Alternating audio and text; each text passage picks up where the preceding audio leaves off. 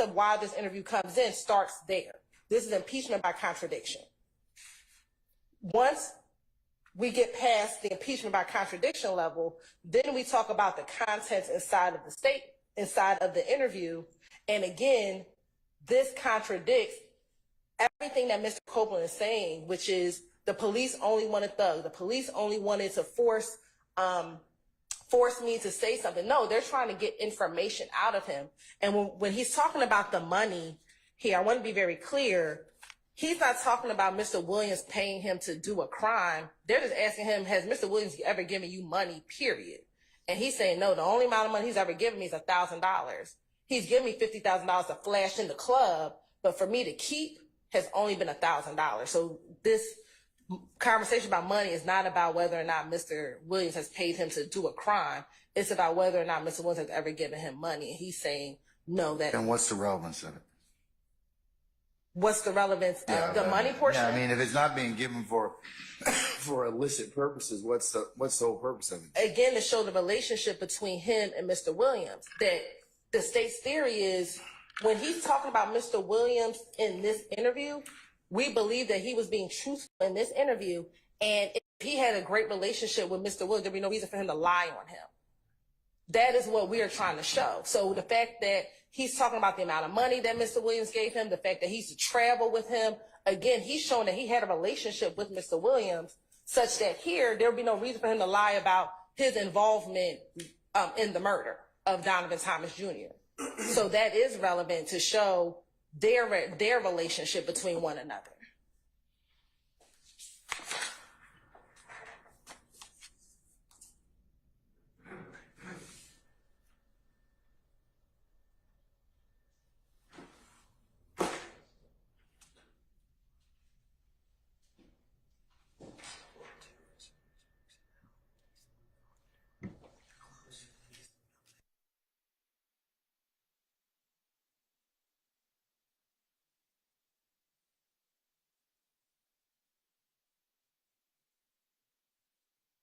Hey, I'm just asking, are you trying to point out the fact that if the relationship was so good, why do you give his money back? Or is that what you're trying to impeach him on, or what?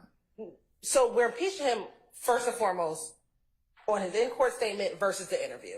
So we're saying everything he's saying in court is a complete contradiction to what happened during the interview in 2015. So that's layer one.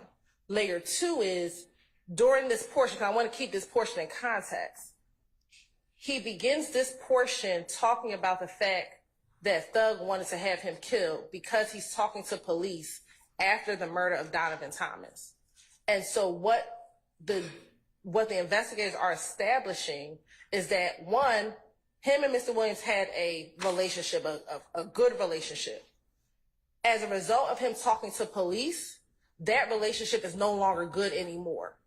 He believes, one, that Mr. Williams wants to harm him because he's talking to police, and two, Mr. Williams is not even having the same relationship with him anymore because he's talking to police about the murder and everything that had happened between January and June. So again, it's showing the relevance of why this relationship is changing, given the fact that he's talking to police after the murder of Donovan Thomas. Okay. All right.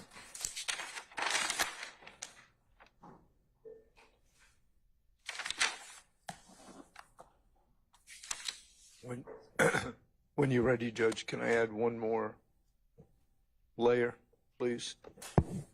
Oh, go ahead, Mr. Harvey. Thank you.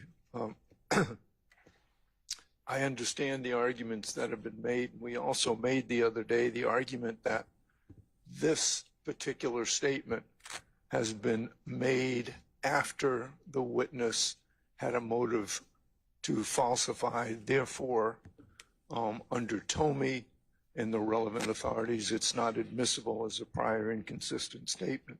I don't think they're using it for an inconsistent. They're saying it's impeachment by contradiction. I understand that. So, all right, so the only, different than the only basis then is impeachment by contradiction. So if if that is the precise reason, then I have a question as to whether or not that is admissible as substantive evidence or admissible for impeachment only. So that, as far as I'm concerned, once again, if it is admissible as impeachment only, then I am entitled, and everybody here is entitled, to a 105 instruction under 801E1E. So that's I think it's being admitted for impeachment only. It is not substantive evidence, and therefore I'm entitled to a instruction under that code section. Okay, all right. Thank you, Mr. Harvey. Ms. Hilton? We have a 2004 case, but we'll find a more recent one. It comes to that substantive evidence. And the case that we have is Robinson v. State, 278 Georgia 31.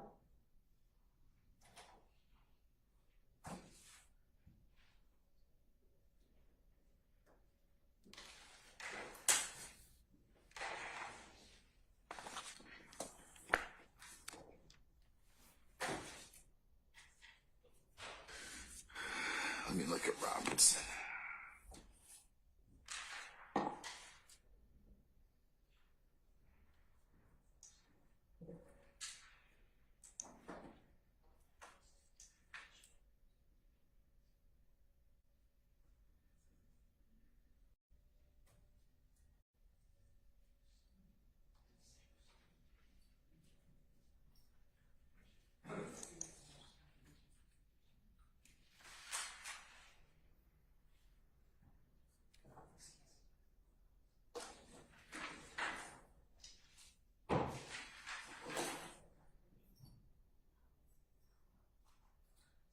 Your Honor, we're going to look up a different case. I think the Robinson case was prior to consistent statements, but give me 1 second.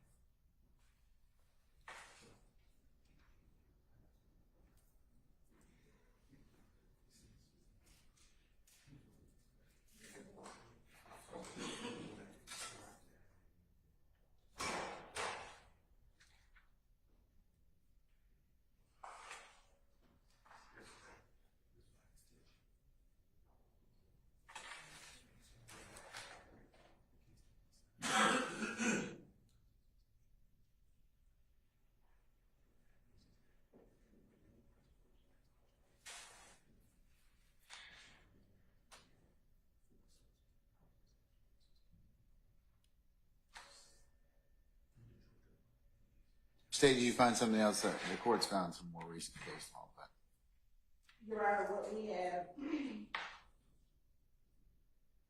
and I'm reading from Carlson's the 8th edition. What we have so far is just that federal jurisprudence identifies it.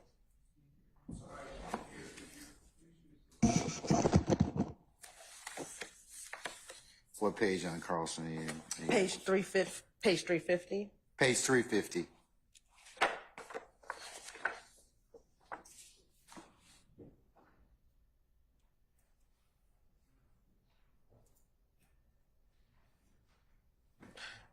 What we have is, and they're citing from United States versus Chaparro,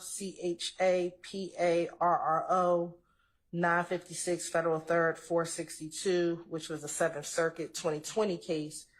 As such, impeachment by contradiction fundamentally differs from most other modes of impeachment in that it seeks to establish substantive facts. While impeachment by contradiction is not expressly mentioned in the federal rules of evidence, the concept existed as common law and has been inferred from the rules pertaining to relevance and Rule 607. So we do believe that when you impeach by contradiction, that does come in as substantive evidence.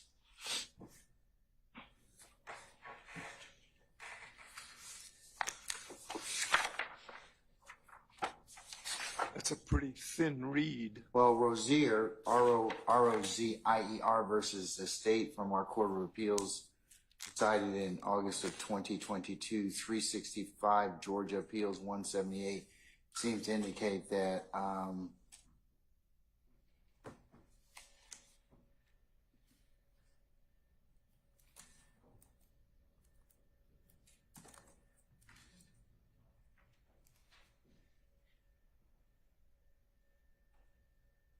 that a witness testifies. In this case, an eyewitness testified at trial was available for cross-examination.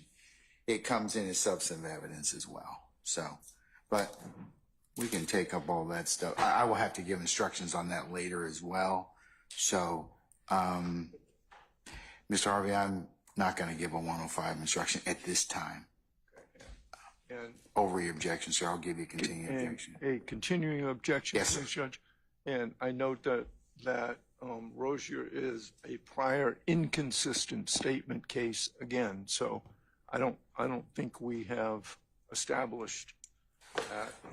But I've also taken a look at Chaparro as well, and Chaparro does indicate that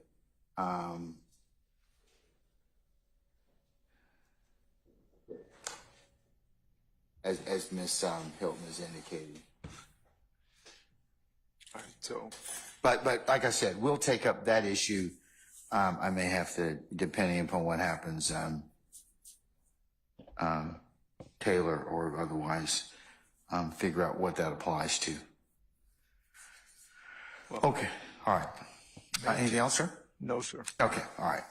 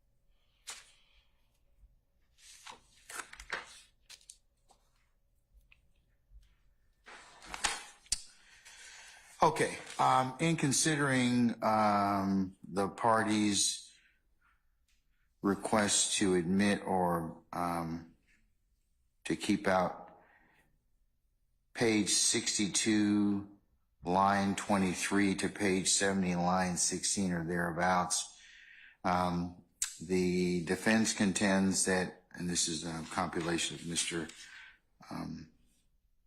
Steele and Mr. Shart's objections, primarily Mr. Steele, on behalf of all defendants, that they wanted to omit it because it inserts personal opinion, it violates the confrontation right, it's speculative, it's hearsay, and applying a 24-4-403 prejudice, they claim it's more prejudicial than probative. The state counters saying it's relevant for several reasons. Then they start off with concern about speaking to the police, that is Mr. Copeland, that Mr. Williams wants to harm Mr. Copeland, and what he does after that being the effect on listener as he approaches Mr. Kendrick or Yak Gotti about this conversation with Valerie. And then it gets into Mr. Williams,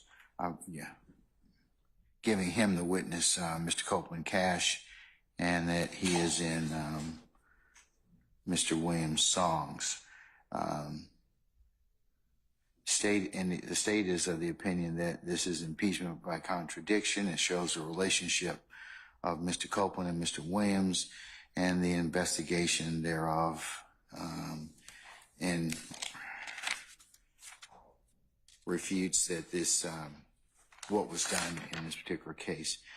The court is of the opinion that it does fall in the category of impeachment by contradiction, and in applying a 403 analysis under 24-4-403, the court is of the opinion that it is more probative than prejudicial. So I'll allow it to be played, and I'll give the defendants, Mr. Steele, a continuing objection as to that respect. Okay? All right. How about we take 5 minutes, take a comfort break? We can come back, okay? Thank you. All right. We're in recess.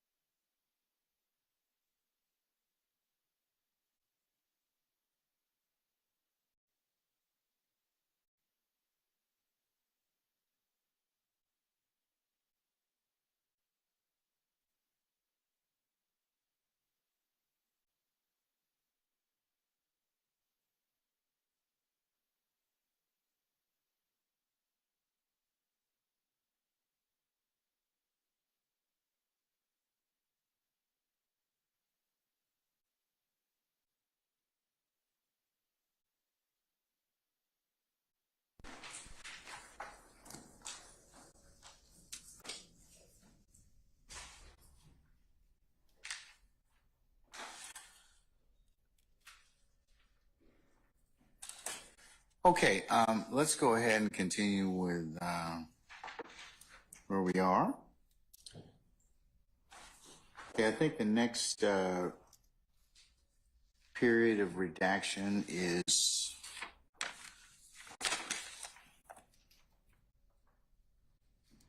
(10/18/42) to (10/19/12), and apparently that is line, or I should say page 61, line 6 to page 61, line 24. We're past that part. We're on. Well, okay, I just want to make sure you've agreed to it, because I have it on Mr. Shart's chart that he sent me. So just to make sense of the chart, Your Honor, on the left, where it says page number on the left, Yes, that's sir. the state's proposed redactions. Yes, sir. Where it says max page number, that's mine. Okay. And so I just tried to keep them in order. However, the last one, which I don't think we're done discussing yet, Which is the last one you're talking about? where I said page 61 to 77.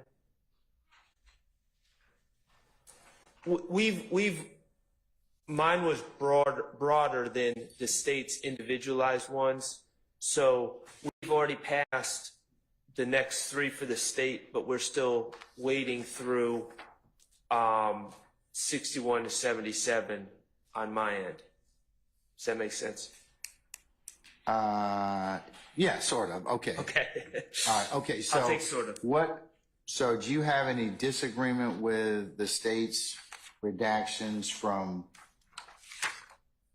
10/18/42 to 10/19/12, 10/19/42 to excuse me, No, that's to inclusive. 10/19/50, and then 10/25/23. No, I'm in agreement with all of those, and actually that last one, 10/25/23. right, takes us to where we left off, where there's a brief mention by or commentary by the detective that suggests that Shannon is Jeffrey's shooter. And so the state, that's the 10/25/23, which the state is taking out. Now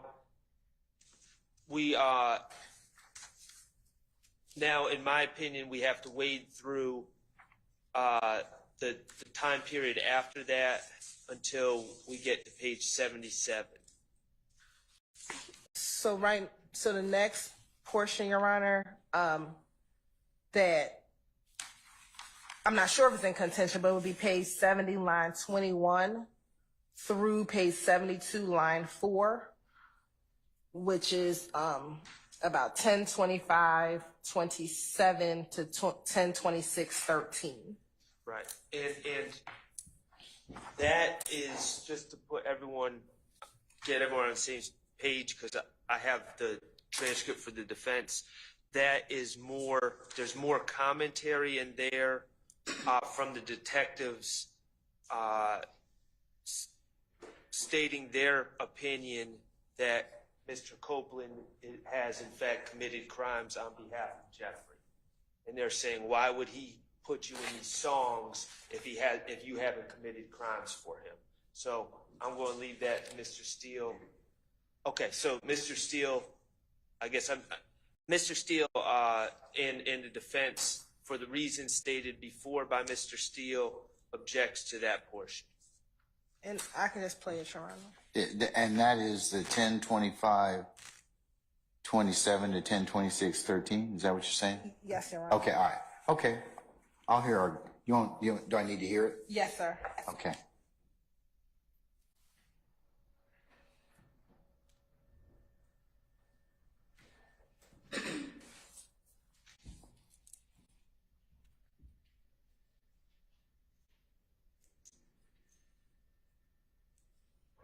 Here, I'm just going to keep playing from where we stopped, and it'll pick up that portion. Witness told him they got killed. You know, what I'm saying is, this story, you wouldn't believe me if I said, I probably told you this already. But before Thug was just saying things. I was hanging with Thug, I know, you know what I mean? So this nigga did, he didn't have it, no one. I promise you this. Why though? Let's put it this way. This Thug, y'all in it.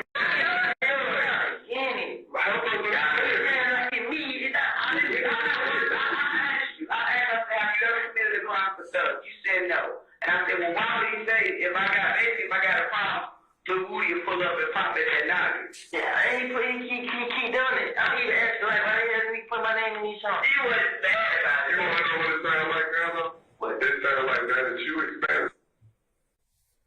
So we stopped it at 10:26:17, but that is, we played a little more because this portion will actually redact after this, but the period between 10:25:26 and 10:26:13, he's talking about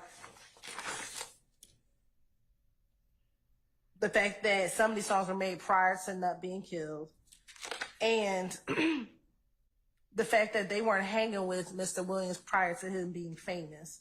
And so they're talking about just when their relationship began, Your Honor. I think it's going to be relevant for the jury. And the portion that they're talking about with the detective, she's clarifying what she had already asked him. She said, I asked you, have you ever committed for a crime for Thug? You said no. And I said, well, why would he say, if I got a problem, Lil Woody will pull up and pop at your noggin? And then Mr. Copeland responds, he keep doing it. I don't even ask, but like, why the hell this nigga put me in his songs? And so, again, that's Mr. Copeland. It's Mr. Copeland saying he doesn't know why Mr. Williams puts him in the songs. Has he given testimony about that already on direct? Not specifically, because again, once he said everything he said in here, he made it all up. We, based on the case, I have not gone line by line because he's basically said at this point, everything he said, he's making it up.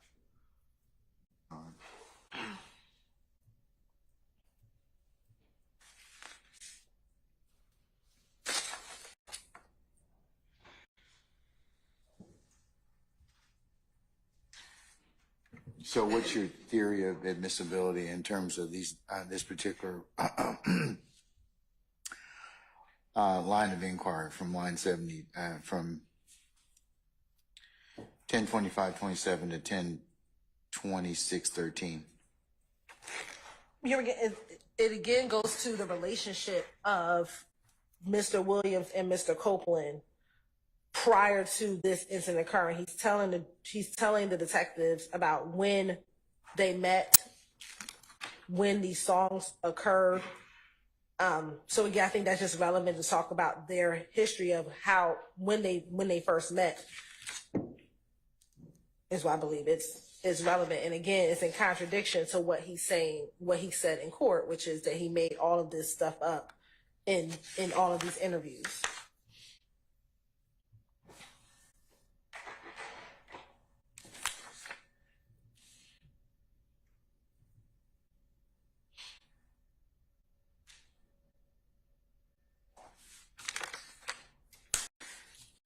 Mr. Charter, Mr. Steele.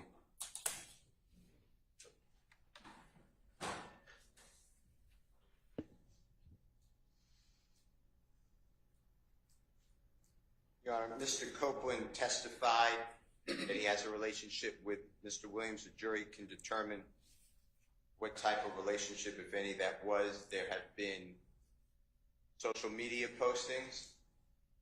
There have been pictures together. Mr. Copeland testified already that he met Mr. Williams after Mr. Williams was already an accomplished, well-known musical artist. This adds nothing, but if the state wants to put in a consistent statement, I don't know how it's admissible, that they met, that one line that they met after, that Mr. Copeland met Mr. Williams after he was an accomplished artist. I don't oppose that. What I do oppose is the detective's statements again, and the fact that this is getting to, if you didn't commit a crime for Mr. Williams, why would Mr. Williams put you into a song? It's impossible for Mr. Copeland to pontificate why Mr. Williams does anything in a song without a foundation saying, I discussed that with Mr. Williams, which is not his response. And that's the part I'm objecting to, because it's, again, the detectives giving their theory that you do commit crimes for Mr. Williams, otherwise you would not be in a song. And Mr. Copeland denied that, and then they followed it up with the, well, then why would he put you in a song, which clearly Mr. Copeland could not get in the intent of Mr. Williams. Those are my issues. Also, the state keeps saying that Mr. Williams, that Mr. Copeland gave this blanket assertion, I lied, and I know you, I heard what you said today, and I know you looked at that's not what he said. What he said was, I probably said all of these things you're asking, but I said them because I wanted to remove, basically, this is my impression, the target from me onto someone else. That's how I'm not saying that's a direct quote, that's how I understood what he testified to in your court. So those are my reasons. And under 403, I don't know why the detective's words get to be displayed to the jury on, oh, well, you had to have committed crime for Mr. Williams. That's Mr. Williams' character under 408, and it's also a 403 analysis again, I'd ask. As well as Hearsay from those detectives. And confrontation.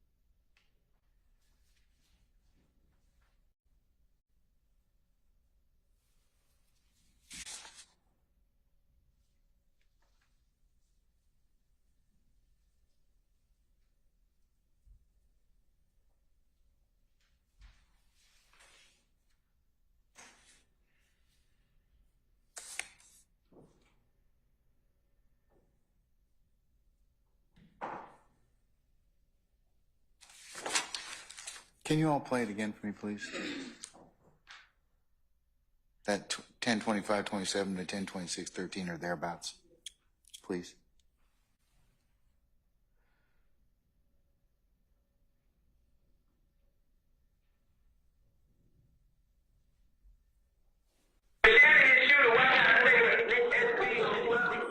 He made these songs when they got killed. It don't matter.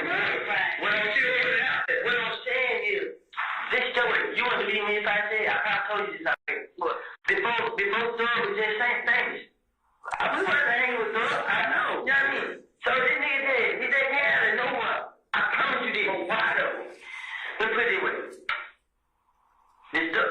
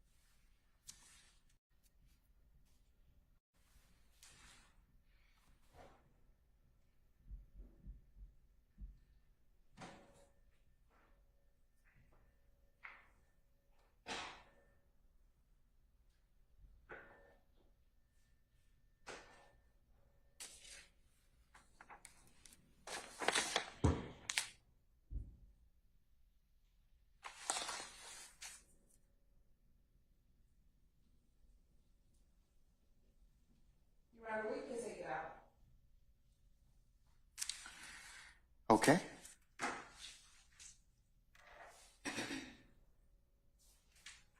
All right, that will be omitted. That being 1025-27 to 1026-13. Okay. The next portion is 1026-14 to 1026-24, which is Oh. page 72, 5 through 13, and we don't have any objections left.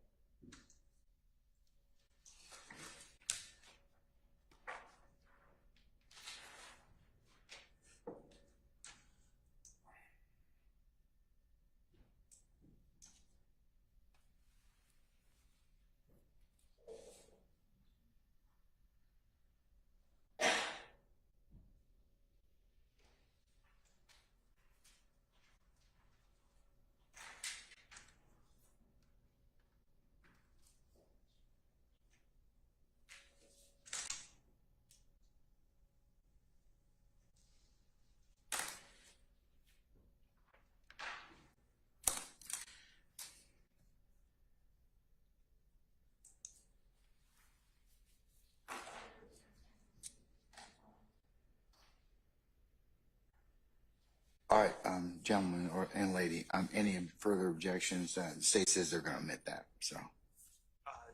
That next one, no, Your Honor, that we agree. And the next one after that, I believe would be page 73, line 22. Well, before that, I don't know if you're objecting to page 72, line 14, through page 73, line 21. I'm not. Okay. Anyone else?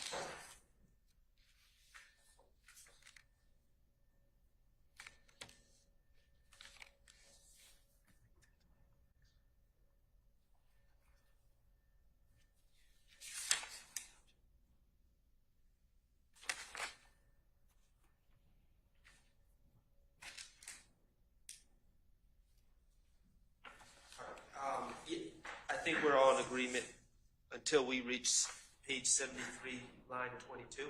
Yep, and so the state does not object to page 73, line 22, I think through page 76, line 12.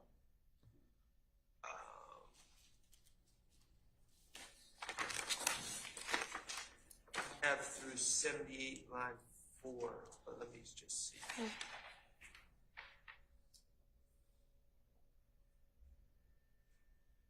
Oh, Yeah. okay, yeah. I'm sorry.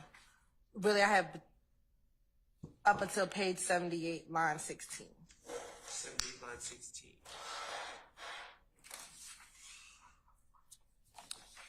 I think the whole. So the whole block. Yes, that's good. It's. Everybody, you're good with that? It's more talk about the wing bus. Yes, all of this section, and it really starts from page 73, line 22.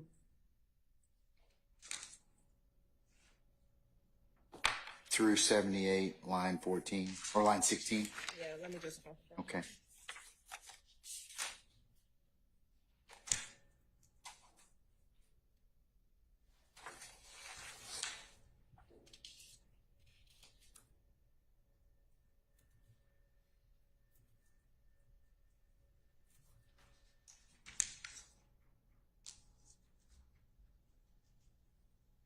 Yes, through line 78, page 78, line 16.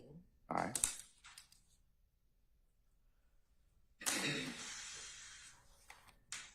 What's the next area that you'd like to discuss? So the next area that I believe is on Mr. Shar's chart is page 89, line 3 through 6. 3 through 25. Okay, well, we did have objection to 3 through 6. Now there's another portion we would need to look at that.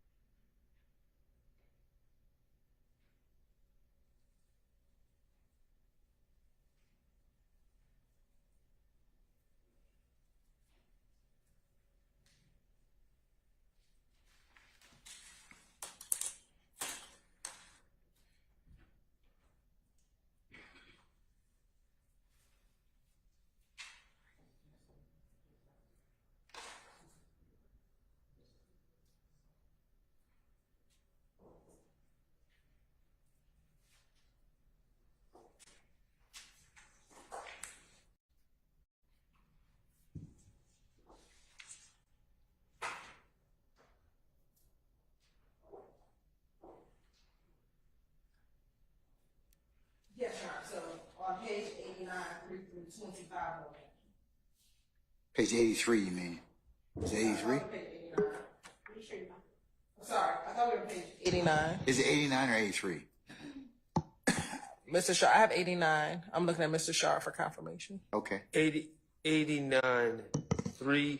I think it's 89, 3 to 93. Oh, well then we have some it expanded. First I thought it was just 3 through 24. Yeah, I'm trying to. It's tough because he keeps going, kind of shifts topics.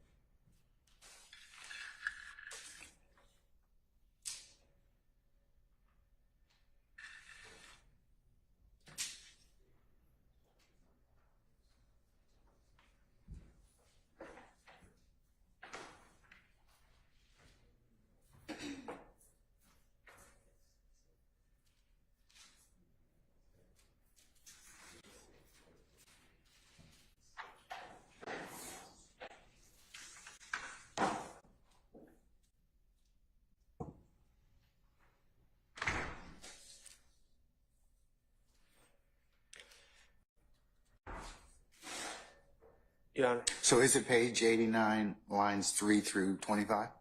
That was the original group, so we don't object to that 89 through 24, but you added stuff. 24, I should say. So, and we appreciate the state agreeing to page 89. On 90, the difficulty with this, Your Honor, and this is going to be a call that you have to make. Mr. Copeland, when he's telling some of these stories, he begins with, this is what they said, and there's not a clear delineation from when he is speaking on what other people said to where he's speaking out of some sort of personal knowledge to where he's speculating. 90, on page 90, I'd ask Your Honor to take a look at that.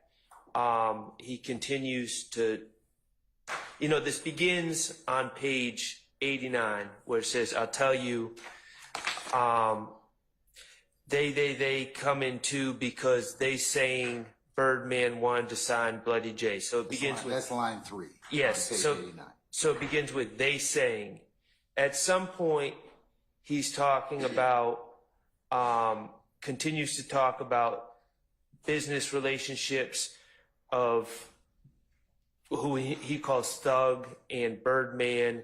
And then he's asked about gang membership and rankings of different individuals in the gang, including Shannon, Mr. Kendrick, and Jeffrey. So Where is that particular? on page 90 as you go further down, and I am expanding it, so I will apologize to Ms. Hilton. But Before we go further, is the state in concurrence that you're gonna, that line at page 89, lines 3 through 24 should be omitted? Yes, we don't. Okay, all right, so unless somebody has an objection to the contrary. Anyone? Okay, let's start on page 90 then. And you can further your argument. So which lines or which pages starting at page 90 are you saying that should be excluded? Well, 1 to 3 seems to be a continuation of the redacted conversation. But then after that, they talk about gang membership. They say, what's Thug's ranking? But Thug ranking, Thug ain't blood. They saying, they say he won't answer the phone for him. Right, that starts around line 11. 11. Okay. And so it's they say, so that's seems to be based on hearsay, and then they ask about what rank he's claiming, and he says, SHIT. Last I heard, like, cause Shannon's supposed to be G Shine, and Yak's supposed to be some other blood set, some bounty. I listened. I heard bounty type. SHIT. I don't know, is Copeland's response. So it seems to me that this gang information on page 90 is a combination of what he's heard and speculation, and then he kind of ends it with, I don't know. So I don't think it would be appropriate to play such flimsy evidence with a source that's cannot be determined for the jury. I think it's probably best that we play this section because I don't think the transcript gives the context of what the section Okay. is. All right. Let me hear it, please.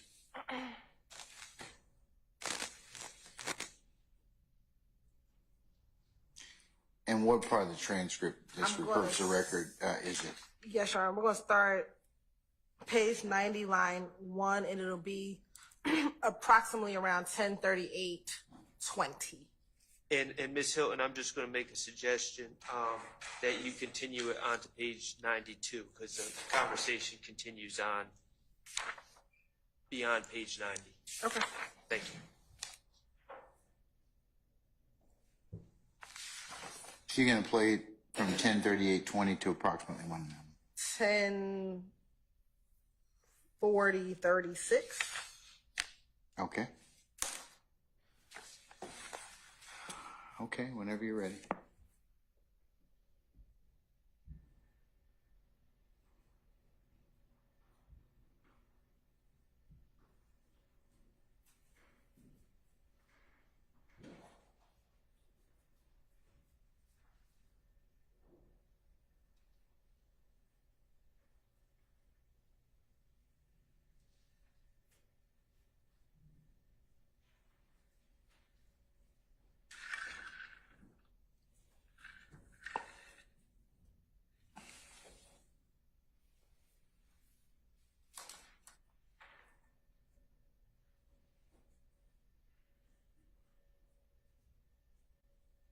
It's going to start a little bit earlier, Your Honor, at 10:38:16. Let's say because the lady was been telling other people about Thug, being gay. That's what that was about. They were not that cool because Thug said they didn't talk about it. But see, these all these what I'm saying, like now new, all this new. So Thug had Birdman, like, you know what I'm saying, this and that. You know what I'm saying? That's why. And they got to it. What's Thug at Frankie? They saying Thug ain't blood. They say he going out the phone for him. See, he's just saying he a blood. Then he went on the phone for folks. Yeah, top dudes. Yeah. What ranking is he claiming? Or claiming to be? Last time I heard, like, Shannon's supposed to be G-Shine, and Yak's supposed to be some other blood system, some firearm type shit. I don't know. You said bounty? Yeah, I ain't sure what Yak. So some shit. And they was in our argument about everybody being this shit, and they like, so yeah, about 6 months Rolex and whatever, however you said. You hear me? And like, ain't nobody getting that. So what is, once again, what rank did you hear, or what rank is Thug claiming to be? The last time I heard he was sustained, it was like, he was over all the people there. What is the name of the sustained? I don't know how they, like, they got different stuff for different blood cancers. Okay, he's supposed to be fine, S&M, whatever. Yeah. So what's the stain for that game? Because you know, they got, you're not listening to them, they got different stains. I mean, I don't know how much stain you got. I mean, they don't be like 5 animals. I don't say shit like that. They come out some M shit, so I don't know what they mean. So M something. Yeah, M5 or something like that. I don't know what they mean. So that was M5. possibly got convicted or what happened. Now when he got locked up, they said he's supposed to testify. So they took his name. Yeah, and they made him do it, so he just signed or it's YG or whatever, how you gonna put it. So We stopped at 10:39.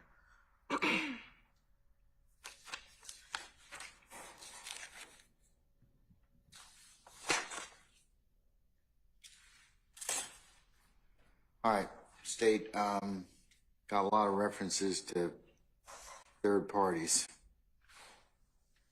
What's your basis? Are you still want to try and argue that it should come in?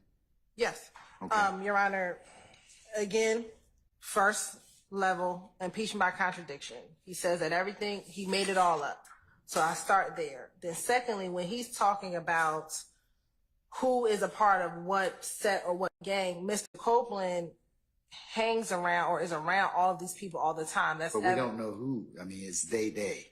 Right, but I think that is just the way in which he speaks. I mean, he's around Mr. Kendrick. We've seen pictures of him with Mr. Kendrick. He's around Mr. Williams. We've seen pictures of him around them. So he has an understanding of what they call themselves or what they identify as. And so he is telling them that is what they say. They claim that they are this. They claim that they are this, but this is not a third party telling him these things. He is friends, or at least at this time or prior to this, friends with each and every last one of these individuals, from Mr. Stillwell, Mr. Kendrick, and Mr. Williams. So he is telling the officers what he understands them to claim. And so we don't believe that they is a third party telling him something that he's unaware of. We believe that he has knowledge, personal knowledge himself, being that he hangs around or that he is with these individuals, as evidenced by the pictures that we've already introduced into evidence showing his relationship with all of these individuals. All right. Is that it? Okay. Mr. Sharp or Mr. Steele? Well, it's completely unclear what they refers to, who they refers to. The state is making their own determination that favors their theory of admissibility, but that doesn't shine through in the transcript or in the recording. What does seem clear from the recording is Mr. Copeland is getting information from somewhere else, and he also really doesn't know what he's talking about, or at least he claims to not know what he's talking about. He says whatever it is, I don't know about that. So he's just, and we all know people like this that say a lot, and then at the end of that long statement about everything say, but I really don't know that to be a fact, or I don't really know about that. And it just seems to me that if he doesn't know about what he's talking about, and we also don't know where he got his information from, that is not something that should pass 401 and 403 balancing tests, and not something that should be exposed to the jury. I do want to point the court to one specific line, which I think is actually the crux of this. On page 91, lines 5 through 8. What Mr. Copeland says, and I think that puts the other portions before it in context, he says, and they were in there arguing about everybody being dipshit. And they was like, Thug saying everybody sex, money, murder, Rolex, and whatever, however you say it. So one, that portion, Thug saying everybody sex, money, murder, Rolex, and whatever, however you say it, would be a statement against a party opponent. Prior to that, I think what Mr. Copeland is saying is that they were claiming these other sets. G-Shine, Yak was supposed to be some other set, but whenever they were arguing, Thug said to all of them, everybody sex, money, murder, Rolex, or whatever, however you say it. So that portion is statement against a party opponent. The portions before that is him trying to say all these people are claiming these other blood sets, and then he in turn, Mr. William in turn says everybody sex, money, murder, or whatever you may call it. Well, Or however you say it, excuse me. Again, we run into the same problem in that line that Ms. Hilton just read. And they was in there arguing about everybody being, it says dipshit. I'm pretty sure that it's not dipshit that he said. And they was like thug saying everybody sex, money, murder. So again, we don't know who they is. We don't know about what they were arguing everyone being. And then he says, and they was like thug saying everybody. So the they is in apparently telling, the unknown they is now telling Copeland what thug supposedly said. So it's still hearsay. It's an unknown declarant. And that doesn't, and even if Your Honor were to accept the state's argument on this one particular set of lines, that still doesn't address the source of knowledge for my client's gang membership according to Kenneth Copeland, and Mr. Kendrick's gang membership according to Kenneth Copeland, which right after he gives this information says, you know what, I don't know about it. So it's just a lot there, and I don't believe that this is the type of evidence that is of the quality that should reach the jury.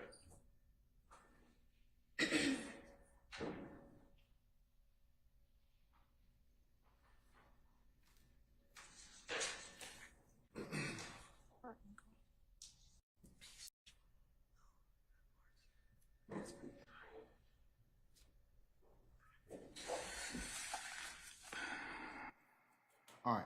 In considering transcript 1038-20 to 1040-36 or thereabouts, the defense claims that they don't know what they, I should say, refers to, and he's getting, him being Mr. Copeland, his info from somewhere else, and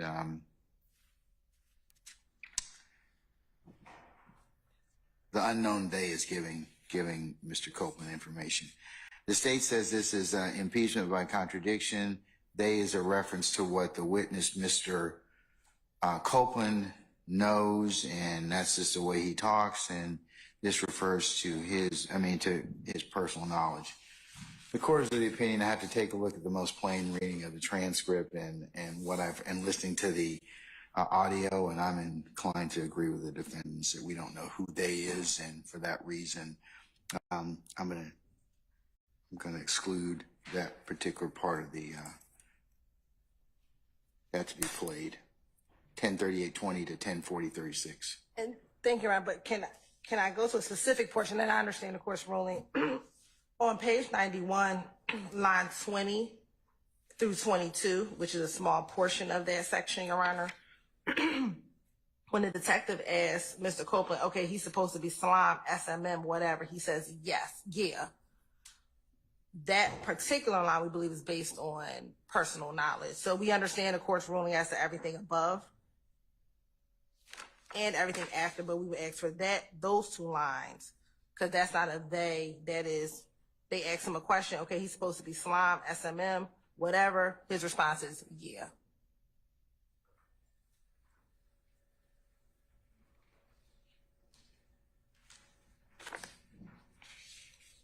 All right, Mr. Shart or Mr. Steele?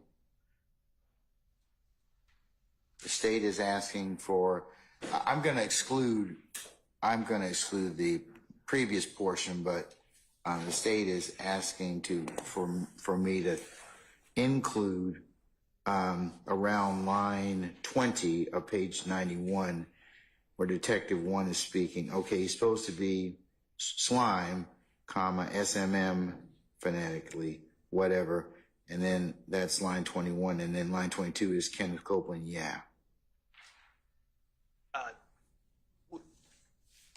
We agree with all our other objections to playing statements notwithstanding. And they're still on a fundamental Yeah. basis. You've objected to that already, so. That's fine, Your Honor. All right, Mr. Steele, anything further, sir? No, sir. Okay, all right. I will allow the state to play the line 20 through 22 over the basic objection. The defense doesn't believe that it's proper for the state to be playing this to begin with. And I've given them a continuing objection in that respect. All right.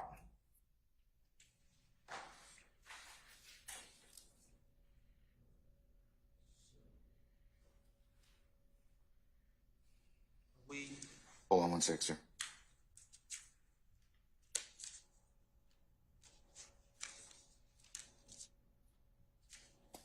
Okay, so where are we now? I have 112:24 to 114:25. Said 112. Oh, I see it. Okay, 112:24 to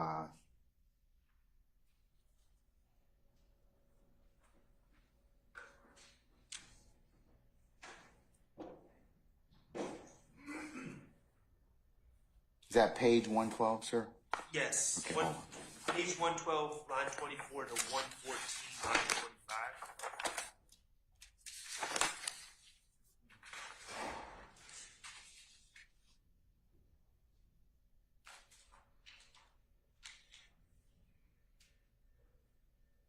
And Your Honor, the state has no objection, but I do believe the lines may start at page 112, line 21, through page 114, line 25.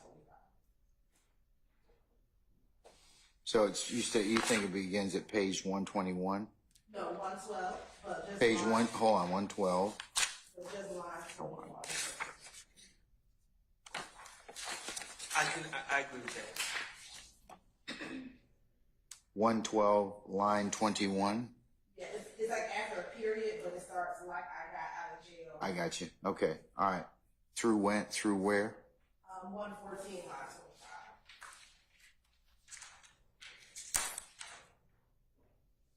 All right.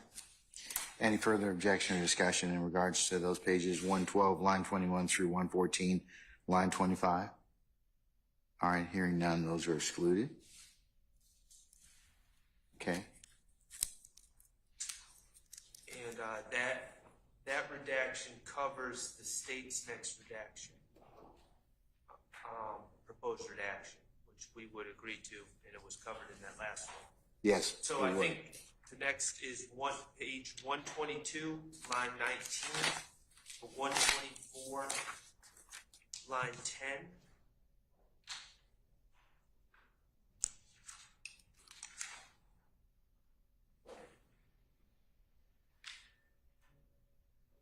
I have it started slightly differently, but you don't object to it. We have page 122 starting at line 20 and then going into 124, line 10.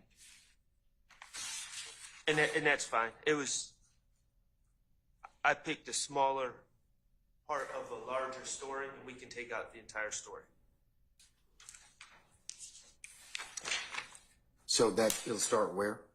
It'll start, we have this page 122, line 20 through 124, line 10.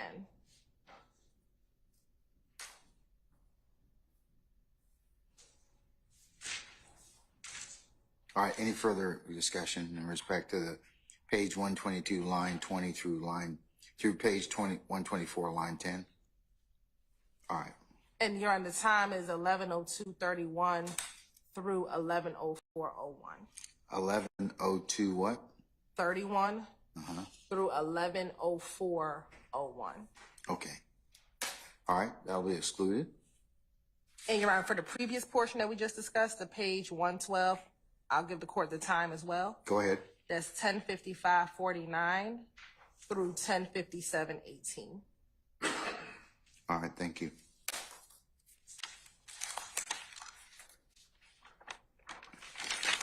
Okay. The next section, Your Honor, is defense has page 129. I believe the portion is page 129, line 18 through 25, and it goes into page 130, line 1 through 20. Okay.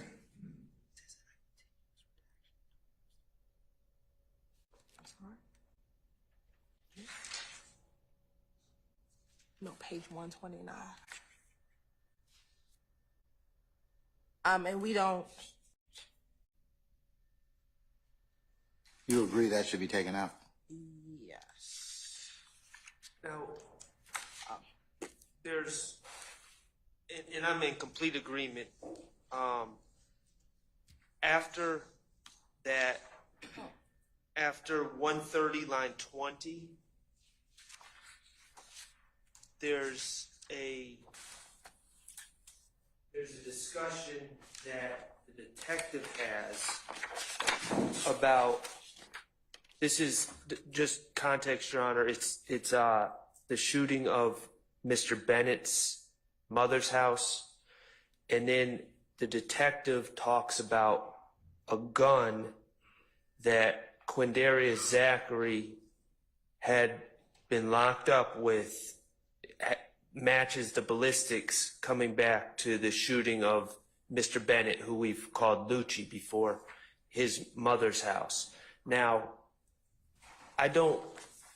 speaking for myself, I don't have a problem with that discussion on the assumption that the state, what I think is inappropriate is if this discussion enters evidence and the state is not going to produce any witnesses that make the ballistic match between a gun and the shooting at Mr. Bennett's mother's house. We do intend to introduce ballistic evidence showing that that gun matched the ballistics from the second shooting match the gun that was found on Quindarius Zachary.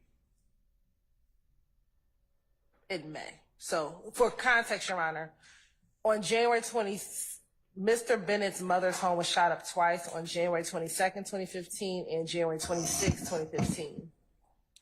The shell casings from the January 26, 2015 shooting matched a gun recovered from Quindarius Zachary in May of 2015. The state does intend to introduce evidence that the gun found on Mr. Zachary matched the shell casings from that incident. From January 26th. Our stance is, until that link is made through evidence, that this part of the statement should be redacted. I would concur. I would concur until that evidence is actually put forth in your case in chief. I'd exclude it at this point.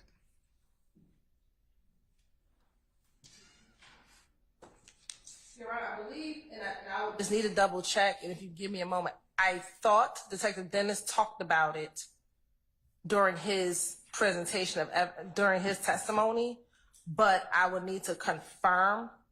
I think he talked about it. Now, whether or not did you introduce? Did I introduce the shell casings? No, but I believe that there is evidence of it, given that the testimony of a single witness is enough to establish a fact, that the evidence is before the jury. I will confirm and make sure that Detective Dennis did testify to it, but I believe he did. But I would just need a moment to go through or ask Ms. Weaver for assistance to determine if that evidence came out with Detective Dennis or Detective Gaither. But was ballistics ever entered through Detective Dennis in regards to this, or are you going to enter it later through another witness? Ballistics was not entered, only the testimony, but the testimony at this time is enough to establish a fact. But no, the ballistics are not in.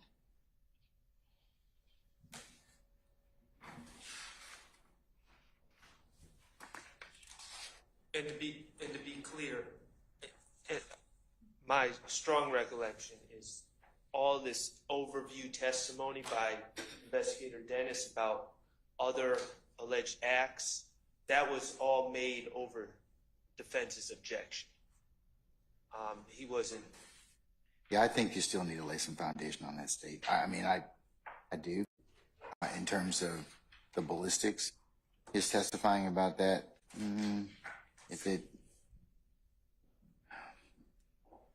I understand I understand the court's position, the state's brief argument, even if it came in over objection, that testimony is still before the jury. That testimony is still evidence, but I do understand the court's. The defense has made another objection, and the court is of the agreement that it's still foundation. You still need to lay some more foundation in regards to the ballistics for that to be then testified to.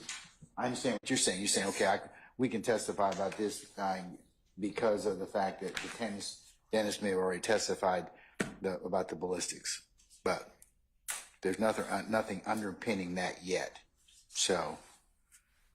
Thank you, Your Honor. And we just want to confirm that the portion that we will keep out is the portion specifically talking about the fact that the ballistics came back. So that would be for now. I mean, page yes. 131, line 21 through 24.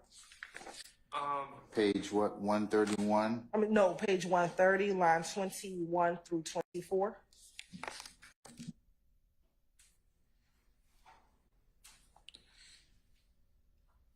No, there's other. There's also 131.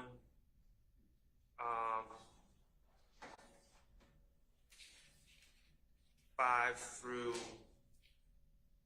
15.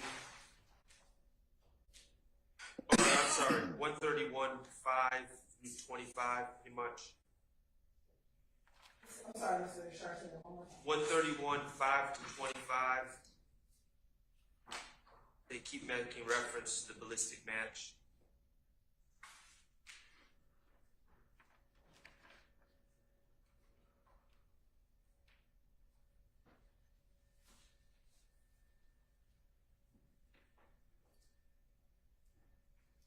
Okay, yes, that's fine. So from page 130, 21 through page 131, line 25. Right. All right.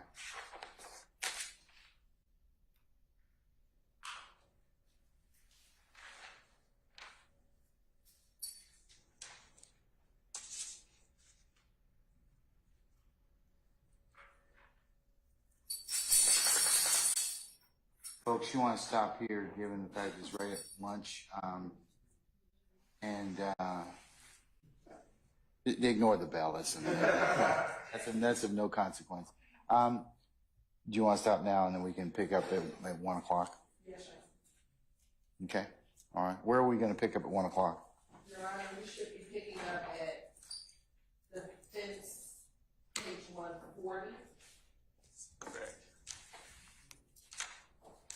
Which will be line 11, I think, through page 143, line 16. 143 what? I'm sorry. Page 143, line 11 through page 143, line 16. Okay. All right.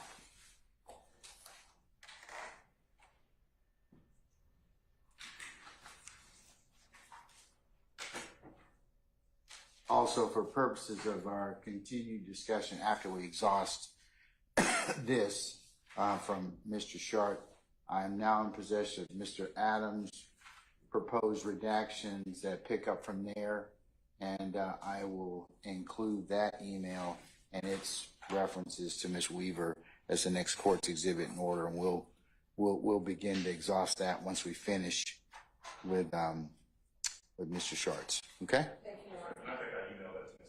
You did, sir. You did, sir. All right. Okay. So we're in recess. We'll see everybody back at 1 o'clock. Okay. All right.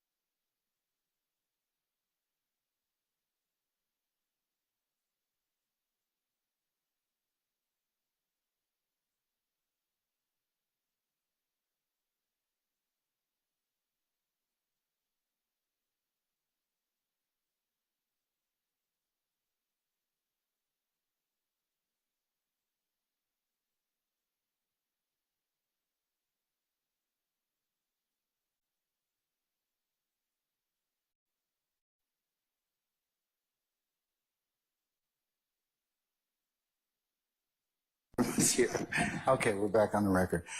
Councils, thank you for your patience. I had to take up some business. It took a little bit longer than I expected. So I think we left off with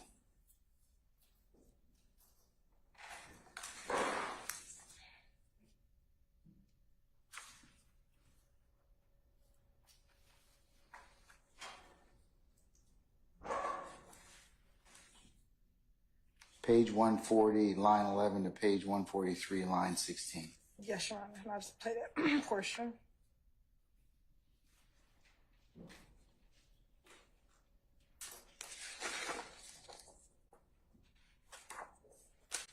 And it should begin at approximately 11:16:19 through 11. My numbers might be up. Hold on one second. 11. Something's wrong. 11:16. I'm sorry, what part of the you're Okay. playing from? It I'm should be sorry. 11:16:19 to 11:18:17. Are we?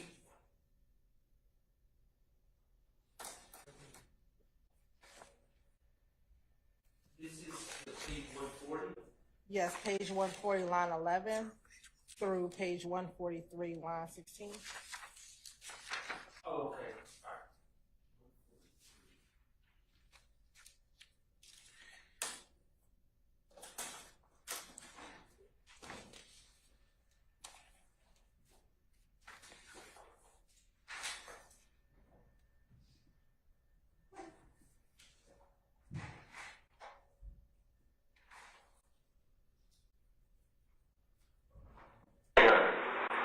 You know, when you shot at Taylor? Yeah.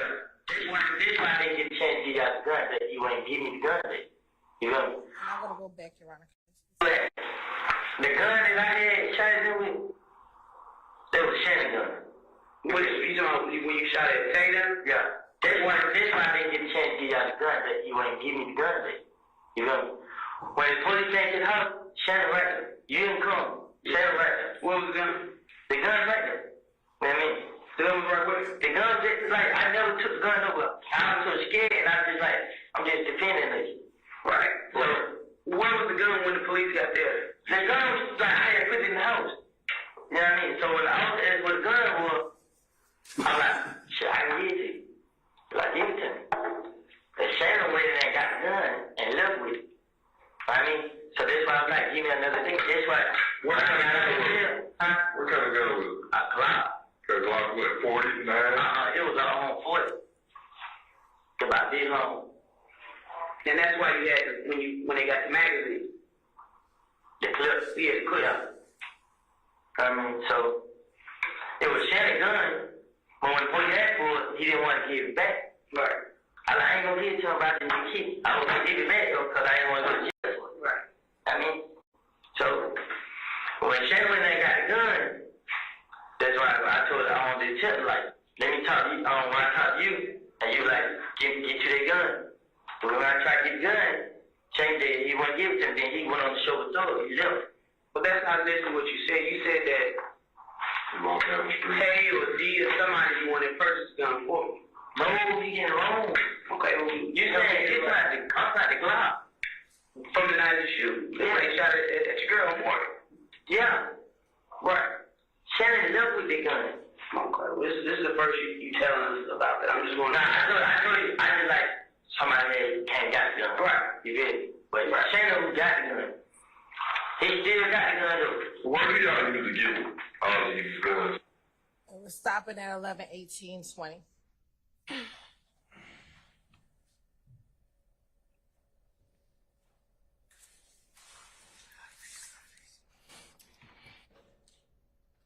All right, Mr. Sharp, sir. So a couple things that I object to with this. Obviously, it's character evidence about my client owning and possessing a gun based on my client's status as a convicted felon at that time. That would be an illegal act. We have not been given any 404B notice about this previously. So that's my first objection. It's not charged conduct either. And finally, a foundation hasn't been laid to play this portion of the tape. The state did not confront Mr. Copeland and say, in the interview on June 10th, 2015, did you tell Investigator Gaither that after being shot at that outside your house, Shannon, that was Shannon's gun, Shannon took the gun, Shannon wouldn't return the gun, etc. He's never been confronted with those prior statements, so I don't think the foundation's been laid for either. As to Mr. Copeland. Right. I don't think the foundation's been laid for either prior inconsistent statement or impeachment by contradiction. Is there a requirement that the declarant be confronted as to that? Yes. In this particular circumstance? I would, yes. That's definitely for prior inconsistent statement. But again, I don't know how a contradiction can be established without first getting the side of the story that you claim is being contradicted. All right. You hold on 1 second.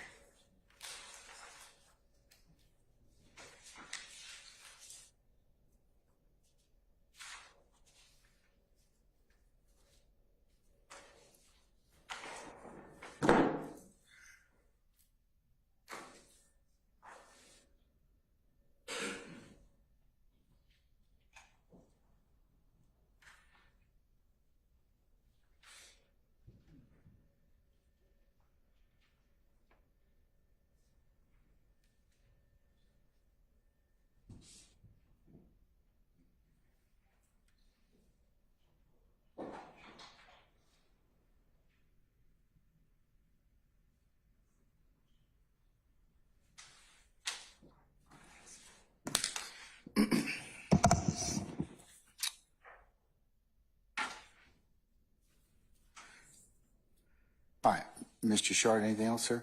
I know. Okay, Mr. Steele, anything, sir?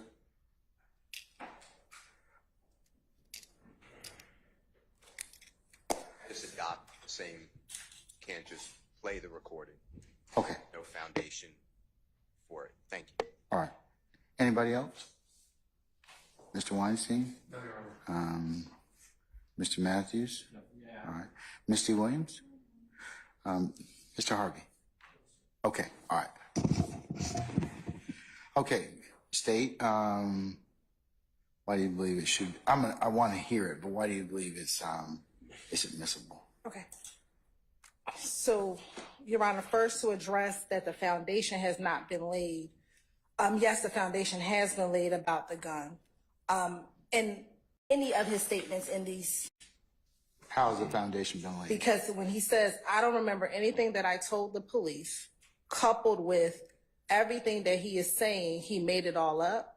That is the foundation to which we get to play his prior statement. Does he have to be confronted No. with it, as Mr. Short mentioned? He does not. The moment that he says, I don't remember anything, we can confront him with all of his statements, especially when he says, I don't remember anything I told the police and everything I said to the police, I was just making it up. We don't have to confront him with every single line in his statement, and I'll find the specific case law that states that. Yeah, do you have any case law which would indicate that this is one of the exceptions where he does not have to be confronted as to his statement? Yes, we'll pull that. So while we're waiting for that specific case law, All right. further, And what else? when he says that the fact that Mr. Stillwell possessed a gun is not bad character in and of itself. So, Your Honor, I would like to direct you to 3 cases. The most recent is going to be Hill v. State, which is 2024, Georgia Lexus 140, which was decided on June 11, 2024.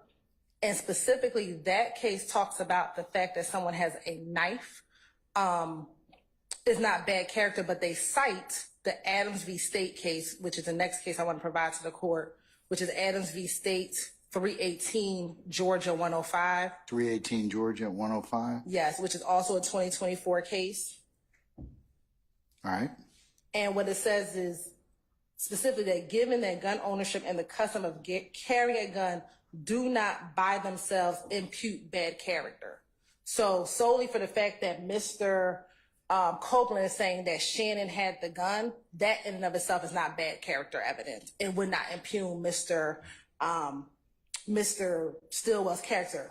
But even if the court thought it was impugned on his character, Your Honor, this is intrinsic evidence in which would be admissible because this is inextricably intertwined with the evidence regarding the offenses in this case and is necessary to complete the story of this overall crime. If you can recall, Your Honor. Did we have a hearing about this earlier? It doesn't have to have a hearing. So intrinsic evidence does not have to have a hearing. And specifically, I'm citing from Johnson v. State, which is 312 Georgia 481. Said 312 Georgia 481. Okay. Evidence pertaining to the chain of events explaining the context, motive, and setup of the crime is properly admitted if it is linked in time and circumstances with the charged crime. So, Your Honor, here the charged crime is the murder of Donovan Thomas. As we've been discussing, after Mr. Thomas was murdered, there were a series of events that occurred. One is the shooting of Mr. Copeland with his child and his child's mother, which the court has heard testimony about. In his February 21st statement, Mr. Copeland talks about this gun, the gun that he used to shoot back at Tay, or shoot back at those who were shooting at him. And if you can recall that they kept asking in both the February 20th interview and the February 21st interview, where's the gun? Where's the gun? We need the gun. We need the gun. We need the gun. And what he's finally explaining in June is that the gun that they were asking for was Shannon's gun, and that Shannon had took it to Miami. That is why he could not give the gun back to the police. So that's the same gun he said he was gonna go get, and he never did. Yes, Your Honor. They came and arrested him again. Yes, Your Honor. And the reason why he could not give them the gun is because Shannon had took the gun with him to Miami. And now, I don't think that's accurate based on what was said. I think he said Shannon's in Miami. I don't think his gun was. I believe he does say that Shannon. He says in the transcript. Yeah. I think, Mr. Sharp, I think that, let's see.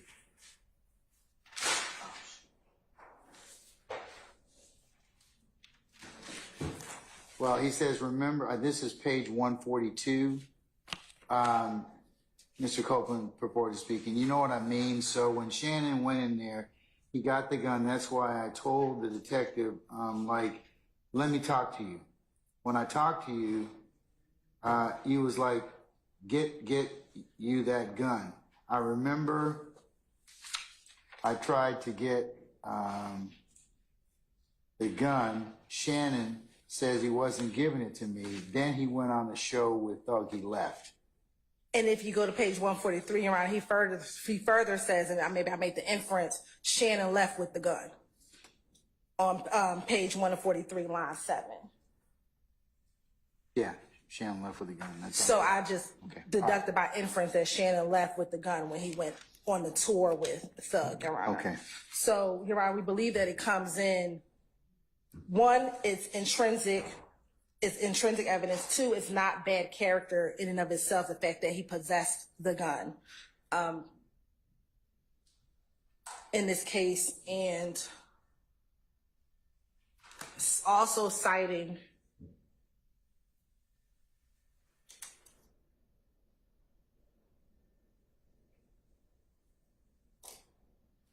Williams v. State, 302 Georgia 474. And I'm just going to read this last line. Intrinsic evidence remains admissible even if it incidentally places the defendant's character at issue. Again, we don't think that Mr. Stillwell's character is at issue, but if the court thought it was, that the fact that it's intrinsic to Mr. Copeland now further explaining why he was unable to turn that gun in, it would not be an issue if it incidentally places Mr. Stillwell's character at issue, but we don't believe that this is character evidence at all, given that solely the fact that he possessed the gun in and of itself is not bad character.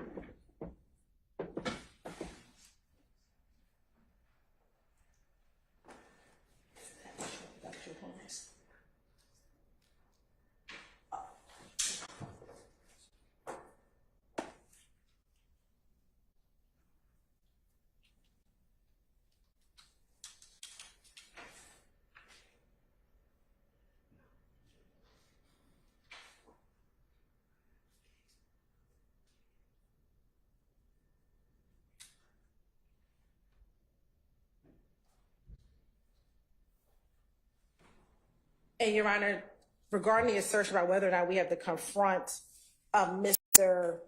Copeland line by line, I'll cite the court Bridgewater v. States, 309 Georgia 882 at 887, which is a 2020 case. You said 309 Georgia 882 at what? At 887. Oh, sorry. All right.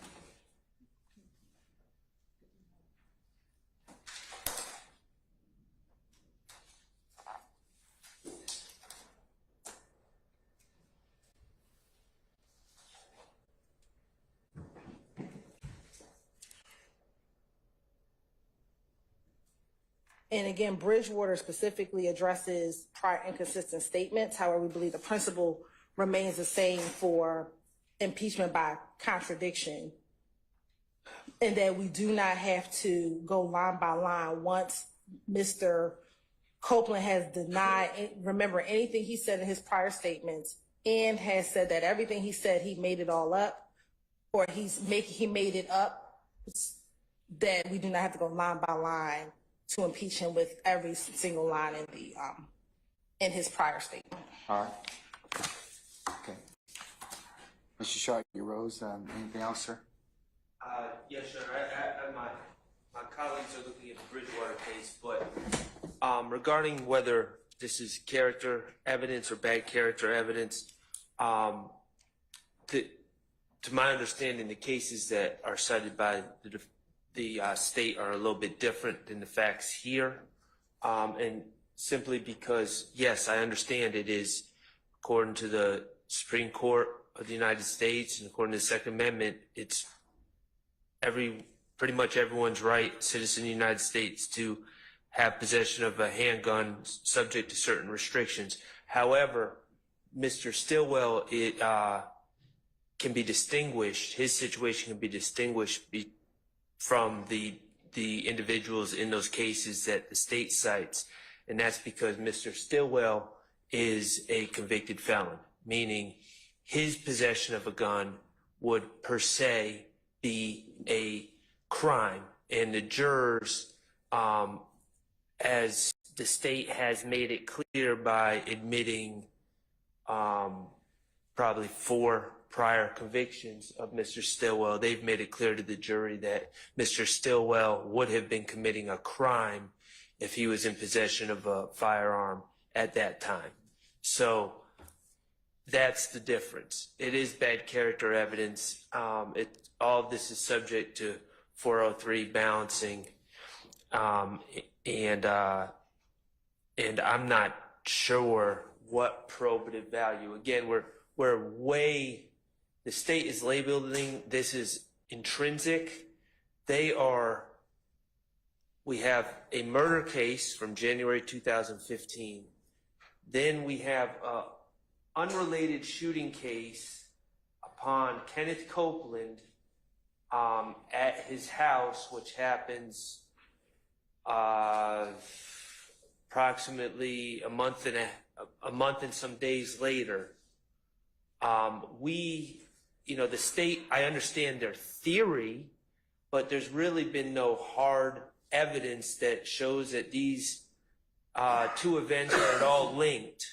So now we're getting into the weeds of what happened to a gun in an unrelated shooting that happened around the same time, where the target was Kenneth Copeland, and what happened to the gun that he used to shoot back at the people that were shooting at him. We're way off in left field at this point. These are collateral matters, and the ownership of the gun that Kenneth Copeland was shooting on that day when people were shooting out of a car at him is of very limited probative value as to who killed Donovan Thomas on January 10th, 2015. And I think we need to keep that in sight and what we're actually trying to prove and what this case is about. The February 20th shooting that this gun was used in is not charged conduct in this case. And now we're getting into the weeds about whether this was potentially my client's gun that was used. And again, there's prejudicial harm towards my client that comes along with that information being given to the jury. All right, sir.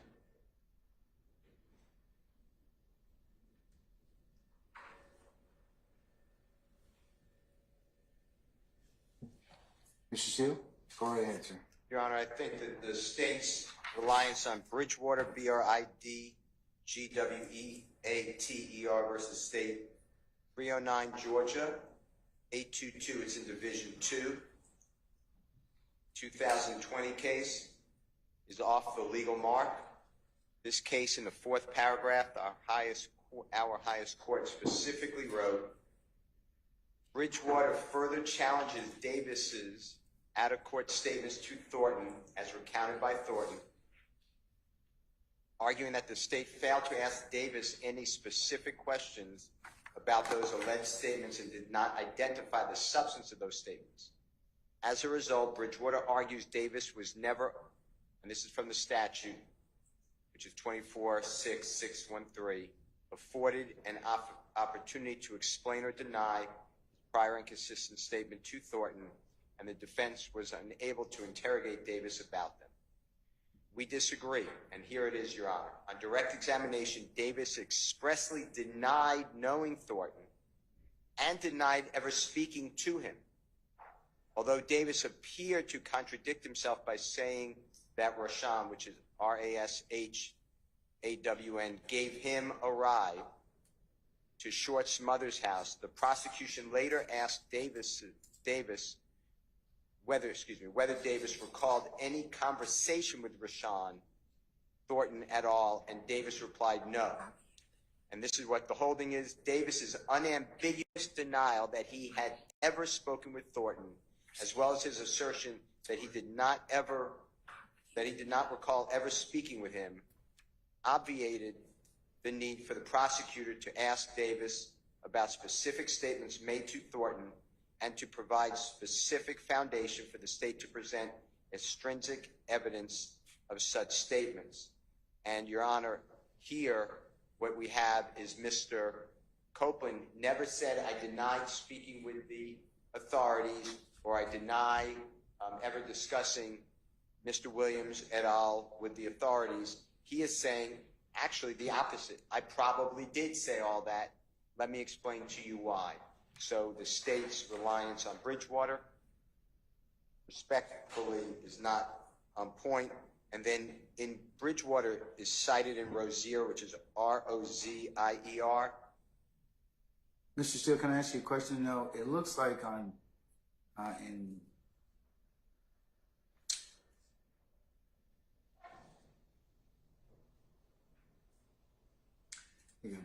think it's going to be page 886.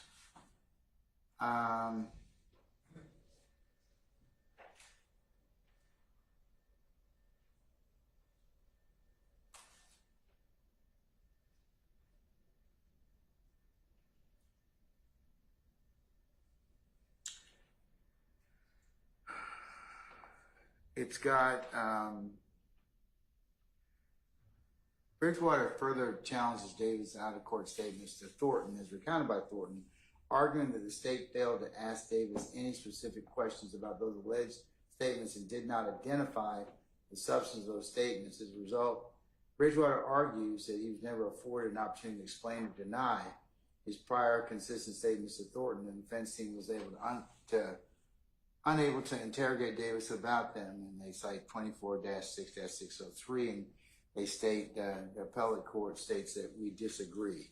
So how are you saying that's not applicable or potentially applicable here? Because if you just go the next two sentences, specifically, Mr. Davis, the witness, denied ever making a statement to the police at all, and denied ever even knowing one of the parties. Isn't that kind of similar to what we have here in terms of Copeland saying, hey, I made up this stuff, or worse to that effect? I think it's diametrically opposed, because Mr. Copeland's saying, I actually did say all this. His words, I believe, are, I probably did. I was making it up. Well, I think he says that, but I think he also says I made up a lot of stuff just to get out of jail. So, well, I think that is in concert, so they hold hands. I think the way I understood it, I'm not looking at a transcript, Mr. Copeland said, I probably did say that. I would do anything to get the authorities to take the target off me and put it onto someone else. That's how I understood basically the totality of his testimony. So he is not denying. Mr. Davis here said, I never spoke to the police. I never spoke with them. So that is a blanket denial that he said anything. He also said, I don't know this person. That is a blanket denial that he could talk about that person. So the state, in that case, in Bridgewater, did not have to go line by line, question by question, and say, well, didn't you say this? Here, I think we are jumping the curve and allowing the state, based upon their desire, I guess, not to lay a foundation the way I understand the law, and just say, well, he said, and the state keeps saying the same thing, and the court keeps saying that's not what he said. The state keeps saying, he said, I lied about everything. that's what the state told me. They keep telling the same thing day after day. That is not what the court heard. It's not what I heard. Where Attorney Adams, he's saying, shaking his head, yes. He's just explaining it. But if they want to get in a specific, like Shannon had the gun, Mr. Jackson, excuse me, had the gun, then I would also join Mr. Sharp and say that he needs to be given an opportunity to say, did you say this? And then he'll say, I assume, yes, I did say this. Why did you say it? Because I lied. And then you don't have to play the recording. I'm going to ask you one other question. What say you about the extrinsic evidence argument from the state? I think that it's specious. I think that, and I could give you the case right now, actually. I just have to flip my computer. What Mr. Sharp said is right. This is not, yes, gun, if I possess a gun, there's no problem. I could possess a gun like I could possess this highlighter. It's not bad character. But Mr. Jackson, in this case, is a convicted felon before this June 10th, 2015 interview. So clearly, that is a criminal activity. So I think that answered your question. So I do believe that it is the character, inappropriate character of Mr. Jackson. Okay, thank you, sir. Anybody else? Okay, State? Yes, Your Honor. So as it relates to the prior inconsistent. Let's talk about Bridgewater first. What's your take on that? So again, Your Honor, Bridgewater is a prior inconsistent statement case. We are at impeachment by contradiction. He says he made everything up. So there, even if he didn't say the word lying, he said, everything I said back in 2015, I made it all up so I can get out of jail. So now the jurors get to see what he said previously in order to determine if they believe him in court or if they believe him when he testified, when he talked to police back in 2015 that he made it all up. Second, so that's first and foremost. As it relates to my response to Bridgewater, we use it as an example of whether or not we have to go line by line, but for the same principle, if we're impeaching him by contradiction, we are saying what he told this jury in 2024 is contradicted by what he was doing in 2015. So that answers the first question as it relates to the Bridgewater analysis. And I think, and I would need Ms. Weaver to check, I believe when prior to the February 20th interview, before we started playing that interview, I thought I asked Mr. Copeland about what happened with the gun, but I would need to double check that. I don't want to say it, but I thought I asked him what did he do with the gun, and he denied giving it to Shannon, or he denied what his response was. But I would need to check the transcript for that. What about the issue asserted by the defendants about Mr. Stillwell being a convicted felon? And because you cited a couple of cases for that particular proposition: Adams versus the state, Hill versus the state, and Williams versus the state. Johnson versus the state. You're right. Is that different because Mr. Stillwell is a convicted felon? I mean, No, I don't believe so. And I was looking at another case, Hollis v. State. Hollis, Hollis v. Yes, State? Hollis v. State, to look at What's Hollis? 359 Georgia App 249. Is Georgia Appeals or Georgia? Georgia Appeals 249. To see if in the facts of that case, if the defendant Hollis, I believe in that case, defendant Hollis may have been on probation for a crime and he had a gun, and the same proposition was the same, but I need to look back at the facts of those cases.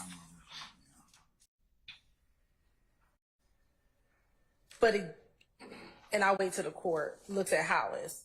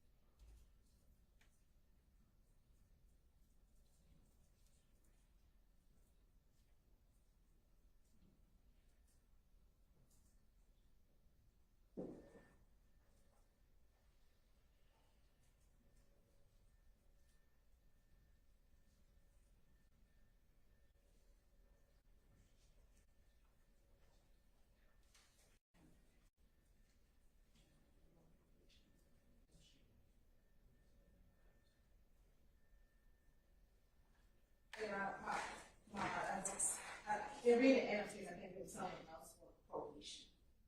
So I have not found a case out of one point. Speaking directly to the issue of Mr. Stillwell being on whether or not the fact that Mr. Stillwell being on probation would impugn his character, but Your Honor, the state will go back to the Johnson v. State case, which is about inextricably intertwined evidence, Your Honor. And again, not forgetting that the prosecution that's currently going on is not relegated only to the murder of Donovan Thomas. We are in a RICO conspiracy. And so the sole fact that Mr. Copeland, in the midst of a retaliatory shooting in which the opposition gang believes that he killed one of their gang members, uses a gun that was given to him by Shannon Stillwell, is one, inextricably intertwined into this case. And although it's inextricably intertwined, and although it incidentally places his character although it places Mr. Stillwell's character at issue, it is inextricably intertwined into the overarching story and conspiracy that we are attempting to prove in this case, Your Honor.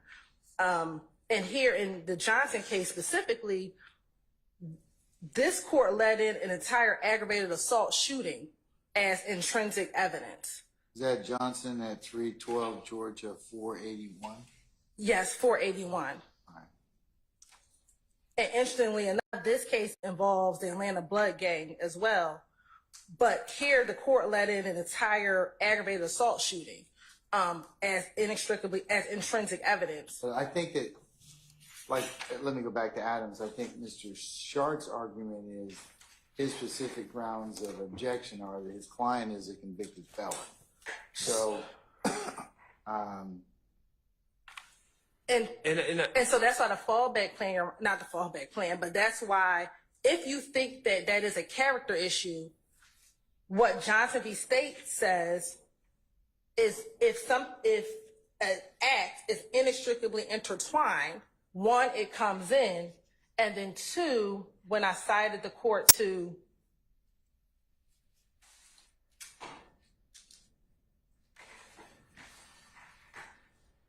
Williams v. State, 302 Georgia 474, intrinsic evidence remains admissible even if it incidentally places the defendant's character at issue.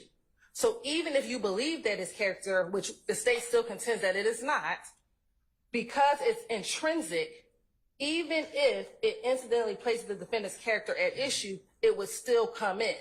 This incident in which Mr. Copeland is now explaining to the investigators why he was unable to turn in this gun is inextricably intertwined into the series of events that occurred. Defense counsel has made it an issue that Mr. Copeland has been lying throughout this entire interview. So this gives a reason why he was unable to turn in that gun. We haven't even crossed Mr. Copeland, so I don't know. I haven't called Mr. Copeland. Mr. Steele's argument all last week is the reason why some other rumors are going to come in is because they want to show that Mr. Copeland lies in this interview. That was the exact argument last week as to why certain non-relevant portions of this interview should come in.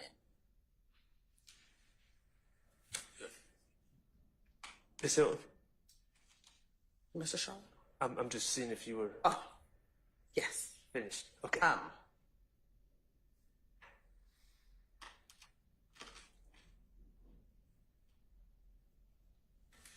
So, Your Honor, couple things I disagree with. First of all, this is not intrinsic. The state can say, oh, well, this is a RICO conspiracy.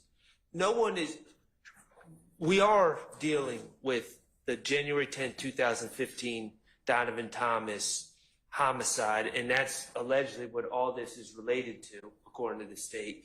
But even if we took an expansive view, this indictment alleges, I should know the number, near 200 different overt acts.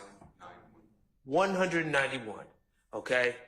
This February 20th shootout outside Kenneth Copeland's house is not one of the alleged acts.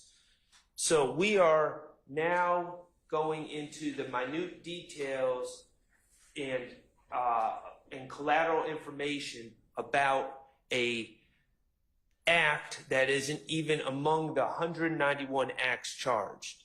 Secondly, even if we were to label this as intrinsic, which I don't believe it is, the state said it's admissible as long as, even if it incidentally puts the character of the defendant at issue. This is more than incidentally. Let me just engage in a little conversation. Ordinarily, you'd be right, but there's a background in terms of this gun that the jury's heard and is continuing to hear in this particular case, and that being is that in the interview he says, well, Copeland, I was telling the police anything they want to hear because I want to get out of jail. I'm gonna go get that gun. This kind of fills in that particular narrative about this particular gun. So it is kind of, it's relevant, and it is kind of inextricably kind of intertwined in that respect. And, Well, and it kind of in looking at Johnson at 370 at 312 Georgia 481.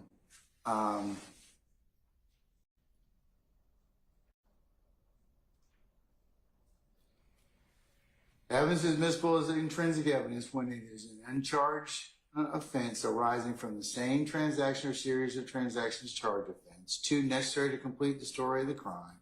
Or 3, inextricably intertwined with evidence regarding the charged offense. And it's like Smith versus the state. So in this particular circumstance, I think that's why they're trying to complete the picture about the weapon. I understand what. Okay, and I know you fundamentally disagree, and Well, I'll take that. Let me just say a couple things. First of all, this weapon, I think this is important to know. This gun is not involved allegedly in any other crimes or acts. So there's no loose ends that need to be tied up later with who had this gun or where was this gun. This gun, the story about this gun ends here. Okay, so there's nothing else that comes up about this gun. But secondly, when we're talking about, and this is why I said incidentally places character evidence. Okay, I've already distinguished my client is a convicted felon. It's character. Do you have any case law that, this is that specifically shows that, and you can invite me to look at about a convicted felon? Well, I think it's pretty clear. I mean, evidence of someone committing an uncharged crime is.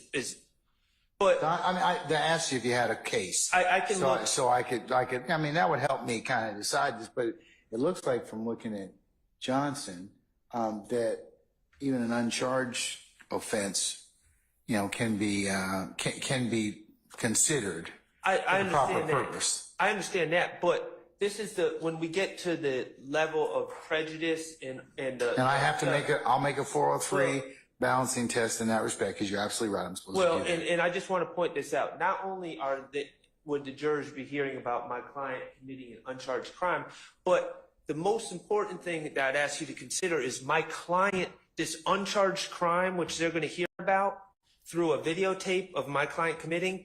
My client is charged in this indictment with 2 counts of that exact crime. So they're going to hear a videotape of Kenneth Copeland talking about my client, Mr. Stillwell, committed possession of a firearm by a convicted felon. They're not supposed to consider that for propensity, I guess. But then at the same time, they're going to be asked to weigh in on his guilt or innocence of 2 separate counts of possession of firearm by a convicted felon. To me, that increases the prejudice because, I mean, it's obvious if you were charged with check fraud and you know someone brought up that you pushed a lady down the stairs one time, yeah, that would be prejudicial. But if they bring up the fact, oh yeah, he's been convicted of, or he committed check fraud on this day and committed check fraud on that day, and then we say, hey jurors, what do you think about Mr. Stillwell? Do you think he's guilty of these check frauds? Of course they're going to say yes, because they're going to have heard about these prior uncharged acts. So that's what I'm dealing with. The uncharged act is exactly what he's charged with in this indictment. Okay. And that increases the prejudice. All right, you're saying just the fact that the state's trying to complete this. So you're saying the state's trying to complete this story about this weapon, and this weapon is not used in any way in this particular case? There's no story to complete about the weapon. The weapon is a dead end. Nothing happens with that weapon. I could see if this weapon was used in another crime and they need to track it. This weapon is not part of the story at all. It's not intrinsic. It's a dead end. Well, I'll weigh that, but I think they're saying it's intrinsic to the fact of this completion of the weapon. I understand now. I understand your point is it's not really this is not the gun that's charged with anything in this case. Right. There's no ballistic matches. All right, okay. State. Your Honor, again, the state's intention is not to impugn that this gun was used in any other offense. It is solely to complete when Mr. Copeland says, I told you all I was going to turn in a gun. The gun that I was supposed to turn into you all, I did not turn it in because it was Shannon's gun. That is what we're trying to complete, because again, defense counsel will purport through whether it's their cross-examination, but what they have indicated is that they want to show that Mr. Copeland is a liar. Mr. Copeland is now explaining to the detectives, in February, I told you all I was going to give you a gun. I never gave you all a gun. Well, let me tell you in June why I didn't give you all the gun. I didn't give you the gun because it was Shannon's gun. And Shannon took the gun with him. And that's why I could not give it to you all.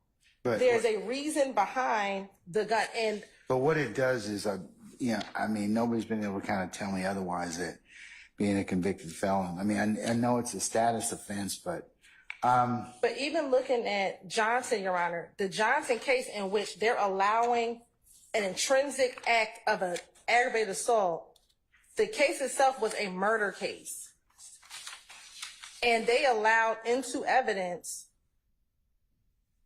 another aggravated assault. It was a murder and a shooting incident at a gambling house. Uncharged aggravated assault. Yes, it was the one that was on charge in the indictment. It was uncharged. It was uncharged in the indictment, and they allowed it an entire. It was not charged in the indictment. It was not charged in the indictment. So here, Your Honor, we're not asking for a crime to be admitted. We're asking solely for the playing of the fact that the gun was not turned in because it belonged to Shannon. Shannon went on tour with Thug, and he went to Miami. We're not even saying that. Okay. All right. Let me say about that. What about Mr. Shart's argument about it? I have to do then a 403 balancing test. Is it more probative than prejudicial? He's saying you've already charged Mr. Stillwell with 2 counts of possession of firearm by a convicted felon, which are going to be brought up later on.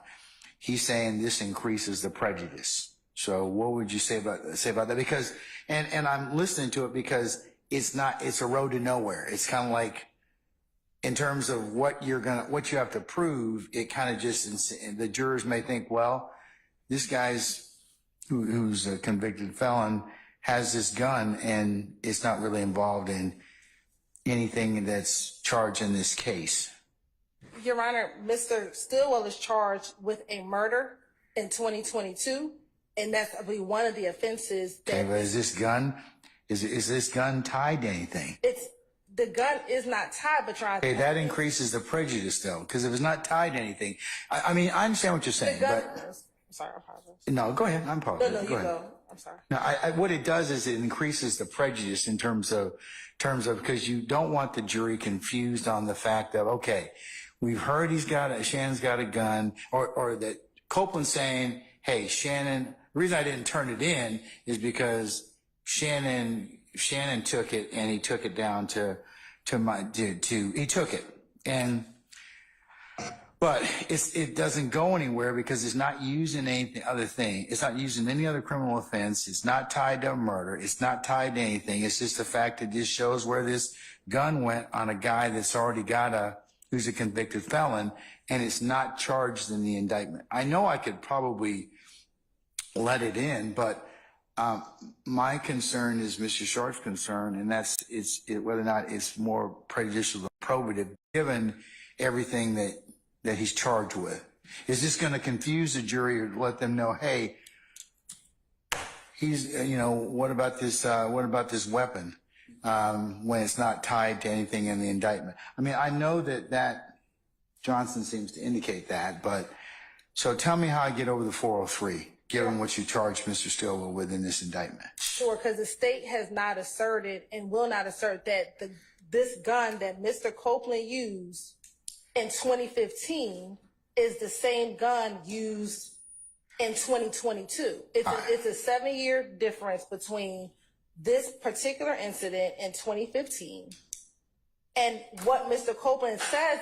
The only purpose for this portion is to complete what happened with the gun, especially given this notion or this idea that in 2015, Mr. Copeland was just lying about everything. So we as a state have to show, we believe that in 2015, his statements were credible. He gave a reason for what happened with the gun. I believe that Mr. Sharp's trying to confuse issues as to the fact that Mr. Stilwell is charged in the indictment with possession of a gun.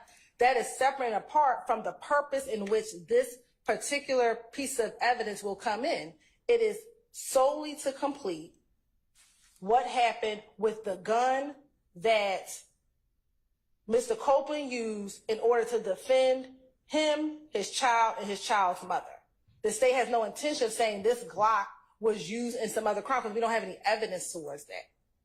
Furthermore, when we talk about what happened in 2022, as the court will instruct the jury, they have to look at every crime individually. So when we get to 2022 and the murder that happened in 2022, the jury is going to have to look at the evidence for that particular crime in addition with the RICO, independently of whether or not Mr. Copeland used this gun to fire back at individuals who were shooting at him. They're going to have to parse out that evidence for themselves. That's a separate issue other than Mr. Stilwell. I hear what you're saying. I mean, I tell you what I'm going to do. I'm inclined to apply the 403 balancing test and find it's more prejudicial than probative. But here's the defense. If you open the door as to it, I'm going to let them bring the truck.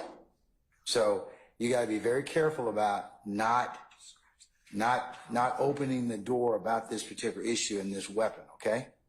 Because if you open the door as to it, I agree with you, Mr. Sharp, Mr. Steele, that it is more prejudicial than probative, but if you dance around the issue and open it up, I'll revisit my decision, okay? Yes, Your Honor. All right.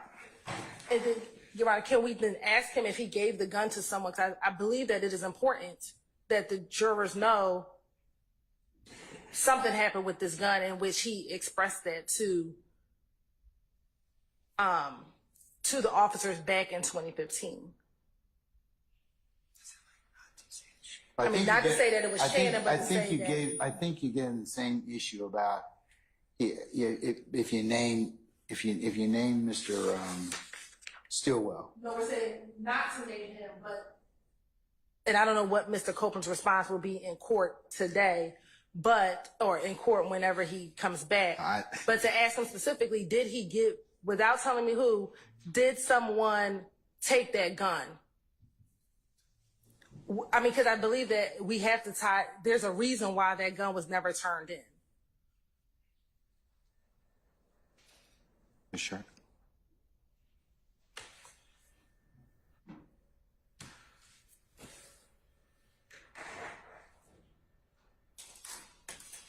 Your Honor, my concern is prejudice upon my client, Mr. Stillwell. So if Mr. Copeland is properly instructed beforehand to not mention Mr. Stillwell's name or, right, or anybody else's name? and he says the gun was taken and I was not able to retrieve it or whatever, then that solves my problem. All right. Stay. Are you good with that? And I will I will just tell you that you will need to talk with Mr. Copeland about that. He needs to make very clear that he cannot mention Shannon or anybody else. And again, given his current,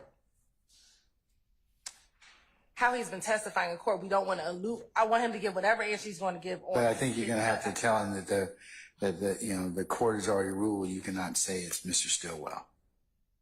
Okay. I mean, I think I think that would be a proper witness admonition about that. Yes. Or, you could lead him at that point in time. Okay.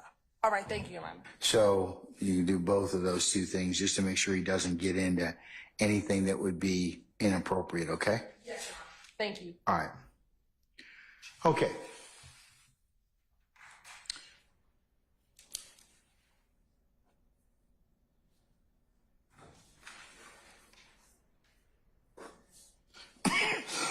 Excuse me.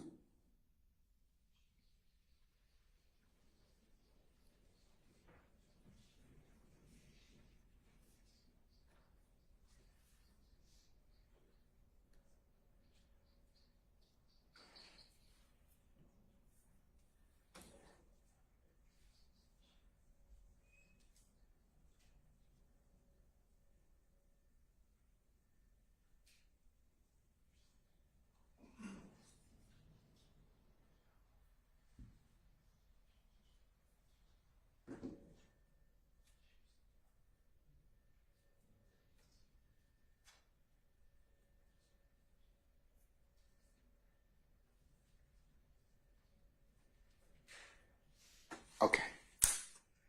All right. Moving on, I think the next thing that we have is 11:45:15 through 11:45:24, which corresponds with page 183, lines 21 through 23. Those are the state's redactions. So we can move forward. I think the next defense redactions are paid. So are you going to redact those particular portions, or are you not sure? You got, I think under Mr. Sharp's table, it's got unsure. We're not playing those. I'm not sure. Okay, so you're not going to play those. Yes, we're not playing those portions. All right, so you're going to omit that, and you're also going to omit 11:48:25 through 11:48:34, and that corresponds with page 186, lines 20 through 22. Correct? Yes, Your Honor. All right. So the next thing, Mr. Sharp, I think we have is page 188, line 9 to 189, line 9. Is that correct? Yes, Your Honor. Mr. Sharp, I think that's what you all have identified, and your comment is commenting about Shannon doing everything for Thug for free, or worse to that effect. So, you want to flesh that out?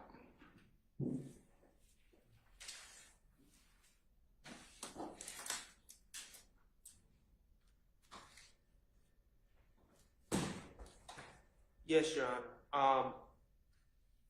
I don't know what Mr. Copeland is specifically referring to when he makes these very generalized statements.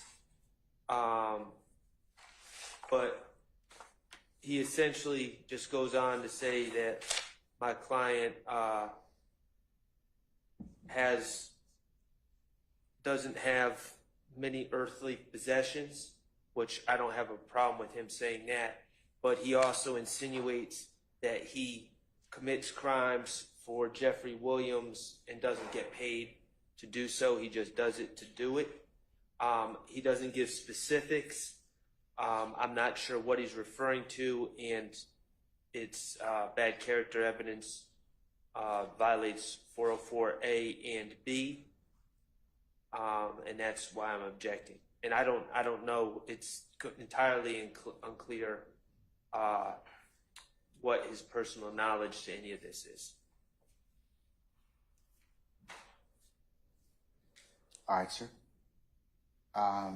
Ms. Hilton? Yes, ma'am. Okay, go ahead. And then what's that? What's the reference on the tape? So the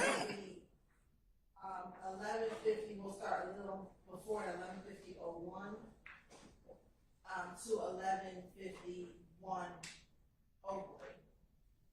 All right.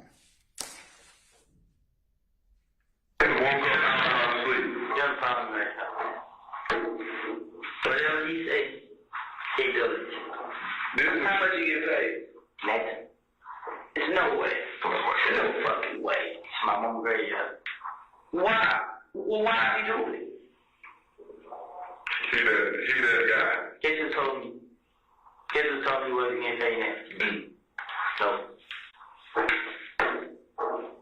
Wait, what? He said Shannon. Shannon told me. But why is it? As it sounds, Shannon don't trust you. Why would I tell you anything? Okay, put it away. He ain't got to send that. What does he got? Shannon got a truck. He go take you for $3,000 to get a truck back. He ain't got $3,000 to go take him.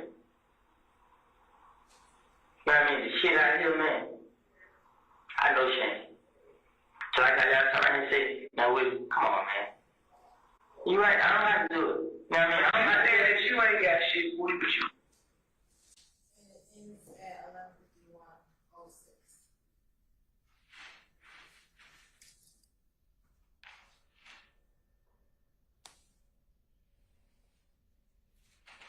Okay, what's the state's theory of admissibility as to that respect? Your Honor, That particular line, those particular lines. one, I don't believe that it's character evidence at all. When we start this portion, prior to this particular section,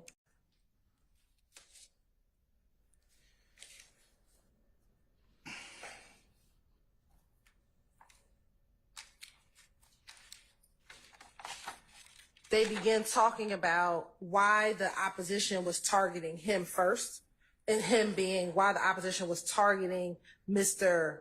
Copeland first after the murder of Mr. Donovan Thomas Jr. And he's explaining, he being Mr. Copeland, is explaining that it's not me, it's Shannon. And he doesn't say his name. That's when he points to the paper.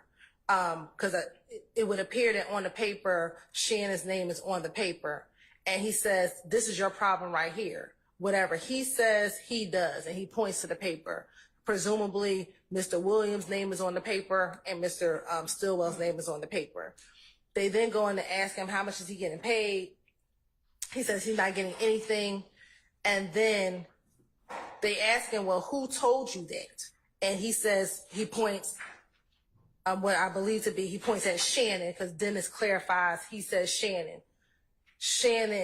He says Shannon. So one, this goes into Copeland's belief of why he doesn't understand why he's being targeted by Ifgang. Because He being Copeland? Correct. And he's explaining that I'm not the problem. It's Shannon is the issue.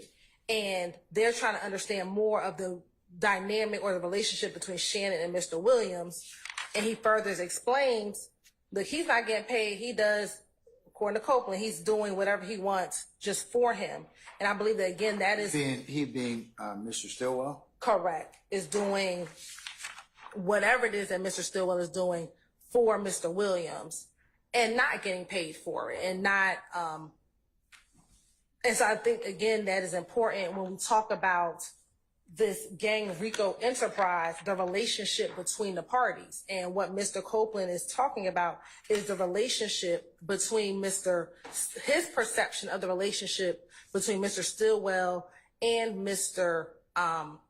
Williams. And again, when we're talking about the larger conspiracy and we're talking about the nature of their relationship, the nature of the enterprise, here is arguably an unindicted co-conspirator to the larger gang talking about two other gang members and the relationship between them. We believe that that is relevant for the jury to hear.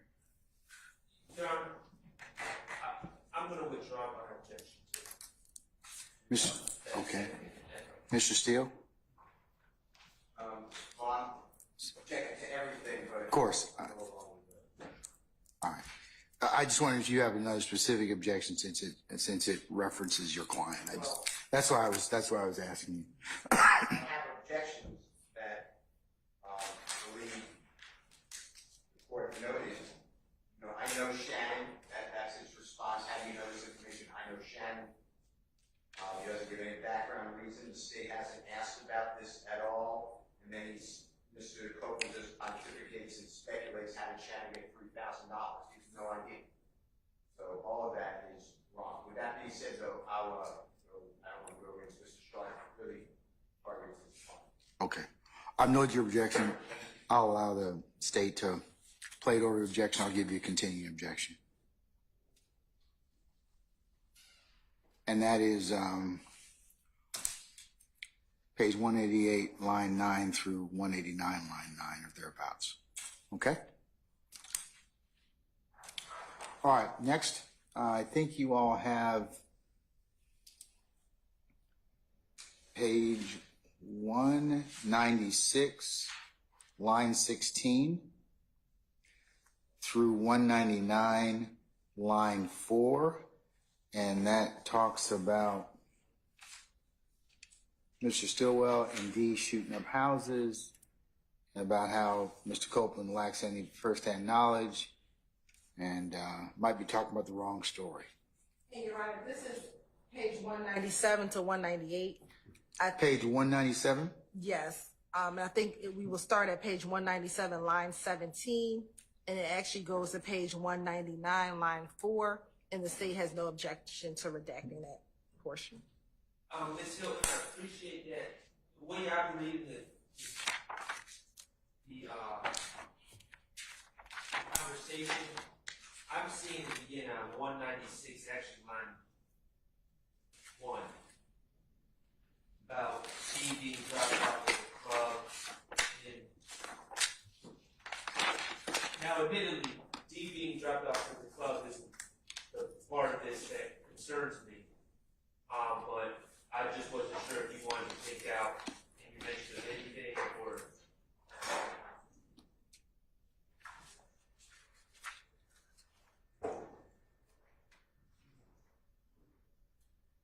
I think it all involves the same event. No, we believe that it's important up until line 121. Excuse me, line 20. Line 17.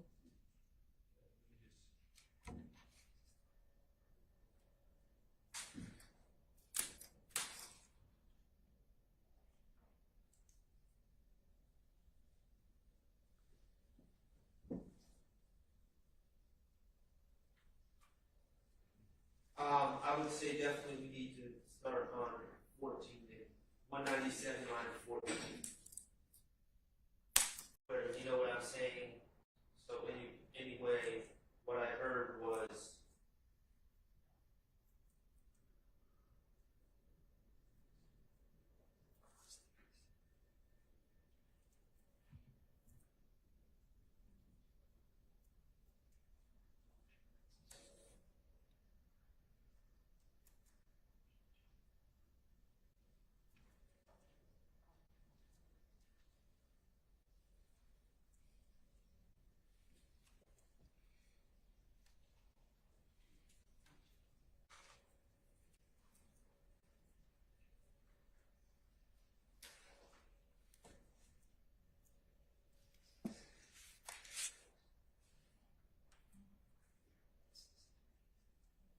Your Honor, we can redact beginning at line 14. From page 197? Yes, page 197. To. After the period, after Big Brother. So you redact after that? Yes. Through page 199, line 4? Yes, Mr. Short, you good with that? Anybody else have any objection or wish to be heard about those lines? Okay. All right, Mr. Steele. Anybody else? Okay. All right.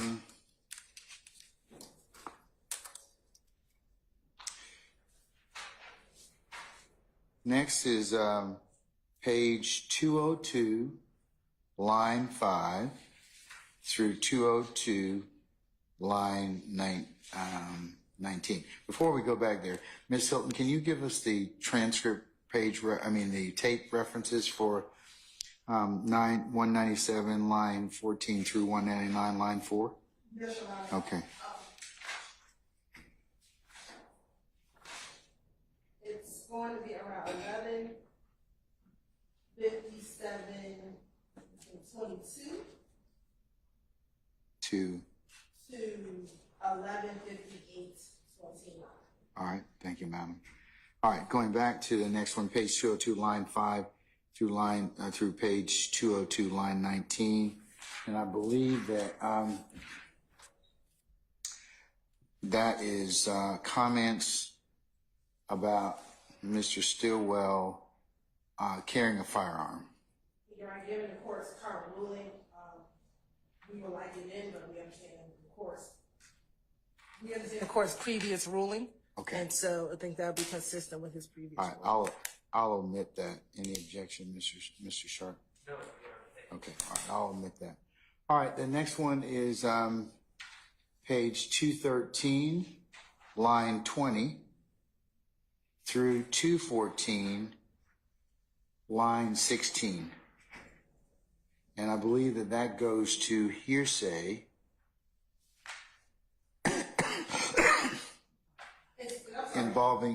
Go ahead, ma'am. Involving the Dexter Montgomery shooting.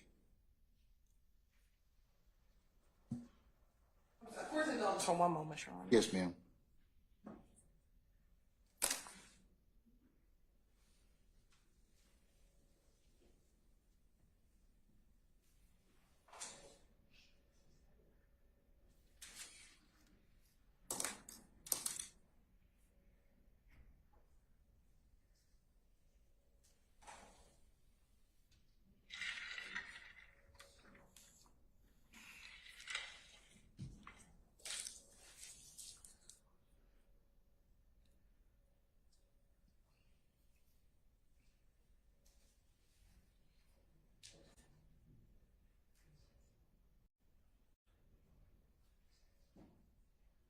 I'm sorry about that. Thank you, Your Okay, the page 213, line 20 to 214, line 16 is hearsay involving Dexter Montgomery shooting. So. And I can play it for the court, Your Honor. Okay. It'll be from page 213, line 23 through page 214, line 18. And it's going to be 12:10:51 to 12:10:51 to 12:11:33. All right. Okay. Go ahead and play it, please, Mal.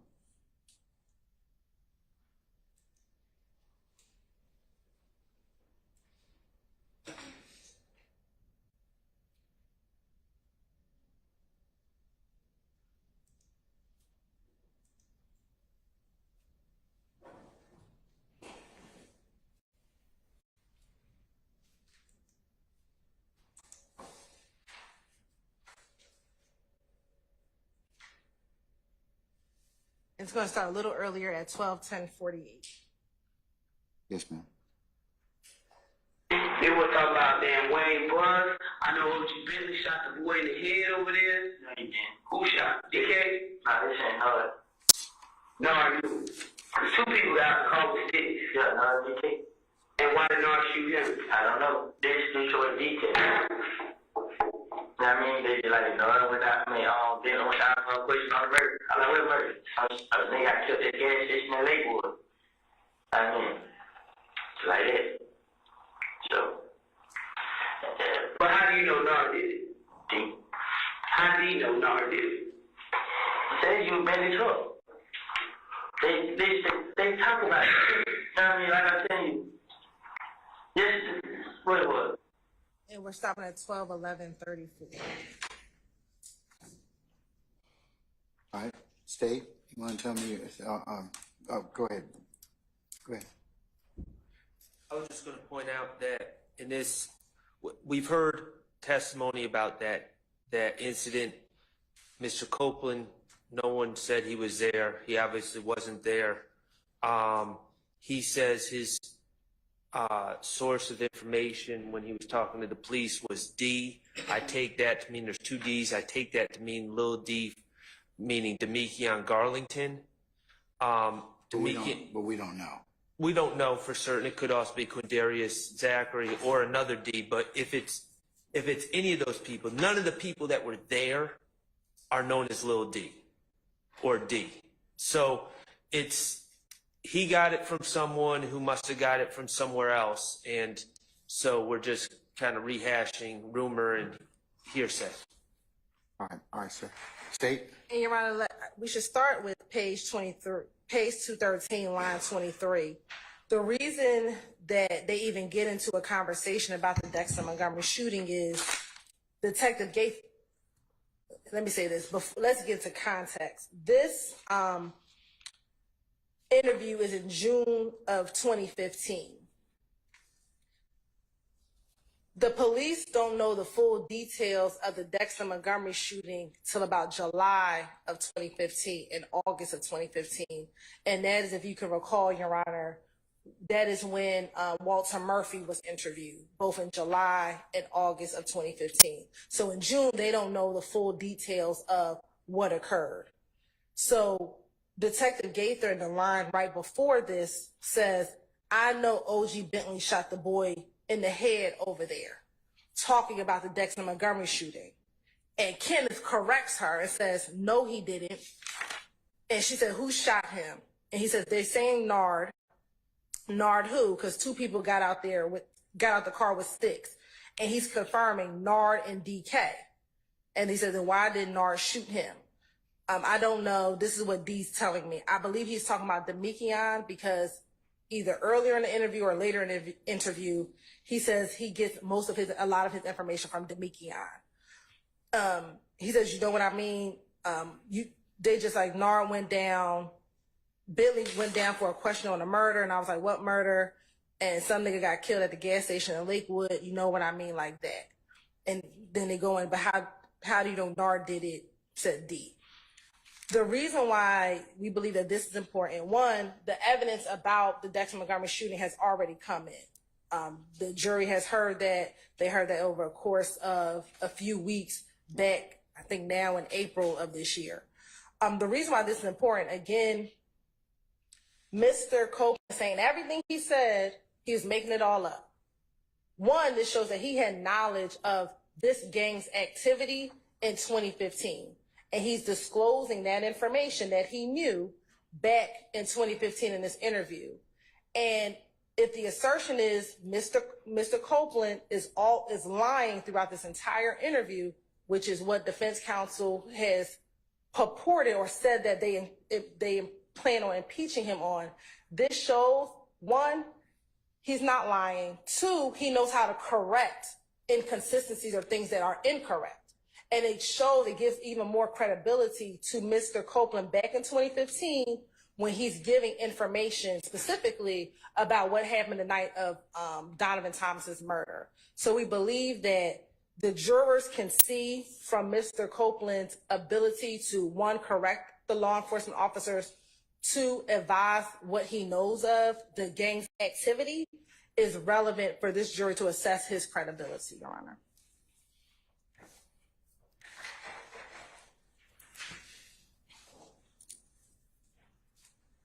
Your Honor, the fact remains it's still hearsay, and nothing that the state said is a hearsay exception. Yeah. State, I'm in concurrence. It's still hearsay with no exception. So I'm going to omit that particular portion from 213 line 23 through 214 line 18, 12:10:51 through 12:11:33. Okay, the next one is page 220, line 11, through 220, line 21. And I want to say that pertains to purportedly bad character, Mr. Stillwell punching somebody else's baby's mama. Your Honor, the state, I believe the correct lines are page 220, lines 12 to 15, which is 12:15:50 through 12:15:56. 12:15, I'm sorry. 12:15:50 Uh-huh. to 12:15:56. Okay. And we don't have any objections. You're gonna, okay, all right. And I agree that there are times covered what I was concerned. Okay, all right. So that's covered.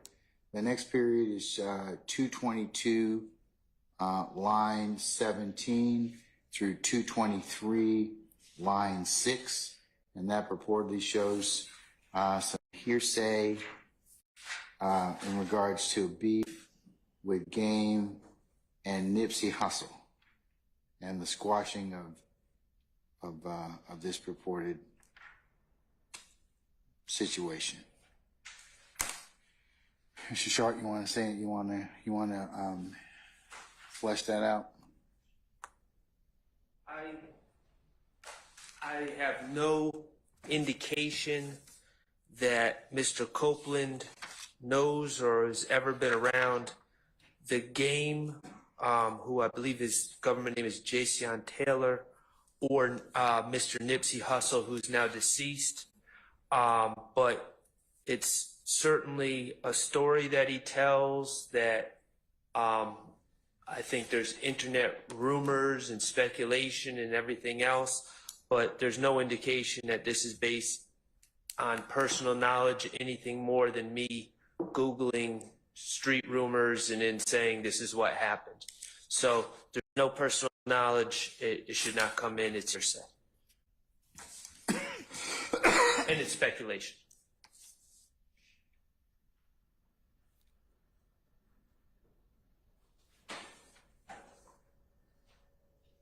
All right, Ms. Hope. I'll play the second. Okay.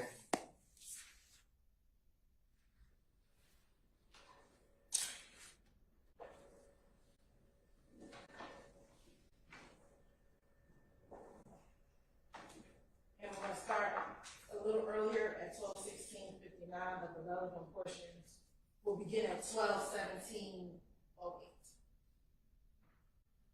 You said what? I'm sorry. One more time about the. We're starting earlier at 12:16:59, but the relevant 12:16:59. but the relevant portions will begin at 12:17:08 And you're gonna play through 12:17:31. All right, thank you. Okay, go ahead. Nobody else care about nobody else.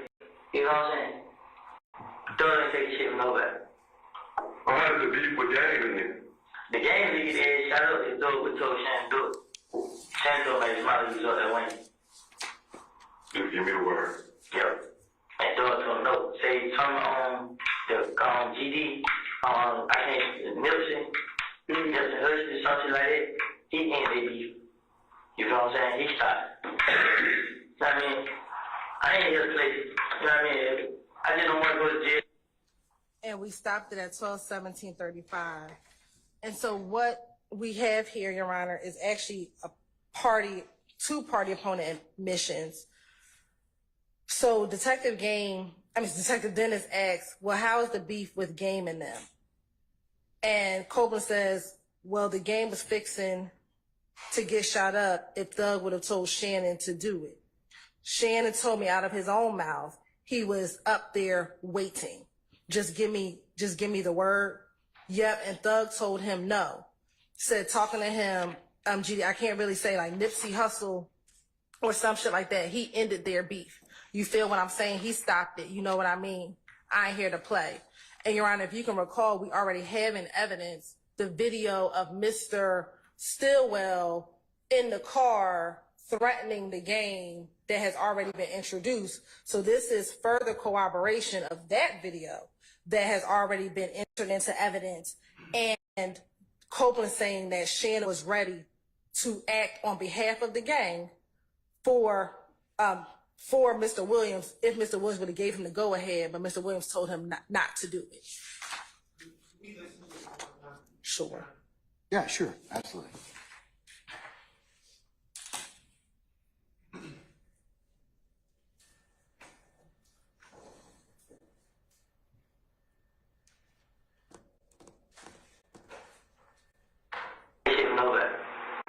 How did the beef with gang in it? The game lead is shot up and throw with told Shannon do it. Shannon told me his mouth was up that way. Just give me the word. Yep.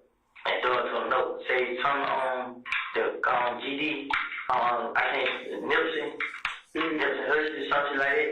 He ended the beef. You know what I'm saying? He stopped. You know what I mean?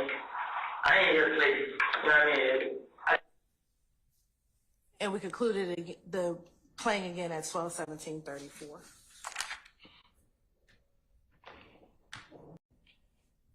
All right, Mr. Sharp. I don't hear exactly what Miss Hilton hears.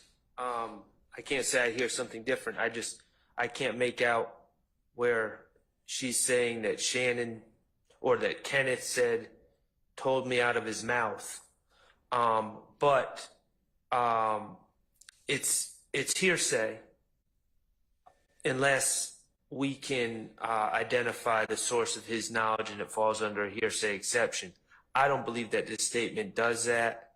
I believe that he's speculating based on what he's heard from, as I said, from the internet or rumors or street rumors. But the other thing I'll say, it's also not an admission by a party opponent in and of itself, and that's because the hearsay that I'm concerned with is Kenneth Copeland's hearsay, and he's not a party opponent. This is hearsay, and this never came up at all, to my recollection, in direct examination of Kenneth Copeland. So there's been absolutely no foundation laid. What about the earlier video with your purport of your client? Well, that was talking in the car about, hey, I think this is the one of, that was admitted over my objection. yes. And my objection to that is still the same, and I guess I should probably reiterate that as well. This alleged incident involving the game is not charged as an overt act,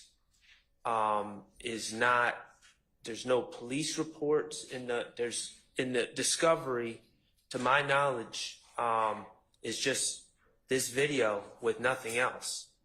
So there's really no, I know that the state wants to take a very expansive view of what a RICO prosecution is, but again, they named 191 overt acts. Nothing involving the gang was named in the indictment, and there's no police reports regarding threats to the game or anything else. There's just this one video that's pulled off of some website somewhere and thrown into discovery, and I don't believe that it's intrinsic to anything, and I don't believe it's relevant. Now, obviously, Your Honor has disagreed with me, and Your Honor let in over my objection the video, but just because that has occurred doesn't mean that I agree that other conversation and hearsay conversation by Mr. Copeland should be bootstrapped into this trial just because we've admitted one video over my objection. Yes, sir. Okay. Ms. Hilton? Your Honor, again, this is corroboration of the overall conspiracy of the gang. Your Honor, I think that sometimes maybe stream away from, there's still an overarching conspiracy of the gang itself and the activities that the gang does. And so the court, even over objection, admitted evidence of Mr. Stillwell threatening the gang on video. Here, Mr. Copeland, and this says, and we can play it again for the court, Shannon told me out of his mouth. So that is What line is that? This would be line 20 on 222, but where it says indiscernible, if you actually listen to what he says, and I'll play it again. Play that portion, just that portion Yes. again. Hold on.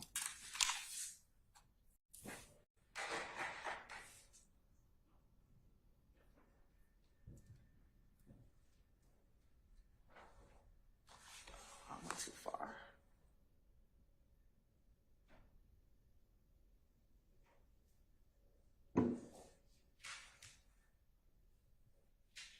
I'm going to start it at 12:17:06. Oh, sorry.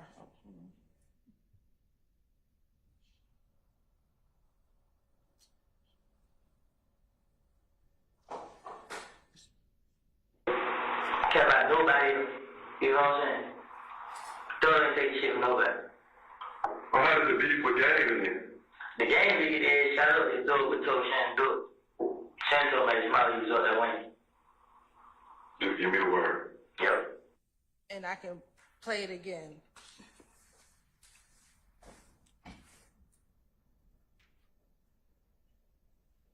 The game lead is shot up his door with told Shannon do it. Shannon told me his mother was up there winning. He said Shannon told me out of his mouth he was up there waiting. Prior to that, he says the game was 50 and shot up, and if Thug would have told Shannon to do it. Christian, can I listen to your?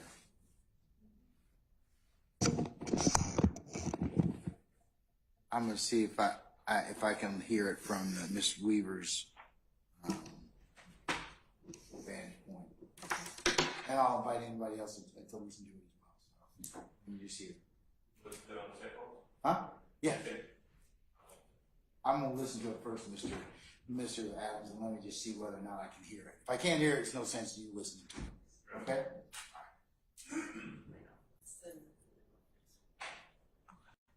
I'm going to start at 12:17. You're not ready yet. Oh, not ready yet? Okay.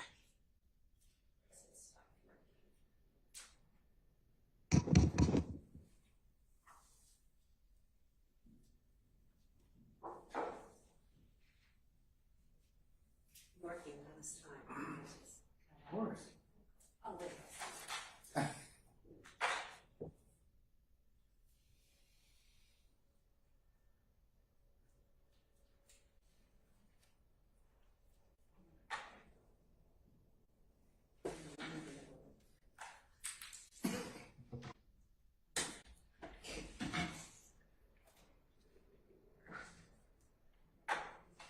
All right, you can play it now. Well, how did the beef with gang then? The game lead is shot up his door with told Shannon do it. Shannon told me his mother was up there winning. Just give me a word. Yep. And Thug told him no. Say turn on. Keep on going. You want to keep going? No, Mr. Adams, you want to listen to it? You hear better? Yeah.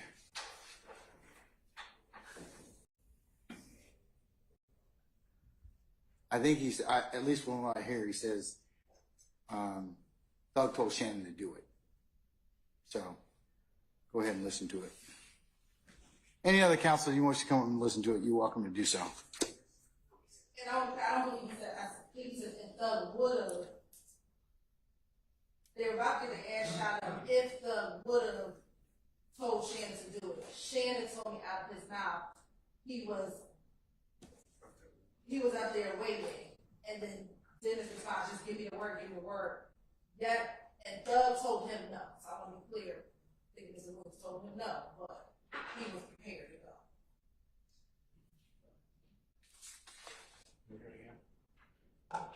I'm going to start at 12:17:05. You know that.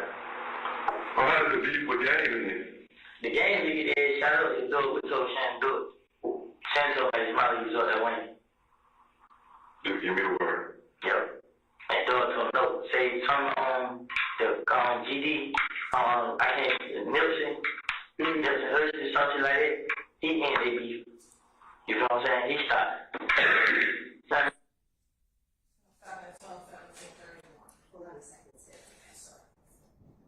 Stop at 12:17:31.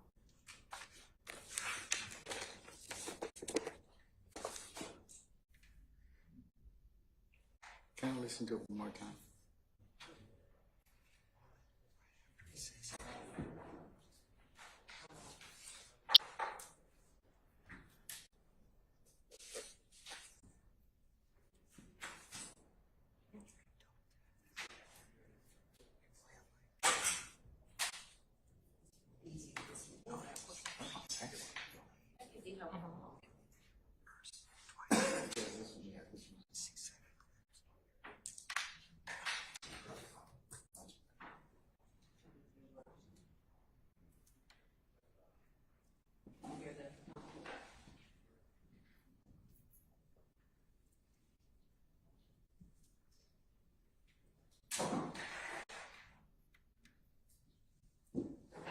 All right, Mr. One more time, please.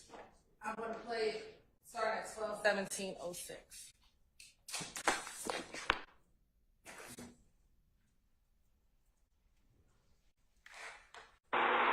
How did the beef with Game in? The game nigga is shout out to do what told Shan do it. Shan told me Molly was up that way. Just give me the word. Yep. And throw it to him. No, say turn on the GD. I can't Nipsey, Hearsay, something like that. He ain't they beef. You know what I'm saying? He stopped. Stop at 12. I think it's, all right, this is what I hear. Shannon says I was up there waiting. One more time? Can you turn it up? Volume. Turn it down. It's working a little bit. Go ahead, one more time. All right, I'm going to start again at 12:17:06. How did the beef with Game in? The game nigga is shout out to do what told Shan do it. Shan told me Molly was up that way. Just give me the word. Yep. And throw it to him. No, say turn on the GD. I can't Nipsey, Hearsay, something like that. He ain't they beef. You know what I'm saying? He stopped. One more time. One more time.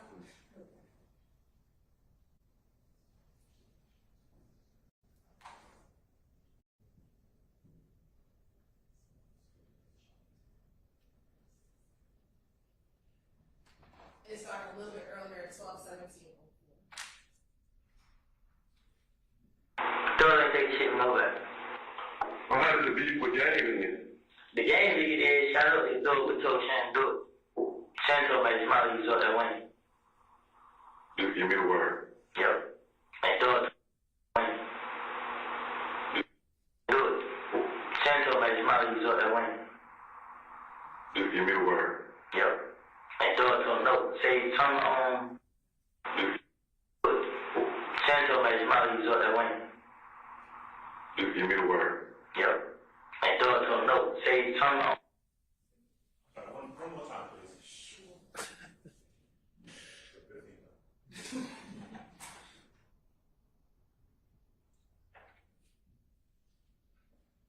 Shit from nowhere.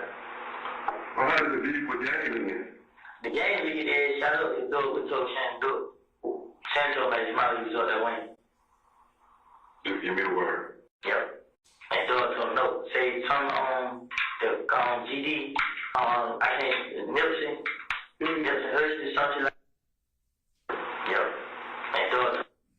The game nigga is shout out to do what told Shan do it. Shan told me Molly was up that way.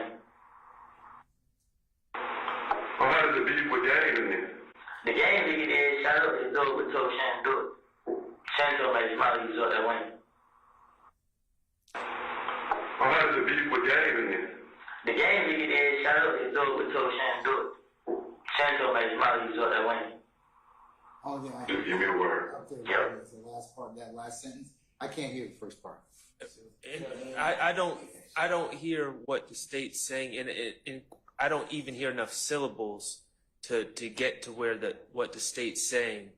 I will stress the obvious, which is in an indictment where an overt act alleged is the shooting of a high-profile hip-hop entertainer's tour bus is included. This statement, the admission of this statement, is highly prejudicial against my client. I don't hear anything in the statement that cures the hearsay aspect of this statement. And I still say that Mr. Copeland is giving information. The end of this, by the way, the end of this statement is, I want to get out of jail. That's how he ends this, right when the state's turning it off. He says, I want to get out of jail. He's giving all sorts of information that he knows, but he's not a lawyer. He's not limiting it to personal knowledge, and he's passing on hearsay that he thinks he knows, I should say, and it shouldn't be admitted for that reason. All right. Mr. Adams, what were you going to say, sir? Just to add to the record, I will say that listening to that the number of times I've listened to it, I did not hear what the state says they heard. I didn't hear it either. All I can hear is that last little bit.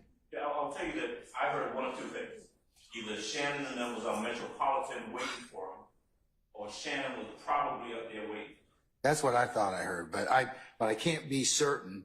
I can't be certain because I can't hear the first part of it. Right, I'll tell you, I'm not 100% certain of this one of those two. I know I didn't hear the state said they came out. Shannon told me out of his own mouth. I didn't hear that at all. Your Honor, and I can play it again, but if you read it in context, that's what makes sense. Literally says But the game. I gotta be able to hear it. Yeah, and I'll play it again, but this is the context of it. The game was fixing to get his ass shot up if Thug would have told Shannon to do it. Shannon told me and I'll play it again, out of his mouth, he was up there waiting. And Dennis responds, just give me the word. Copeland says, yep. And Thug told him no. So when you read that in context, that is the only thing that he would have said is Shannon told me that he was waiting for him. And we can play it one more time. That's the only thing. The only word that could have been said. And again, I think he didn't hear. No way do I hear out of his own.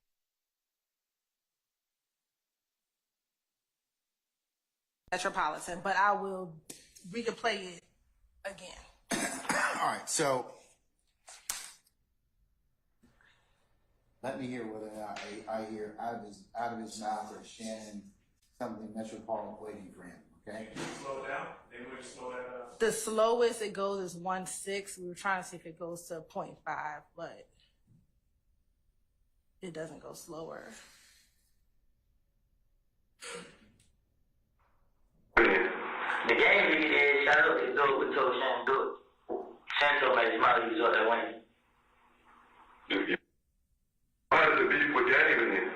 The game lead is shout out to Thug with told Shannon do it. Shannon told me his mouth he was up there winning. Thug with told Shannon do it. Shannon told me his mouth he was up there winning. Just give me the word. Shannon told me his mouth he was up there winning. Told Shannon do it. Shannon told me his mouth he was up there winning. Do it. Shannon told me his mouth he was up there winning. Just give me the word. Shannon told me his mouth he was up there winning. Just give me the word. Yep. And Thug told him no. Say something on. Shannon told me his mouth he was up there winning. Just give me the word. Yep. And Thug told him no. Say something on the GD. I think Nipsey.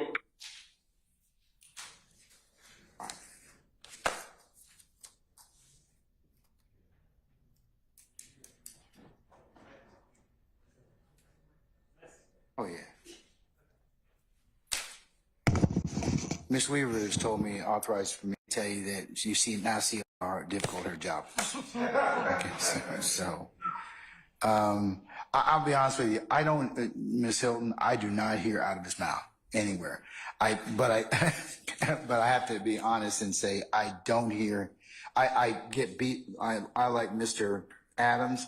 I get little bits and pieces of Shannon and then waiting for him. I don't get like that, the rest of that sentence that fills in. I can't hear it, or at least not now.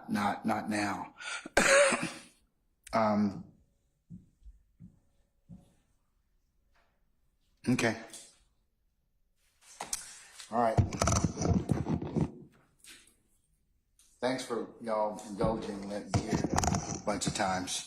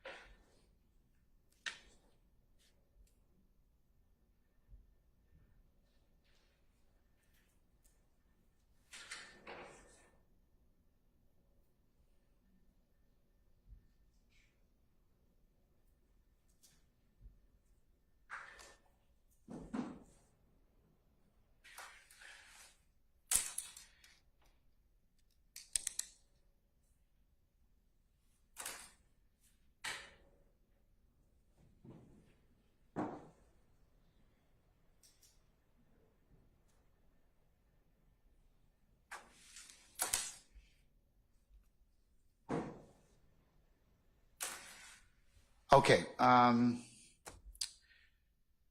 In considering line 220, I should say page 222, line 17 to 223, line 6, and corresponding audio video portion 12:16:59 through 12:17:35 in regards to this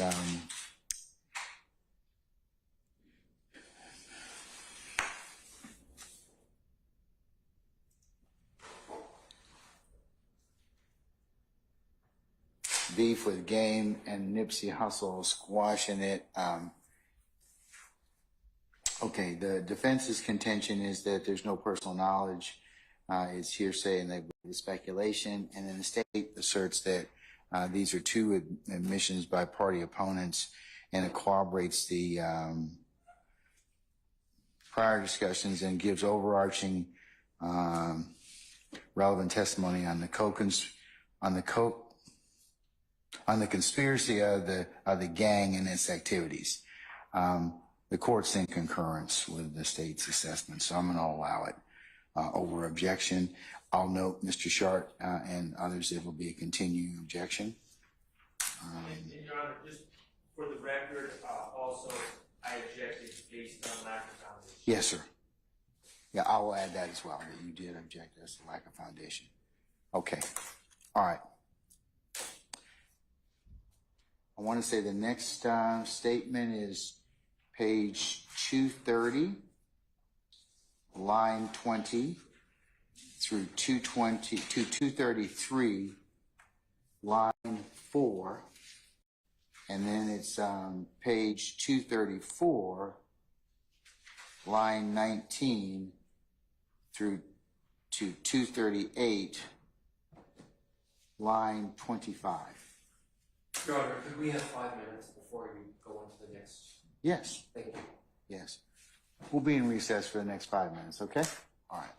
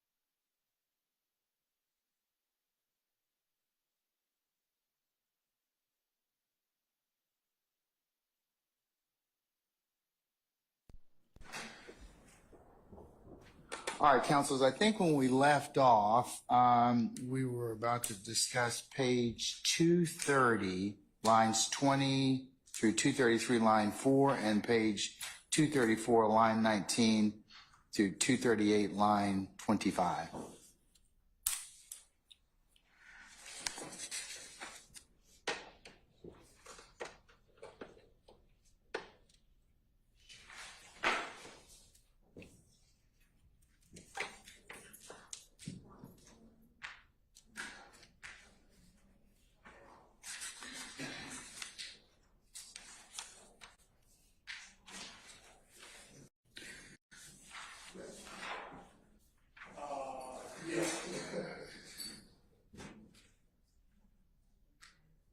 Okay, we ready? All right. So, I believe that's hearsay in regards to the Lil Wayne bus shooting. So, where are we, councils? Your Honor, the state has. The state has.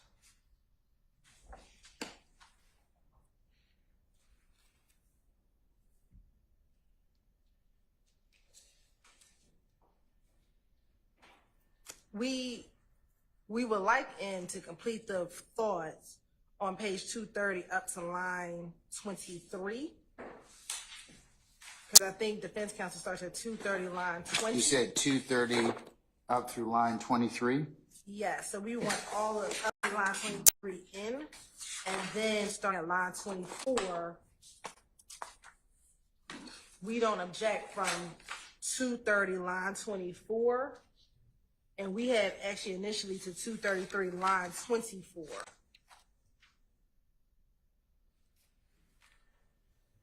All right. So, Mr. Shart or others, Mr. Steele, any other, the state wishes to just, they want to play up until 230 what, madam? 230 line. So 230 line, starting the redaction at 230 line 24. You want to? I don't have any problem with that. Okay, going through 233 line 4. Going through.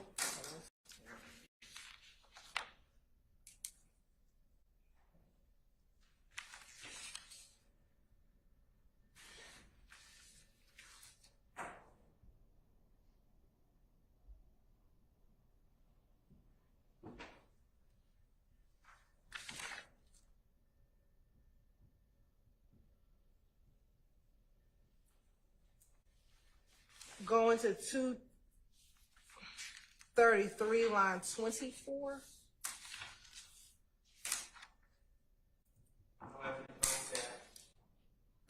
So going to 230, page 233, line 24. Yes. All right, and what transcript, or I should say, I'm sorry, what audio, video portion does that correspond to? It's going to be, and I'll just need to confirm, around 1223, probably around 40. Okay. But I'll need to double check it until 1226:08. All right.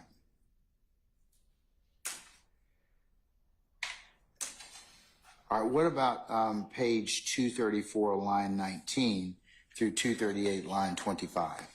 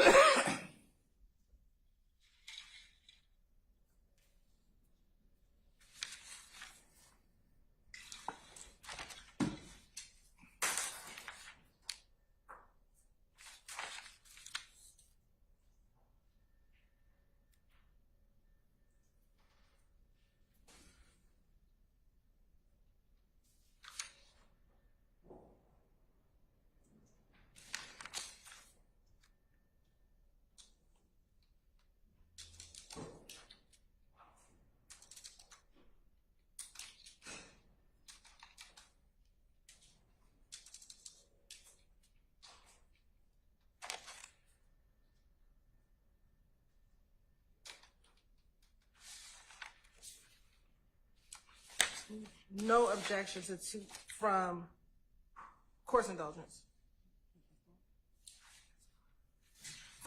No objection from 234 line 19 through 238 line 25. May I make a suggestion? I'm in agreement with everything the state said. It leaves this patch between 234 line 4, 233 line 4 and 234 line 19. Excuse me, let me try that one more time. It leaves a patch 233 line 25 to 234 line 18, which is about 18 lines, and it's just completely out of context without any relevant information one way or another. So I would suggest we just redact from 230 line 23 all the way to 238 line 25.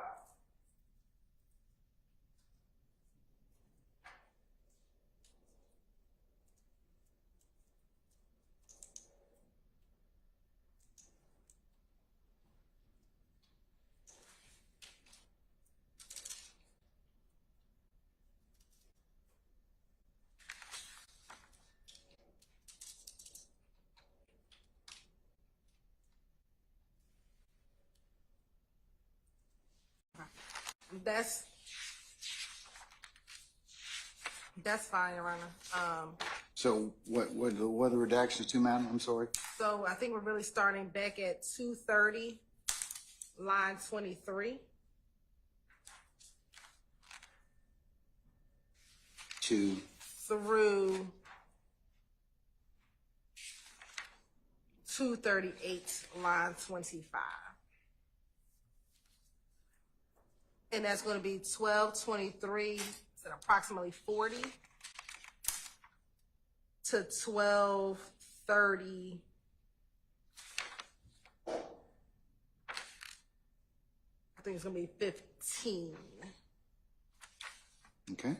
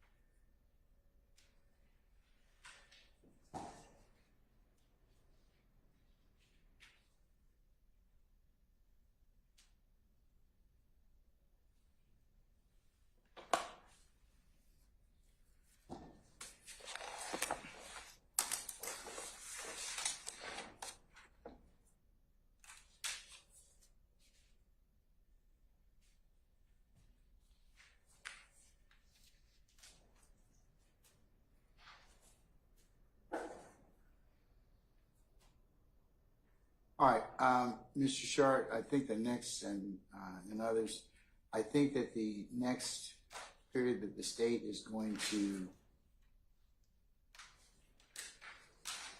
are you admitting this, Ms. Hilton? That's 12/25/30 to 12/25/36. So, Your Honor, those two are all inclusive of what we just discussed. Okay, all right, so we don't need to worry about those anymore, okay? All right, what about the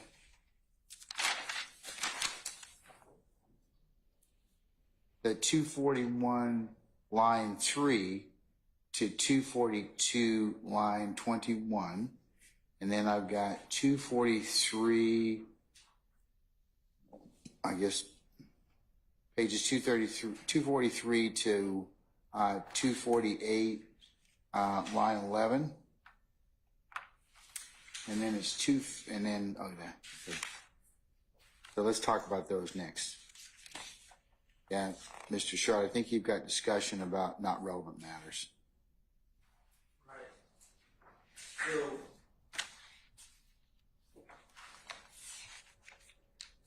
as known, Mr. Copeland tends to jump from topic to topic sometimes, and 242 towards the bottom of the page, 241, he starts talking about how the owners of Club Lacora thought that he had shot at the club or into the club, and it was one of Pee Wee Longway's people that had actually done it. And it's a big story about how he had to prove to the Allison brothers that he wasn't the one who shot, and it was proven by videotape that he was wearing some other types of clothes. And then he also talks about Tick robbing Bentley for a necklace. So that's all mentioned in the first part of what I would like excluded. That's the 241.3 to 242.21? Yes, sir. All right, let me hear from the state. From 241.3 through 242.21. Yes.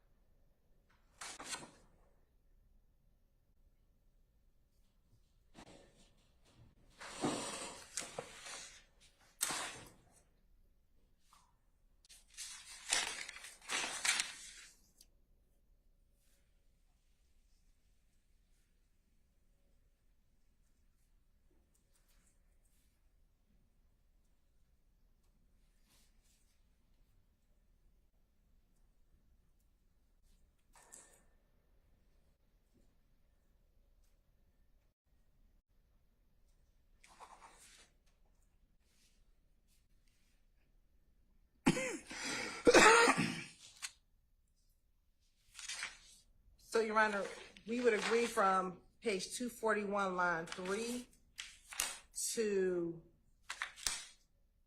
page 242, line 18. Okay.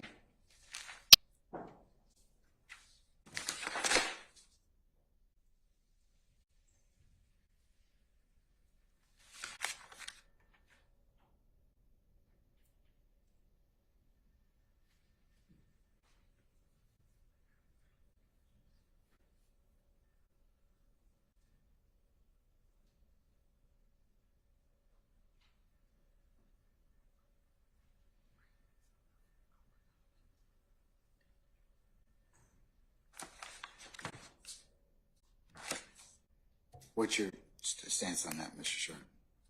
Well, the problem is, in there is a small area where Mr. Copeland and the detectives start talking about loyalty and how he's loyal to his friends and how these other guys weren't raised the same way he was. But then they immediately after 5 lines or so, they start going into Bentley. He says Thug got his necklace back. Okay, I think that's all part of what they're not going to play. They're saying they want to stop it at 18 as opposed to 21. Right, but then it picks up again, the second part of... And that's 243. Right, and then they're talking about Thug going to what's-the-name spot with a whole bunch of choppers, and got his gun, got his necklace, and then they're back on the Allison brothers, talking about the Allison brothers, and then he's back on the topic of shooting up LaCoura again on 244. So, there's a couple lines, I guess, that could be played. The bottom of 242, the beginning of 243, but again, it's kind of like the last one. They're sandwiched in between two sections that I feel should not be played, and I don't know, standing alone, how much context or value they have.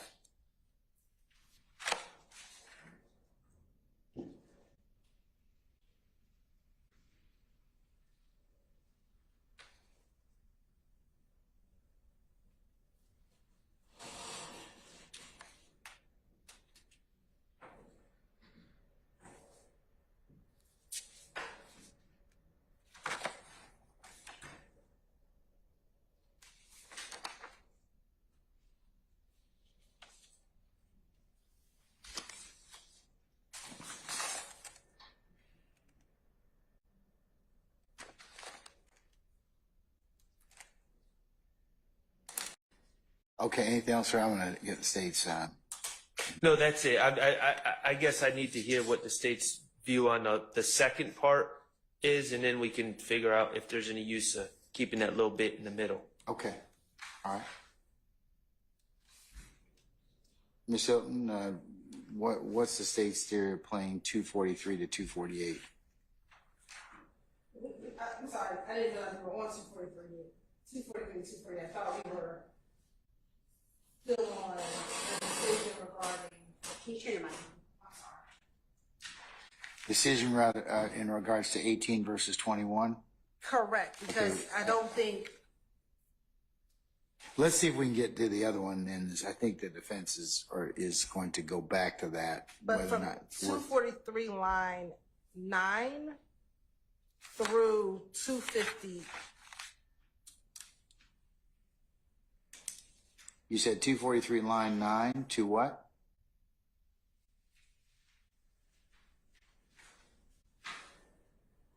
From 243. From 243 line 9 through 257.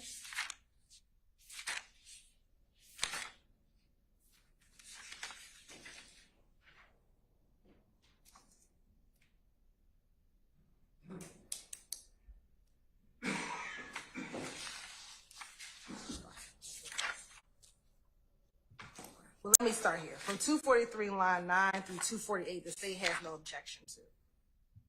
To the end, so 248 through line 24. I guess that's the end of the page, right? Yeah, so 243 line 9 through 248 line 24, the state has no objection to. Okay, all right.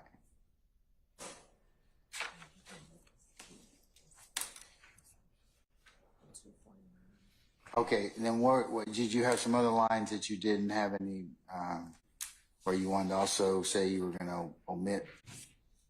Or, Course indulgence for yes, one ma'am. moment. So, Ms. Hill, Yes, sir. the question I was posing earlier was between 242 line 22 and 243 line 8. Does that make any sense in isolation, or should that be redacted? So I was still wanting 242 line 15 through 243 line 7.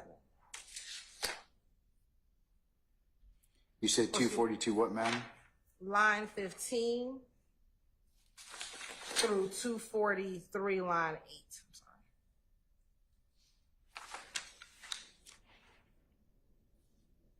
That's fine, Your Honor. All right.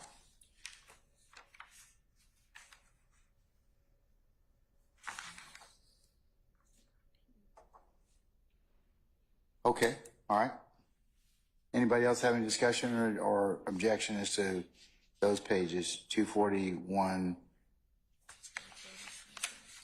3 to 242? Okay, all right, sir, thank you. Okay, what about, all right, so continuing, Ms. Hilton, from 248,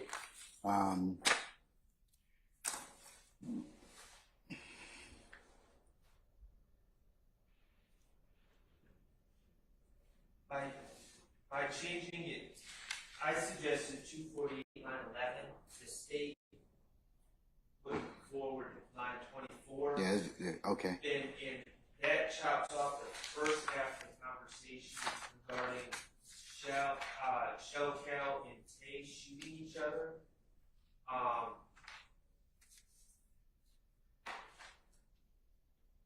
don't have a strong opinion about whether it comes in or not, but I would suggest if we're going to take it out, we should just take out the second part of that conversation. If we're going to leave it in, we should leave in the first part of the conversation.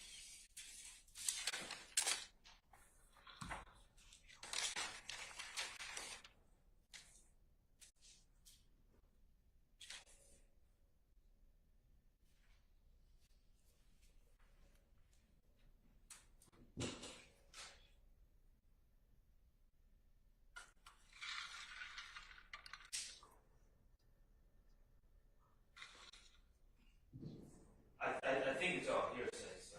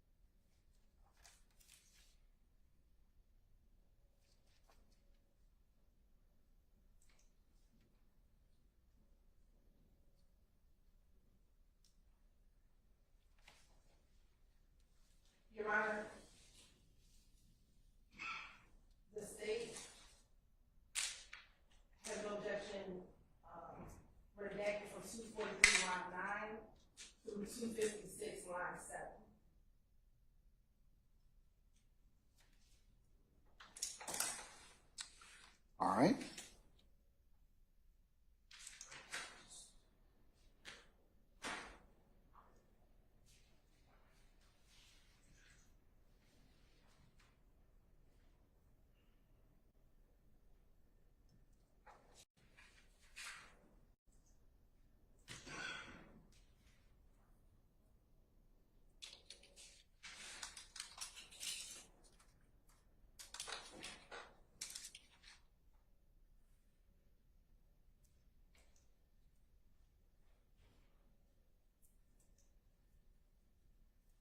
That seems appropriate on behalf of Mr. Still.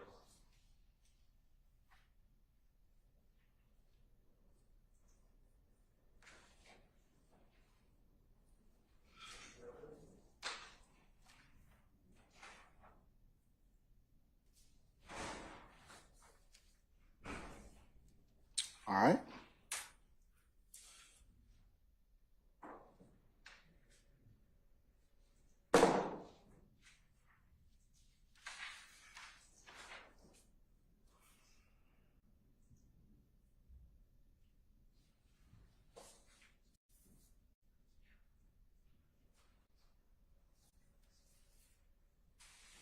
Okay, then the next period we need to discuss is 266, lines 10 through 24, where there's some hearsay about Mr. Copeland and Mr. Williams and this apparent gun buyback. Right. So this is regarding the gun that was left at the rec center, I believe. And Mr. Copeland says, I heard that Thug was told Lil D go back and get the gun, like from indiscernible, you feel me? That's 266 line 10. And so what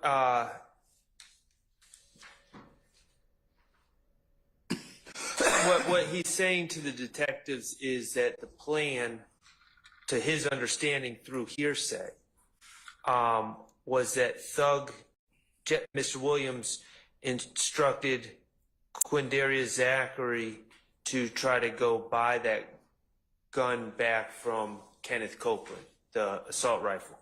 So in Kenneth Copeland's own words, it's something that he has heard. I don't know. It doesn't appear that he was a party to any negotiations or anything like that. That's just something he heard in that hearsay. All right. Ms. Holton? Your Honor, we're in agreement of page 266, line 10 through 13, which is the portion, Mr. Sharp is still page 266, but the portion which he does say, I heard, is page 266, lines 10 through 13. And I don't have a problem with that, except on 266, line 23, he goes back to repeating the hearsay. You should listen to that portion, so he needs to repeat. I can't understand. Well, he said, so Thug was like, go get that gun, feel me. And he's already identified that his source of knowledge of Mr. Williams supposedly ordering to go get that gun was hearsay. So seems like we would take that out. I don't have a problem with leaving the rest in from 14 to 23 except for that line.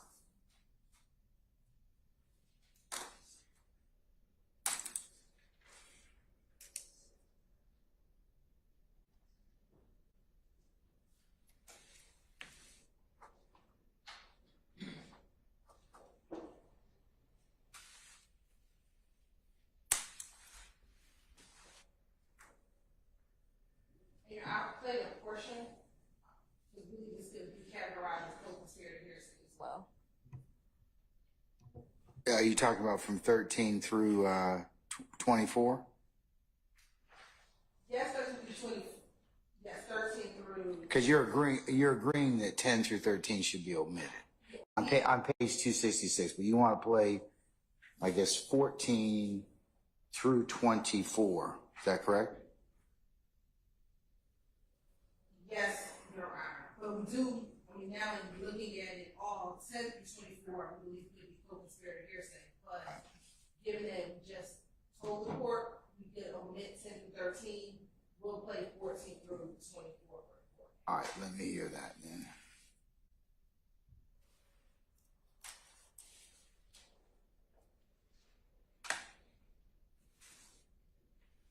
And what transcript, I should say video transcript references does that go to? It's going to be about 12:51:13. To? To 12:21:30. You said 12:51:13 to 12? 51:30. Okay, thank you. All right.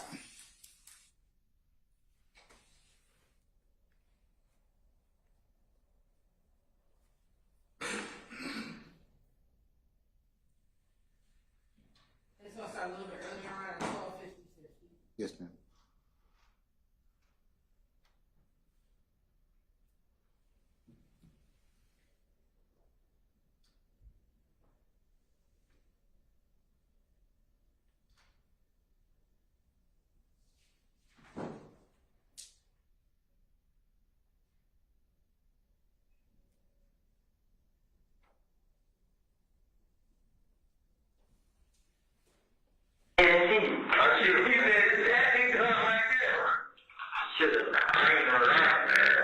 But really, at that point, it really worked because it was kind of still yours. Had you got your money yet? Huh? Because they were going to pay you. This what I did here. I heard it. So, totally different get done. Like, from the house. You hear? Mm-hmm. So I'm like, see, that's what I'm saying? Like, every time it started happening, they call it good. Huh? Yeah. Yeah. So every time it started happening, somebody kind of do it, so do it like you go get the gun, you did. So that's what I'm saying. If you came in. And then it's like at 12:51:31.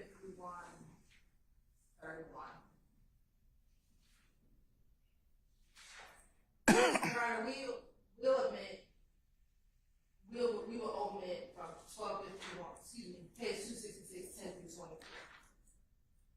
Through 23? Good. So pick up at You Feel Me? On page Yes. 266? Yes. All right. Mr. Sharp, anything further? No, thanks. Anybody else? Okay. On behalf of Mr. Wood. All right, Mr. Steele. Okay,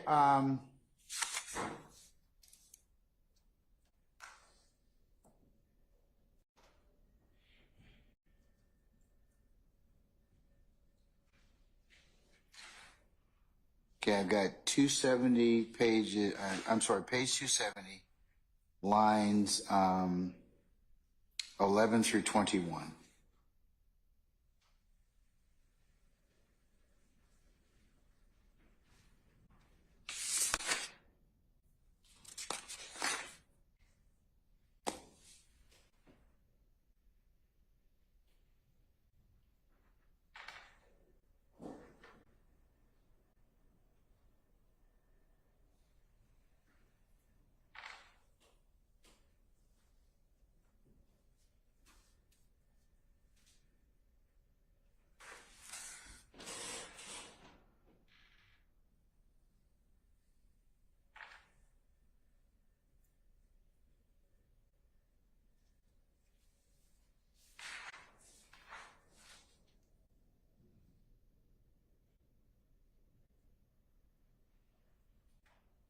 We believe that portion comes in, it talks about Shannon having possession of his chopper while Mr. Copeland was in custody.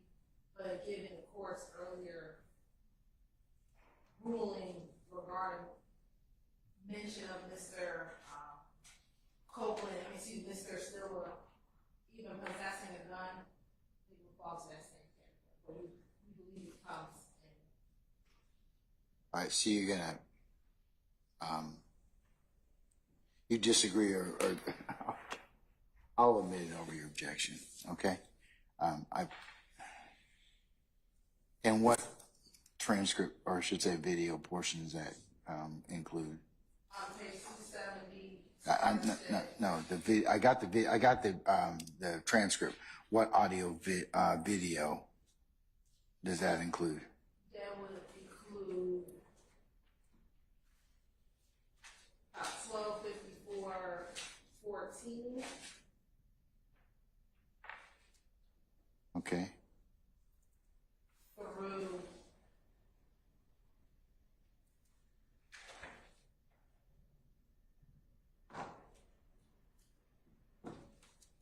12:54:30. All right.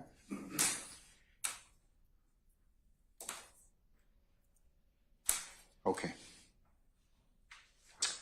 The next one is page 275, line 4 through 276, page 276, line 15, and that supposedly is a reference to hearsay about Lil D, D'Amica and Garlington setting up someone to get robbed. It appears to be hearsay, Your Honor, but it's also about some robbery or alleged robbery that I know nothing about and there's nothing in the discovery about, and I believe it's wholly unrelated to this situation. So it's not relevant, and it's also based on hearsay.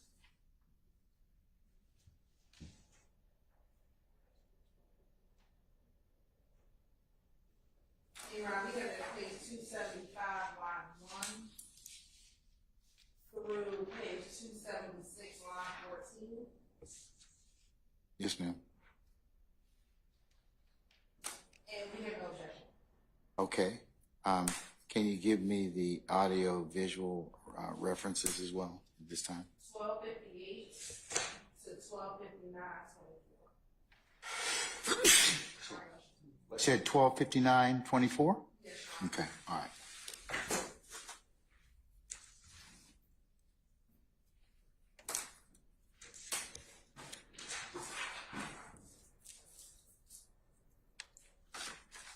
All right, anything else in regards to these pages?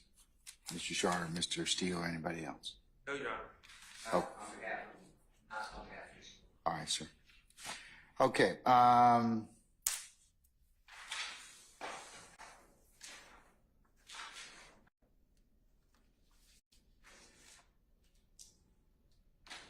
okay, the next page I think I have is page 304, line 20 to 305, page 305, line 8, and that's an officer talking about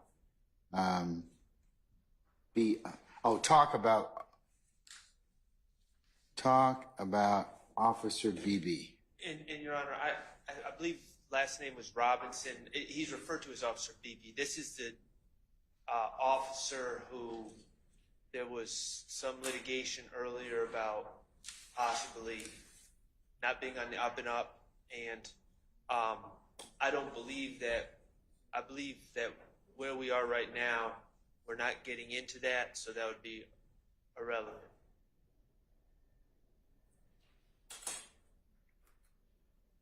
All right. What's the state's position on that?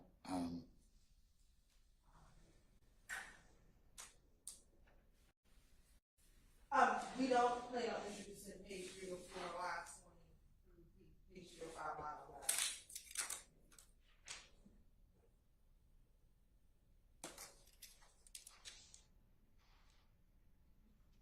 Okay. All right. Unless there's any further discussion, we'll move on to page 321, line 24 to 320, page 322, line 6. And that is speculation about where Mr. Williams went after the proposed shooting. Your Honor, we believe that this comes in pursuant to the court's order regarding co-conspirator hearsay that the court already moved on. he is discussing what Demetrion told him about what occurred on the night of the murder. And that already has come in, and the court has ordered that co-conspirator hearsay comes in. And that was back in November of this year. Of last year.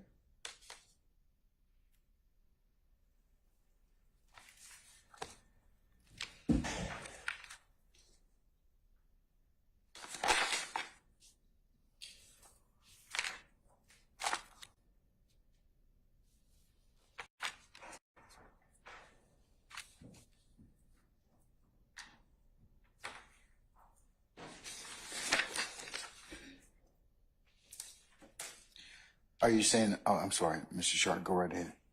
Well, so, Your Honor, and the state actually kind of reminded me here. In this transcript, there's discussion about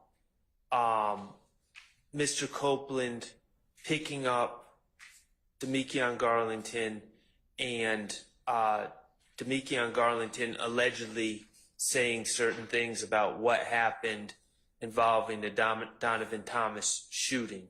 Now, it is true. November sounds about right, but I did file a motion to declare that hearsay. Your Honor heard my motion. I argued that it was spilling the beans. It's not in furtherance of a conspiracy. You ruled against me, so I feel the need for the record to say, based on that ruling, I'm not specifically objecting to those statements because you've already ruled on them. But You're still maintaining your objection. I'm still maintaining my objection. Now, when it comes to this excerpt, the problem is no one, when he says, he gives what he says are details. He says, and when Thug was at Bentley Spot, they pulled up on Thug, and then they went to Bentley Spot, they wiped the car down, and he said, and he goes on and on about details about what happened allegedly that night. Nowhere did any of the detectives say, well, how do you know this? What's your source of information? Nowhere does he say in this excerpt that Demetrion or Lil D or D told me that. Correct me if I'm wrong, but that's my reading of this. So the state is saying, well, it falls under a hearsay exception. Demetrion Garlington told him that. I don't really see the basis for the state to say that Demetrion Garlington told him that, and that's why I'm objecting, because he's giving information. We know he wasn't there, according to him. He's giving information, but he's not saying where he got it from, and I'm not just going to agree that his source is Demetrion Garlington, and therefore it's a statement by a co-conspirator. All right, Your State. Honor, I think that would go to weight, not admissibility. In the entirety of, and I want to go back to page 320, he multiple times throughout June, this interview, he talks about Demetrion telling him what occurred on the night of the murder. And when we go back to 320, he talks about the fact that Demetrion told him everything that occurred, which would include what happened with the cars after the murder and where they went after the murder, Your Honor. I think that's a question that they can ask Detective Dennis or Gaither, especially Detective Dennis when he comes back again on cross, why they didn't,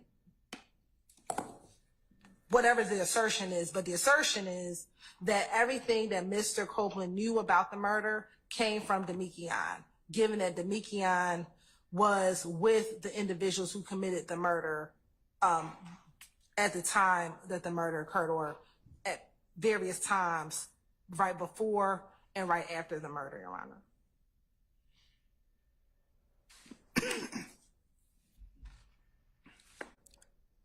All right, any further argument as to pages 321, line 24 to 322, line 6?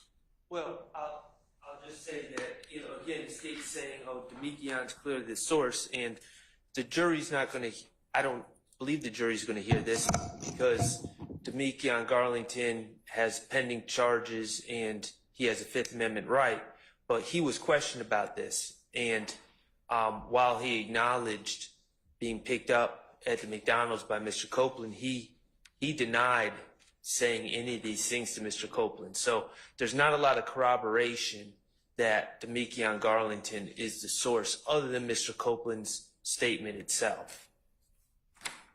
Okay, I think I've already ruled on this issue, so I understand what you're saying, Mr. Shaw. I'm still going to admit it over your objection. I'll give you a continuing objection on that issue. Understood. All right.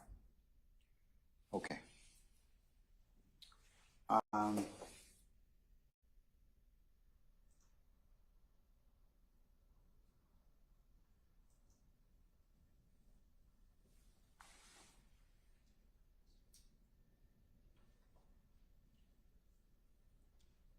Okay, then I think the next series is pages 341 through 350, pages 350, line 17, and then related to that is page 356, lines 9 through 19, in discussion about Officer Robinson. Your Honor, we had at page 341, line 19, all the way through 356, line, sorry, Ms. Hooper.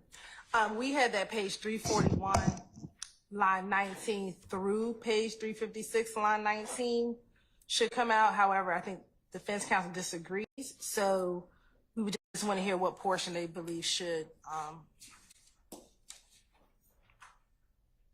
are they asking to be played? Mr. Short, are you asking for the entirety of it because the state's saying they're gonna omit page 341, line 19 through 356, line 19. If I could just look at Sure. Yep. I'm in agreement, obviously, up till 350.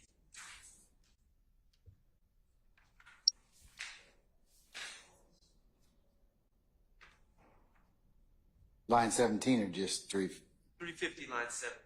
All right. So that can be omitted. What about the rest of it though?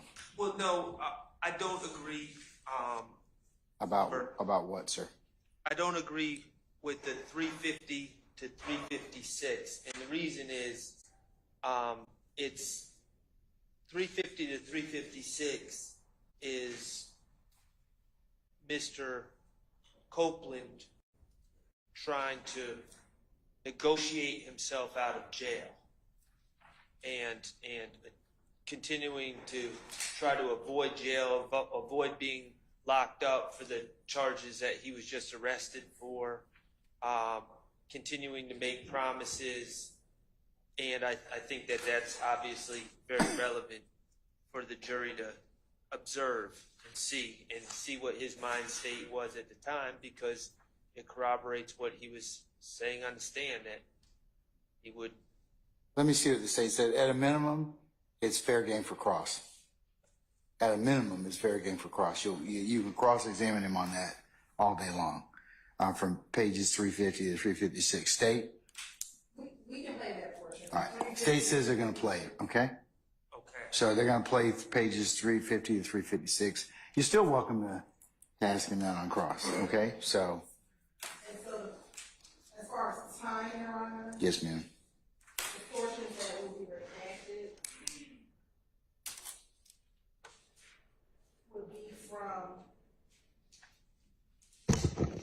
would be from 3/13/55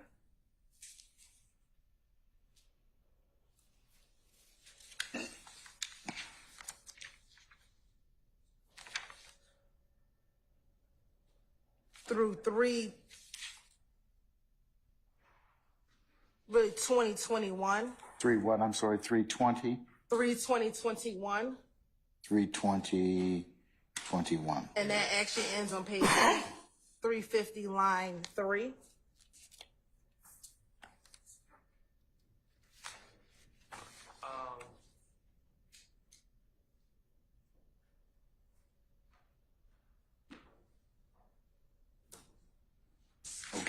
Okay. My suggestion would be to extend that to line 17. Just because Detective Dennis is talking about the dangers or the frustration when working with dirty cops. So it's a continuation of the officer.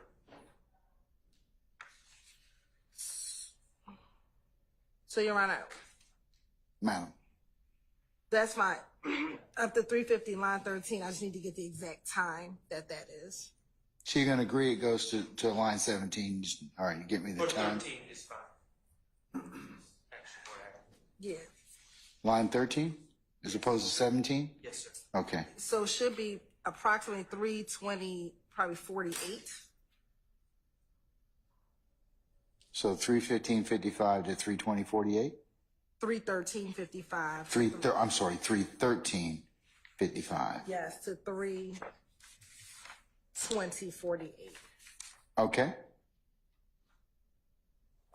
All right, and then you all will play the pages 350 to 356, which corresponds with what, madam, in terms of audio video? Time, it'll be 320.49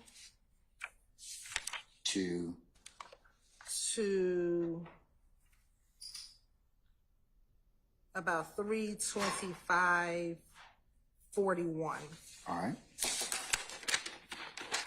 Except, I still think we need to take out 356 lines 7, 8, 9, something like that to 19, because they go back to talk about the officer. 356, what lines, Mr. Sharp?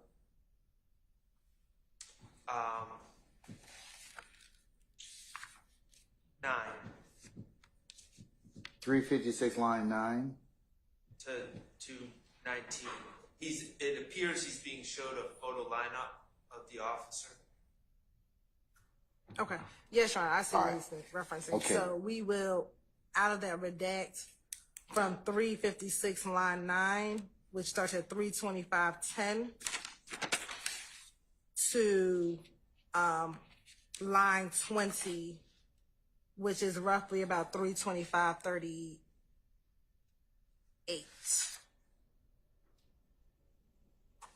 Okay.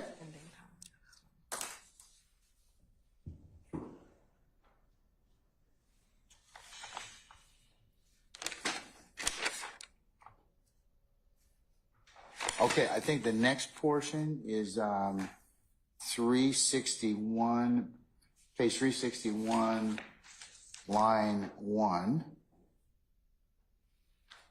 to 362, line 10.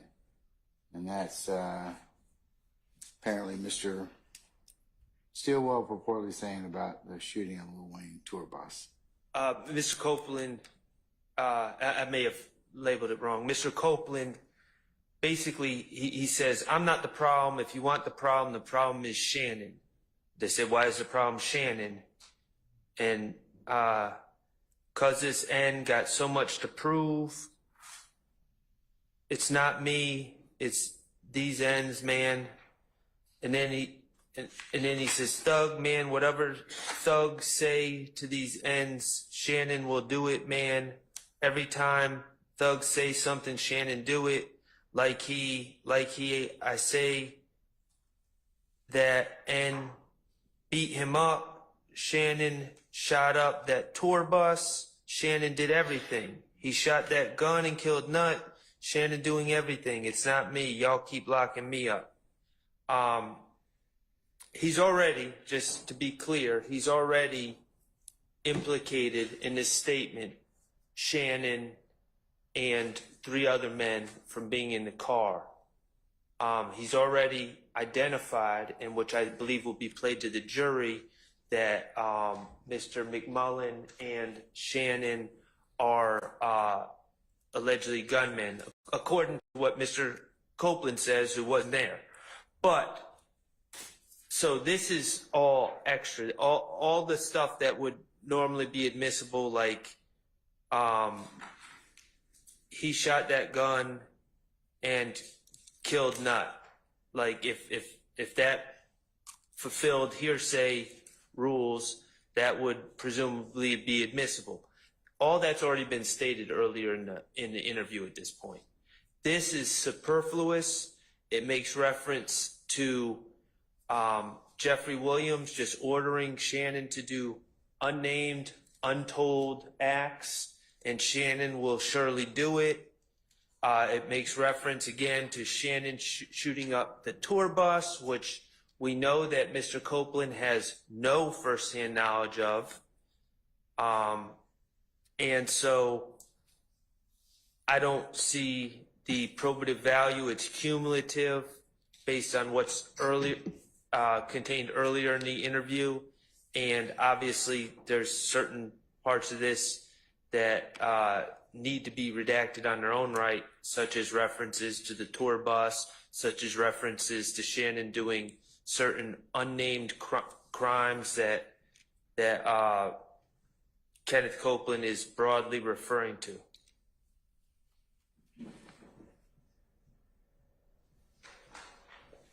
All right. Ms. Holton? Your Honor, the state agrees to the portion in which it says Shannon agrees to the portion. The state, agrees to the portion of Shannon shot up that tour bus. We do believe that that portion can be excluded. However, everything before that talks about Kenneth Copeland, who again, the state will argue is a co-conspirator to the overall gang conspiracy, speaking of what Shannon's role is in this gang. When he says, man, whatever thugs say, Shannon will do it. Every time Thug says something, Shannon will do it. In this interview, I believe Mr. Copeland talks about, I think it's this interview, that the night that Bloody J gets beat up at Club Crucial on that Monday, that Shannon was a part of beating him up. I believe that's in this interview. I'm going to verify that it's in this interview, Your Honor. So I think that would substantiate what's contained in line 16. And then again, when he says he shot that gun that killed Nutt, again, that is based upon what he learned from Demekian as a co-conspirator hearsay. And so although he said it multiple times, the position that defense counsel has raised is that Mr. Copeland was lying during this interview. The fact that he can remain consistent about certain portions that he speaks to the detectives about, we believe is relevant for this jury to hear. I will play for you his demeanor during this portion of the interview, which I think the jury should be able to view, especially given his in-court testimony stating that he made it all up. Again, the premise is we are playing this as impeachment by contradiction.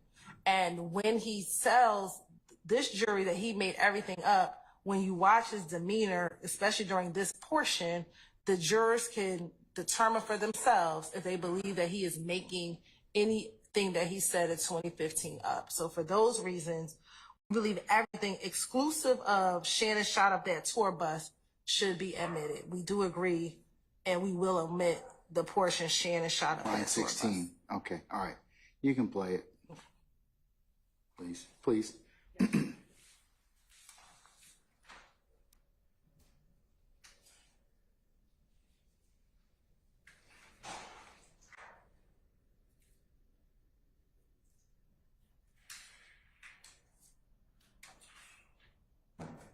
And Your Honor, it'll begin around 3. We'll start at 3:29:27.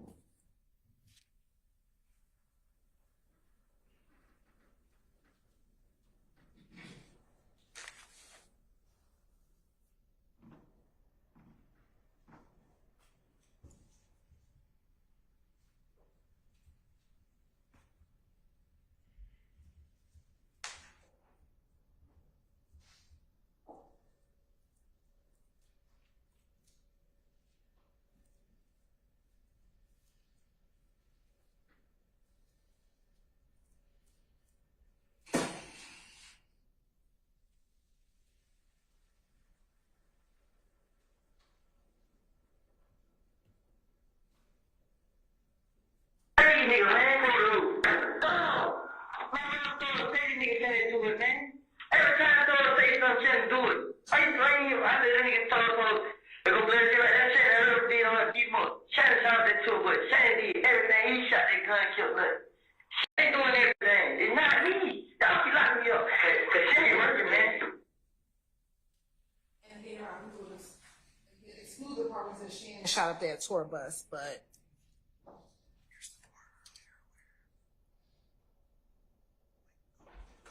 everything else we believe will come in. And as I did mention earlier, around 10:41 in this interview, so earlier in the morning, he spoke to the detectives about that Monday night at Crucial and being outside of Crucial, Thug saying, there go Bloody J, there go Bloody J. And then Shannon went and proceeded to beat up Bloody J along with Moontalk. And that was that night preceding Donovan Thomas's death.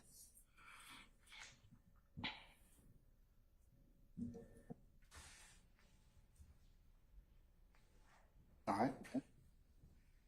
Mr. Steele, did you have? Yes. Judge, I'd like you to consider the state's premises, OCGA section 24-6-621, which is what they're calling impeachment by contradiction. And impeachment by contradiction, or 24-6-621 rather, states, and I quote, witness may be impeached by disproving the fact. Hang tight, Mr. Steele. Somebody's got to. You see. All correct. All right. Sorry about that. Start over. OCGA, the state's premise is that they are using these recordings, 16 hours of recordings, because Mr. Copeland said, I probably said it, but I was lying. And the state is saying that this is falling under OCGA section 24-6-621, which is impeachment by contradiction, specifically stating, and the legislature wrote, a witness may be impeached by disproving the facts testified to by the witness. And Mr. Copeland never testified to any of this. The state is really doing, well, we want the jurors to see it so they could rate his credibility because he was telling the truth. That's an inconsistency. But he's really not inconsistent because he really said, I probably did say it, but by the way, I was lying back in 2015. As the Honorable Bruce Harvey was saying, a prior consistent statement is not usable under 24-6-613 because the motive was already there, because he's constantly saying, he being sorry, Mr. Copeland, I want a deal. That's his motivation for speaking with the police. So it's not recent fabrication. So I just bring this to your attention because I don't want any of this to be played, and the state keeps just using this brush that I think is painting the wrong object. Also, prosecutors said that the defense claims that Mr. Copeland lied in these statements. I haven't claimed anything. I understand that because you haven't crossed the witness yet. This is Mr. Copeland's testimony saying he lied. In fact, there's parts of the defense don't want to cross-examine potentially Mr. Copeland because what are you going to get? He already admitted all this. So to me, Your Honor, I would just ask you to reconstruct. I just don't see how any of this is coming in unless the state lays a proper foundation, which they have not.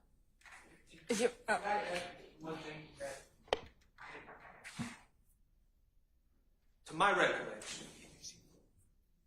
my recollection, this part of Mr. Copeland's testimony or his statement that we're sort of focused on about, especially with the Donovan Thomas killing, about who was in the car and all that, I don't believe that that's ever even been inquired to on direct at this point. So I don't even know whether we're talking about prior inconsistent statements, whether we're talking about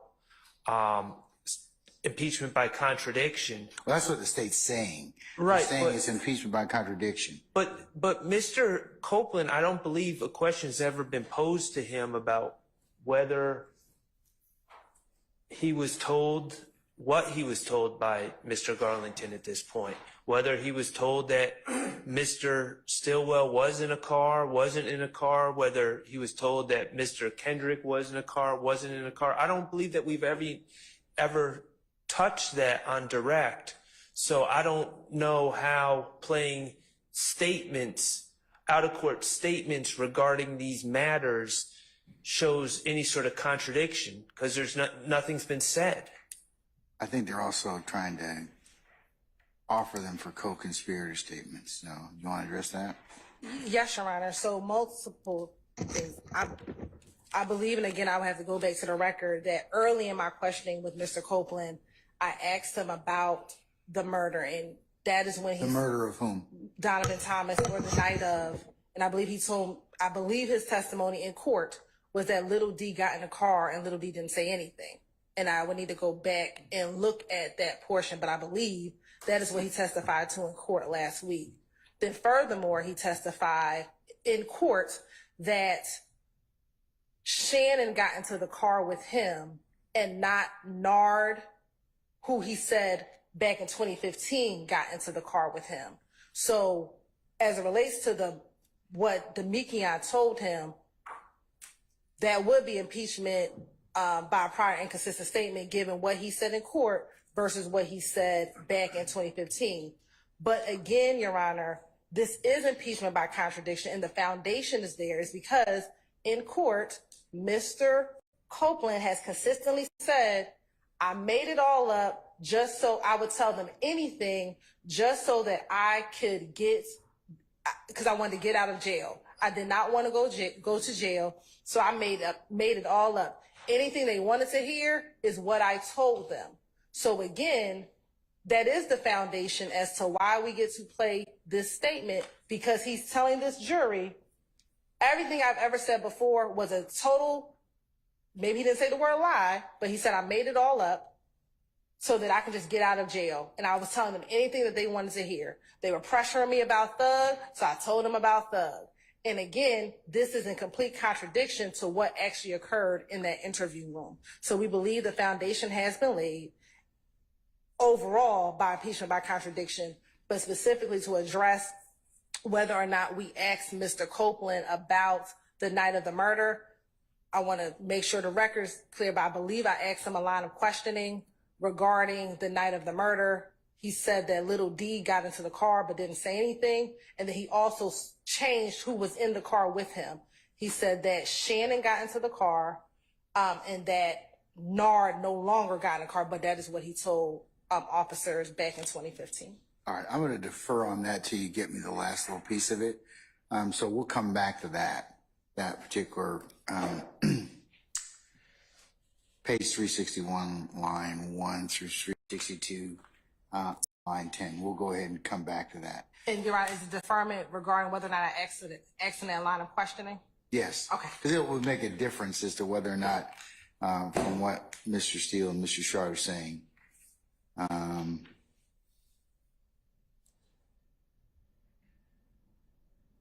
but you are going to admit Shannon shot up the tour bus on line 16. So, We will admit. okay, all right. Like I said, we'll come back to that one. Let's go on to 375. I'm sorry, 365. Page 365, line 6 through 365, line 8.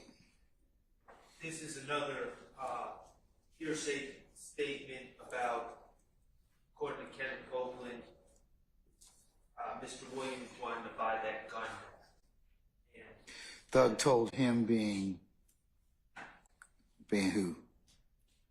Allegedly. told him, Who is what him? he's referring to is he told Quindarius. Quindarius Zachary? Okay. But we've already argued about this issue. Kenneth Copeland's basis of knowledge about what Mr. Williams may or may not have had planned with that gun was based on hearsay. So we dealt with that. So I've ruled on that already. Yes. So it's out. We can just have a continuing objection. You can, yes, you certainly may. Okay. Let's turn our attention now to page 375, line 17, through 376, line 9. And I want to say I think that is 404B issues in regards to, I think, Mr. Williams is connected to a lot of people. Also, Thorpe talks about the defendants being convicted. Right. Your Honor, the state will redact page time frame 33910 339:10 through 339:39. 339:39. But we would object to 339:04 through 339:10. So the beginning of it we object to. Ms. Hilton, can you just tell me the transcript? Sure. Hold on.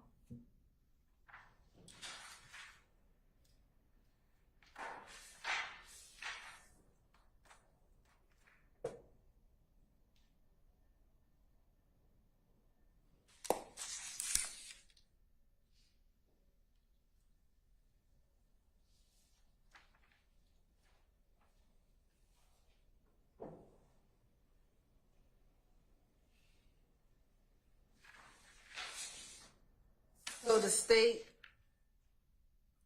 believes that from page 375, line 16,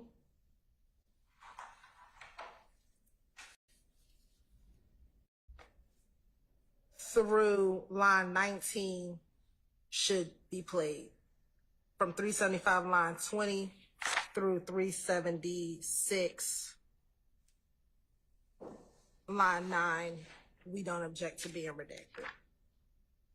Okay. Let me read it.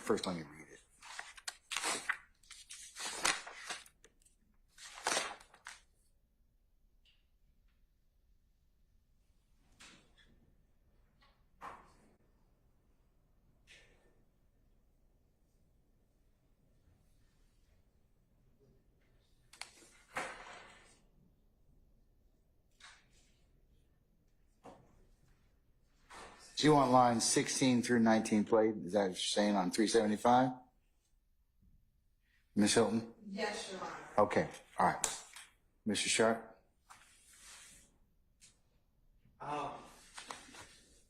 Your Honor, I believe that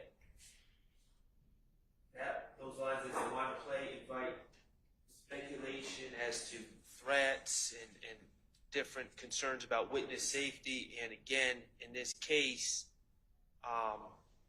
despite what's been said in court at times, there's never been any evidence or any reputable suggestion that Mr. Williams or any of these other gentlemen have intimidated witnesses in this case.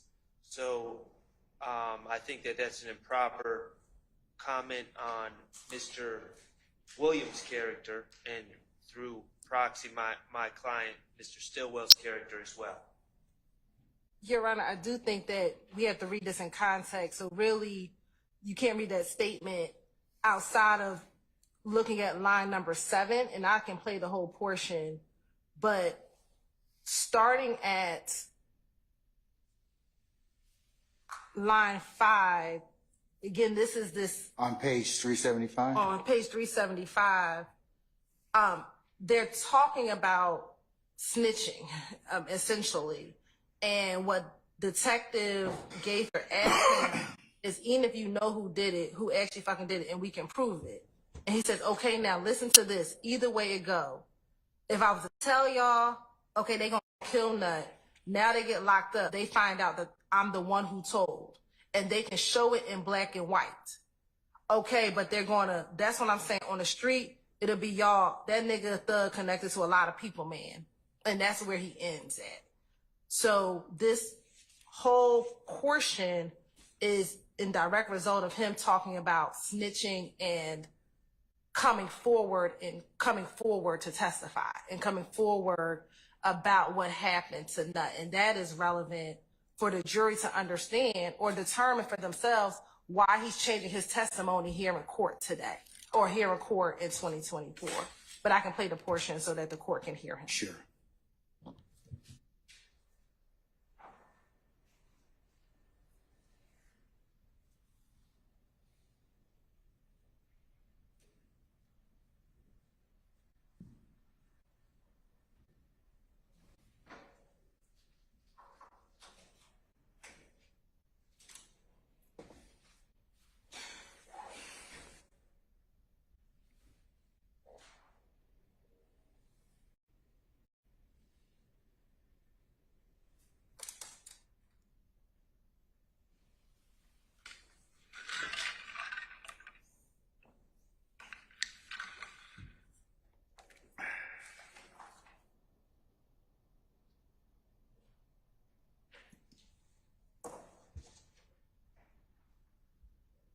And we'll start it at 3:38:34.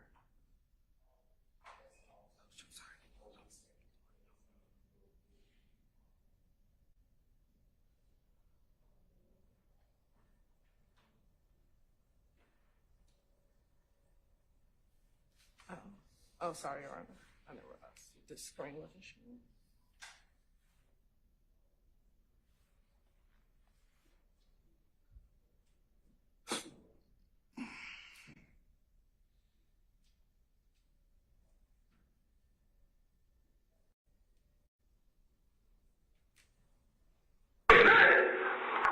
Get that off your phone, man. Come on, man. Anybody know who did it, who actually fucking did it, we can prove it. Hey, now listen to them. He went up. Now, okay, I want to tell y'all, okay, they who killed that. Boom. Okay. Now, they get locked up, they find out I was told. And they show it in black and white. Okay, but they gonna do that. What's the thing? On the street, y'all, they get thrown to a lot of people, man. Okay, and listen, this is what. And then stop playing at 3:39:09. All right.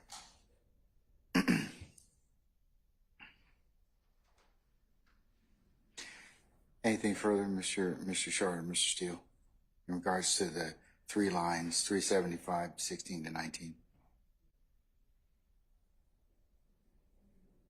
No, Your Honor. All right, I'm going to admit them over your objection. I'll give you a continuing objection on that. They give context to the earlier lines that are played. Okay.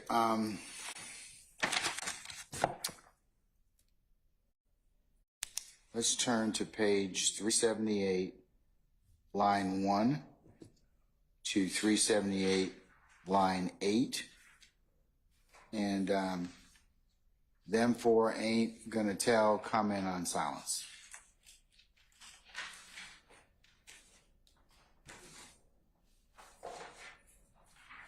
Is the state gonna play that 378 line 1 to 378 line 8? Yes, Your Honor.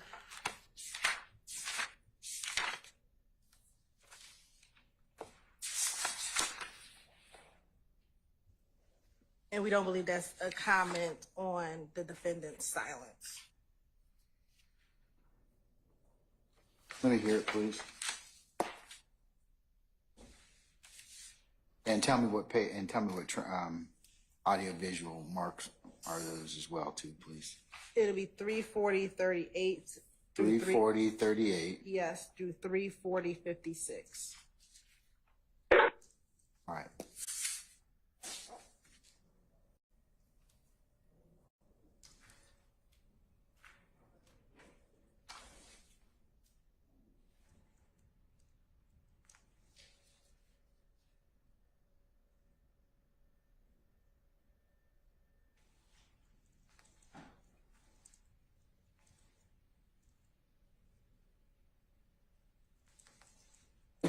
And we're starting a little earlier at 3:40:31. But see, why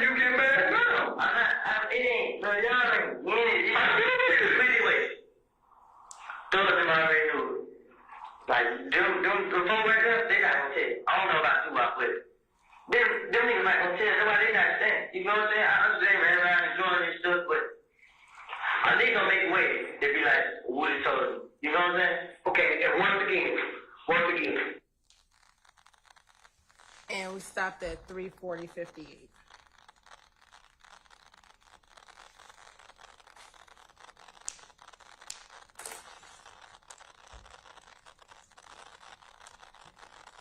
All right. What's the state's purpose for playing that? Or what's the admissibility? Why do you think it's admissible, Ms. Hilton? Your Honor, so first, if we go back to the beginning, again, reading it in context, this conversation comes about after, again, this is on the heels of talking about the fact that even though he's telling the detectives what happened, he's still concerned about being labeled a snitch. And what he says preceding this, Your Honor,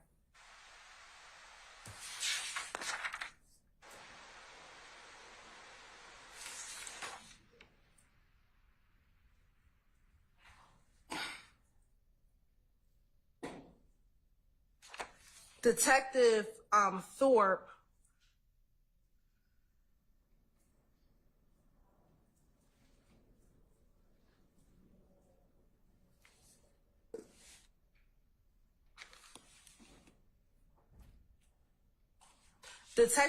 so after the portion we just heard, Your Honor, in the report that the defense counsel has asked and the state agreed to take out, Detective Thorpe is telling Mr. Copeland that they're not going to be worried, they being the individuals who did this crime, once they find out that it was you who told, they're not going to be worried about you. And they go into a conversation saying that they are going to, Mr. Copeland said they are going to worry about the fact that I told. And they continue this conversation back and forth regarding talking about what happened.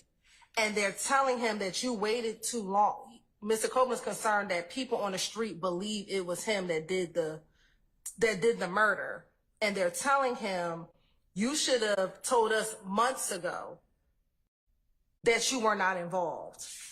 And then he continues to talk about why people are going to say it was him who told. And so this all goes back to his concern about the fact that people are going to know that he told the police about what happened.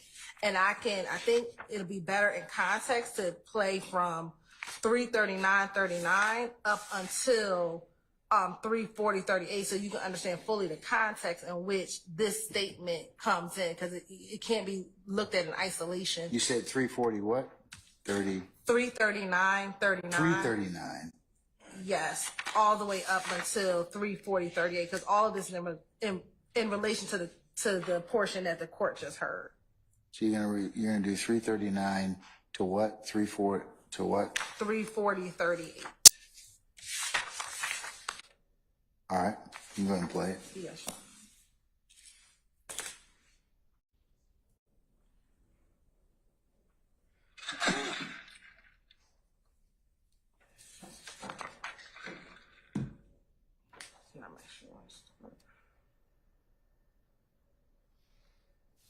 And shit gonna be proven that they killed them.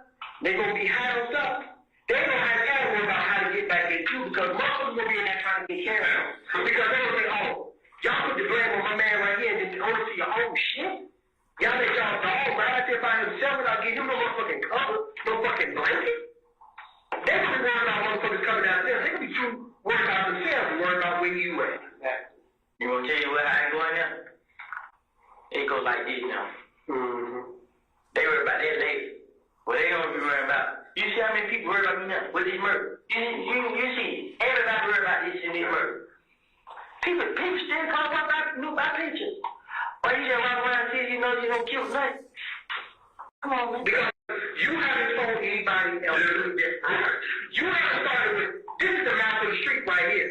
Watch this. Hit the news.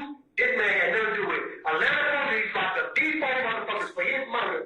Then I'm like, oh shit, man, what are you doing? You know what I'm saying? So what? You said, Nah, I ain't with them. They're my brothers. That's what they gonna say. Okay, but they ain't got to. Either way it goes, you should have killed that story when the shit happened. You let that fester. We can't change what the street already know. You been wrong with it for 6 months. How can you get mad now? It ain't, bro. Y'all ain't winning. Anyway, those of them already knew it. Like, them before right there, they not gonna tell you. I don't know about too much with it. Them niggas not gonna tell you. Nobody, they not saying. You know what I'm saying? I understand man around enjoying this stuff, but I think gonna make a way. They be like, Woody told them. You know what I'm saying? Okay, and once again, this is what you got to worry about. That's you. That's everybody that you got to worry about. Which point? That's us.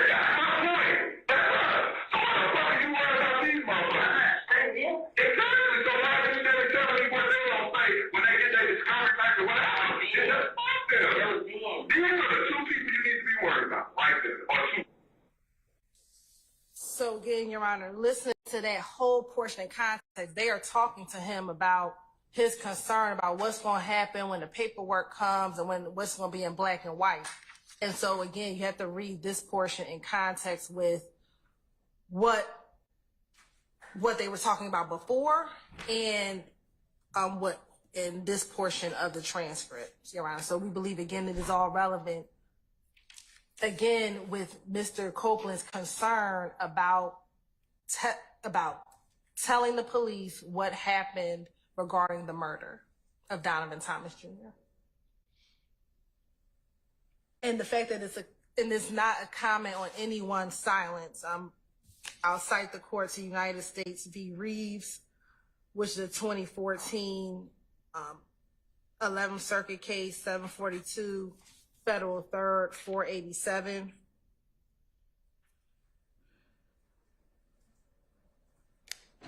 And it cites Doyle v.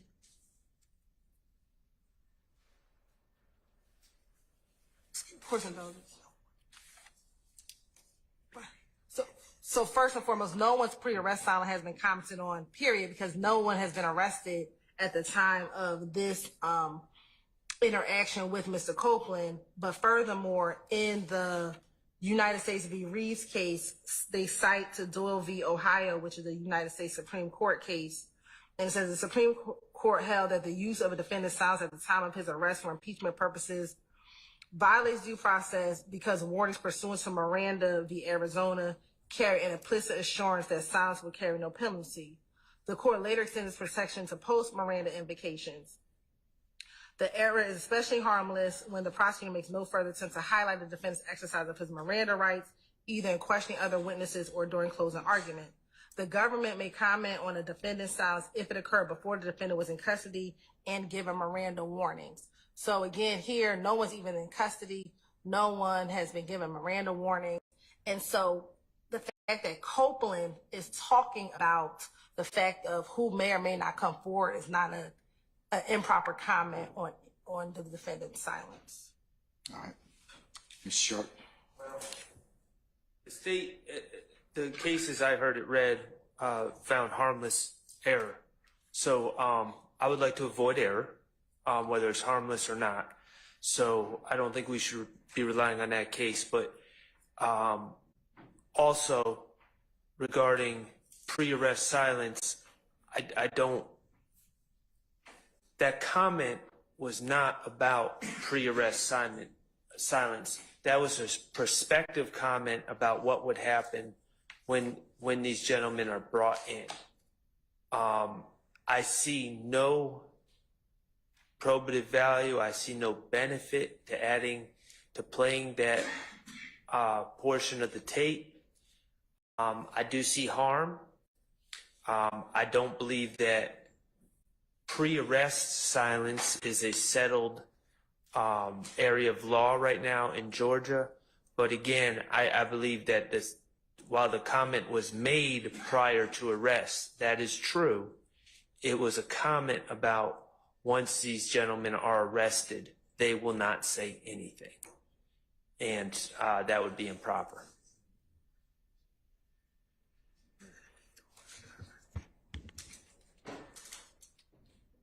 Your Honor, again, this is Mr. Copeland saying this, not any of the law enforcement officers.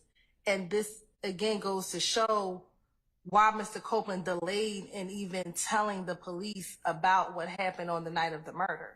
Because he had been talking to the police, he thought that they would know it was him. And so, again, this goes to Copeland's mindset as to why he waited until June to come forward. And again, why he told the police what he knew about the murder.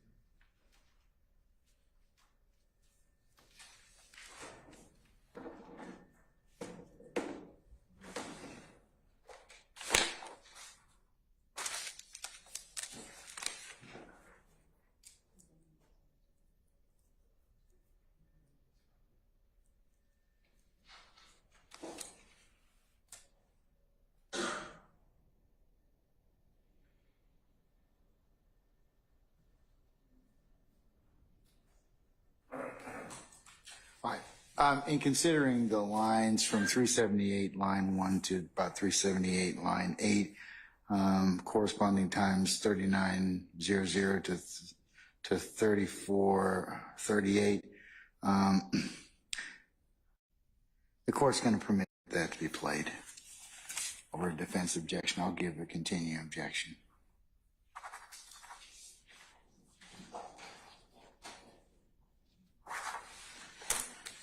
Can I just add one thing Sure. to that analysis? Yes. If you would allow me.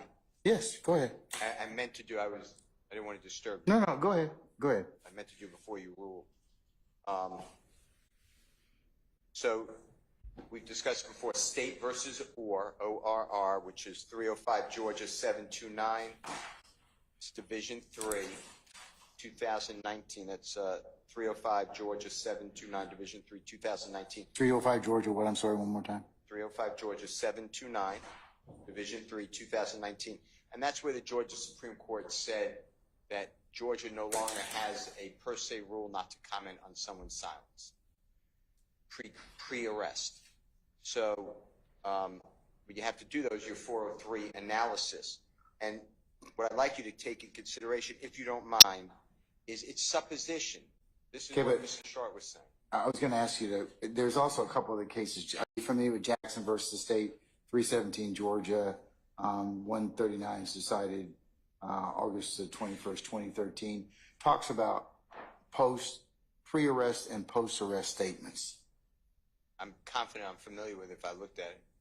Okay. All right. So, but I have two things to say about it and I have to pull it up. But if it's 2013, it would be an appeal from a trial that happened before January 1, 2013.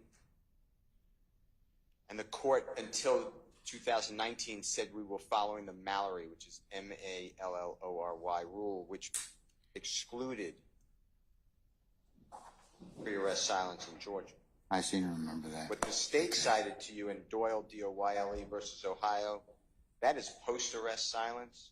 That never can be discussed. And what the state said about this is Mr. Copeland, not an arm of the prosecution, who put in the pre-arrest silence. That doesn't matter because it's the accused rights. And that's it's a comment upon the defendant's silence by a witness, which is impermissible under our law. That comes from. Go ahead. I'm sorry. That comes from Jackson, JCKSON versus State 336 Georgia Appeal 70. It's Division 3, 2016. But my point is that the state, in my estimation, strikes out all three times because, one, it is a comment on silence because he being Mr. Copeland, directly saying these individuals will not say anything. That's guesswork because you can't predict the future, and it does not have to be a law enforcement officer. The state can't ask a layperson to comment on someone's silence, whether it's pre or post. So those are my objections. I understand your rule. No. I appreciate you bringing up the issue of the timing. For that reason, I'm going to reverse myself. I'm going to omit it. Can I, before you do that, Your Honor, in reading or actually abrogates Mallory. And so when you read or, Your Honor. Remember, I've gone through this before about or. So, and again, Your Honor, when you're talking about pre-arrest, comments on pre-arrest silence, that's saying the defendant, when he did not, even after giving Miranda. But you got to look at when the statement was made. The statement was made made in like 2005. No, Your Honor. So the or case that Mr. Steele cited abrogates the Mallory rule. So it's saying that the rule of Mallory is no longer in effect. So no, Your Honor. Respectfully, that is inciting or that is confusing the issue of what happened in Mallory. What the court says, there's no blanket exclusionary rule. That rule in Mallory is no longer in effect. So it says the analysis now requires careful consideration of what specific sorts of evidence that come with the broad phrase silence or failure to come forward may be properly offered under which particular evidence rules and theories. In the decades since Mallory, lawyers and judges in our state courts, including this court, have rarely had to grapple with these questions because whether or not such evidence might be properly admitted under any particular theory was irrelevant. Mallory's rule meant that the evidence will all be excluded in any event, but that's not the case anymore. Moreover, the grappling now occurs under the new evidence code, making reliance on pre-Mallory Georgia precedent generally inappropriate.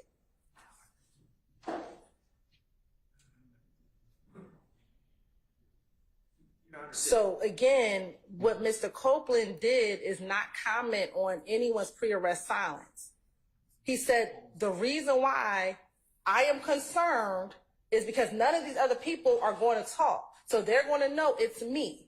That is an appropriate assessment of Mr. Copeland. This is not the state commenting on the failure of any one person's coming forward.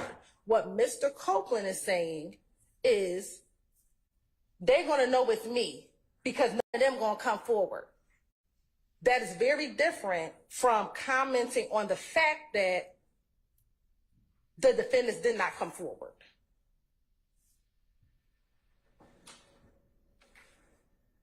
Okay, so or applies because Mallory hadn't been decided. In that case, majority held that this court had not yet overruled Mallory. It was bound to apply it. Correct. So Mallory was the old law. All right. But And the new law, what Orr says is, forget Mallory. Mallory doesn't exist anymore. For the new evidence code, that bright line test no longer exists. Now you have to look at it on a case-by-case basis. Yeah, it says right here, the court then announced Mallory's categorical exclusion rule in the following passage, and they quoted, "In Orr, we take this opportunity to hold in criminal cases a comment upon the defendant's silence or failure to come forward is far more prejudicial than probative. Accordingly, from the date of the publication of this opinion, December 26, 1991, in advance sheets of Georgia Court, such a comment will not be allowed even when the defendant has not received Miranda warnings and where he takes stand in his own defense. To that extent, holding in Fraley versus State 256, Georgia 178, conflicts with holding is overruled." So, and it talks about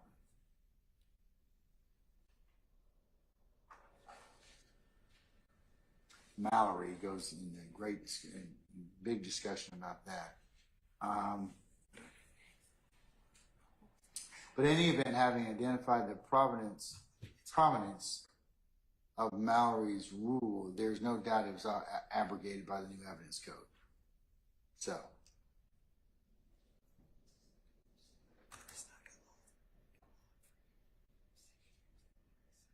Your Honor, the state disagreed with Mr. Steele, but then agreed. They said they disagreed with Mr. Steele, but then they agreed with everything he said.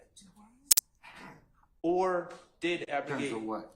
Well, or did say there's no bright line rule, and that's why I said in the beginning when I was speaking that the law with pre-arrest silence is a little bit unsettled. But what it really comes down to, as Mr. Steele said, was a 403 balancing.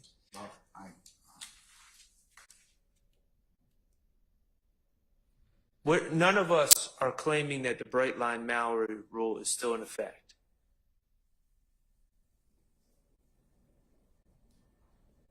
But the state seems to be implying that pre-arrest silence, there's like no protections, and that's not true either under Orr. It's improper to comment on the pre-arrest silence to the extent that it prejudices the defendants. There's scant probative value here, if any at all. And the fact that Mr. Copeland or anyone else is commenting about what my client's likely to do with being arrested, first of all, it's speculation. But secondly, it's an improper comment on his right to exercise his constitutional rights and remain silent, as it is for Mr. Kendrick. Your Honor, I believe that when the courts are talking about commenting on a pre-arrest silence, it is the government commenting on the fact that an individual, after when he was Mirandized, decided not to talk, or that he was the suspect and decided not to talk. And the state is commenting saying, if he was innocent, he would have come forward. That is not what is happening here, Your Honor. What is happening is Mr. Copeland, in talking about why he does not want to be in the paperwork, or how are people going to find out that he was the one who told, is saying they're going to know it's me because these other people, they're not going to talk to y'all. They're going to know it's me because I have been talking to you all.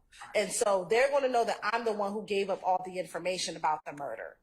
So it is very distinguishable from what Mr. Shar is arguing. And there's no case that will say that a witness saying, I am concerned that they're going to know that it's me who disclosed this information about the murder, is commenting on pre-arrest or post-arrest silence.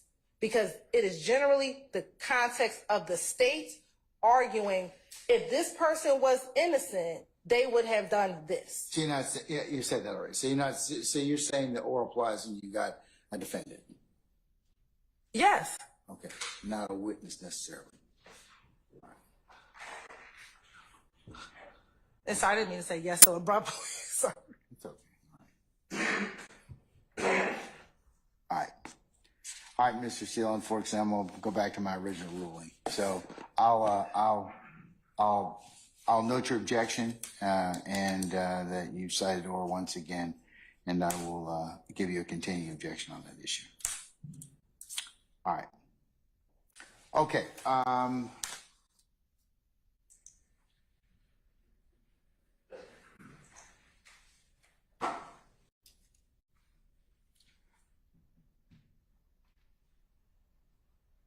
Okay, we have 381, line 1 to 381, line 8. And I want to say that applies to, there's some unsupported and speculatory comments about what Mr. Steele was apparently thinking by the police. It's commentary by Detective Dennis. It's speaking to Kenneth Copeland. Now, mind you, we're playing these based on contradicting Kenneth Copeland's words. So Investigator Dennis's words, unless they're adding some sort of context, would seem irrelevant and inappropriate to play as a general proposition. Detective Dennis, in this case, says, Shannon, to Kenneth, says, Shannon seen an opportunity in you, and he took. He said, oh, Woody can't really be the go-to. He ain't ready to be LeBron. He want to be whoever else. I'm ready to be LeBron. So since he ain't going to step up to the plate and take it, I'm going to take it. And if that means sacrificing my childhood friend or whatever y'all are, then so be it. So that's all the detective.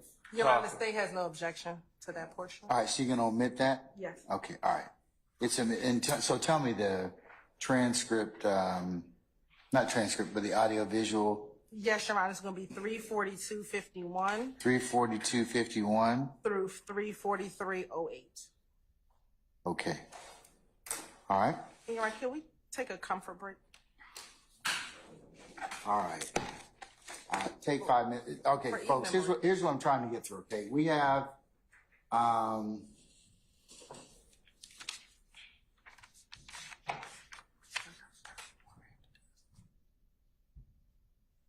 about 10 more references to go. I'd like to finish those.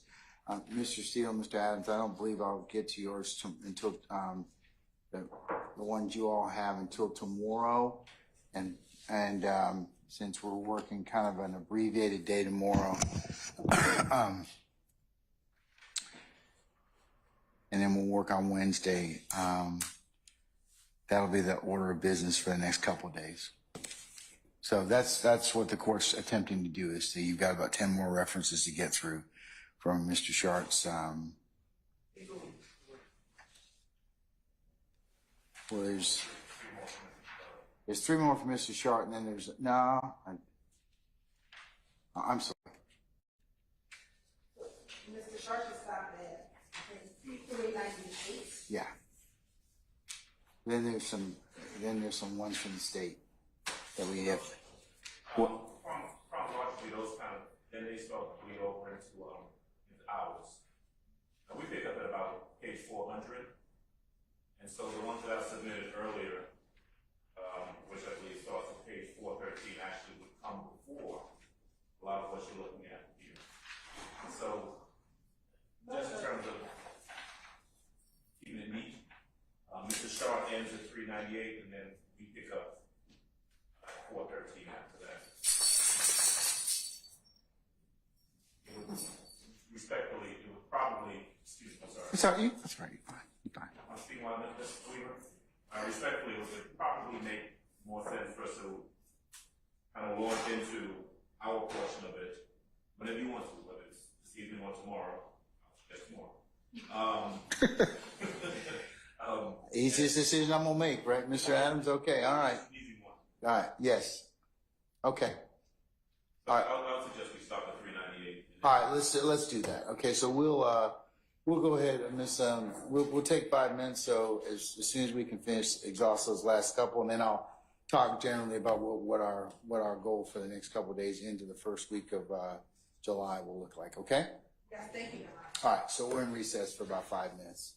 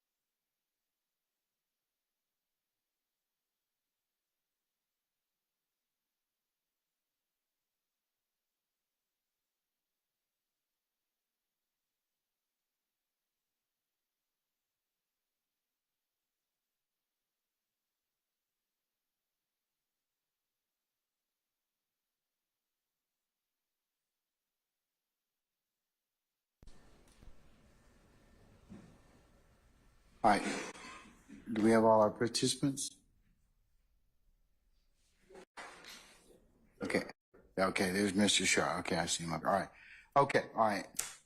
Check your neighbors. Okay, all right, good. Okay, couple more to go. So 387, page 387, lines 6 to 13. Hearsay about what Nutt said to Mr. Copeland.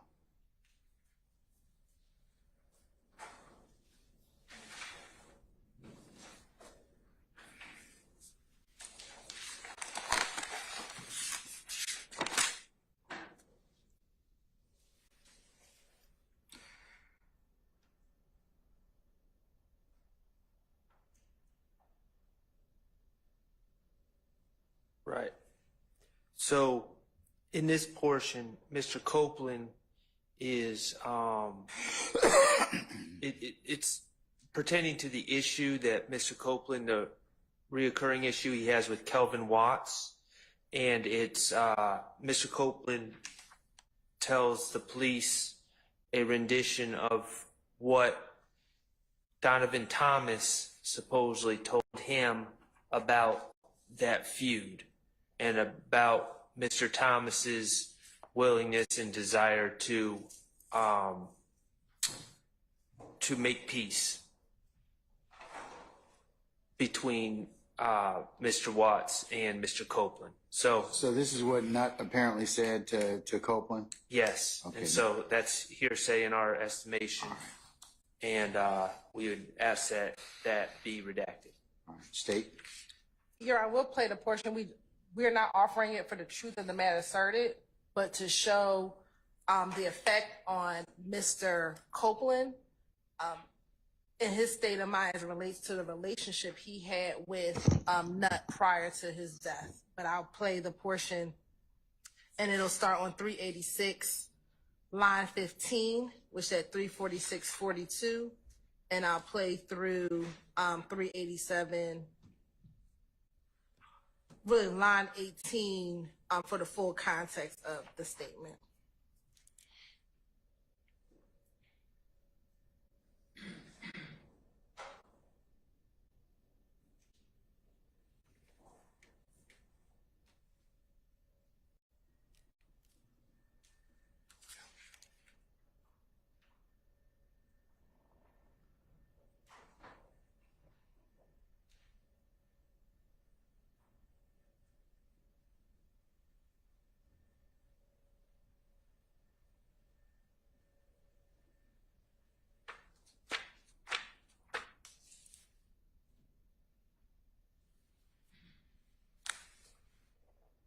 And we're going to start at 346:37.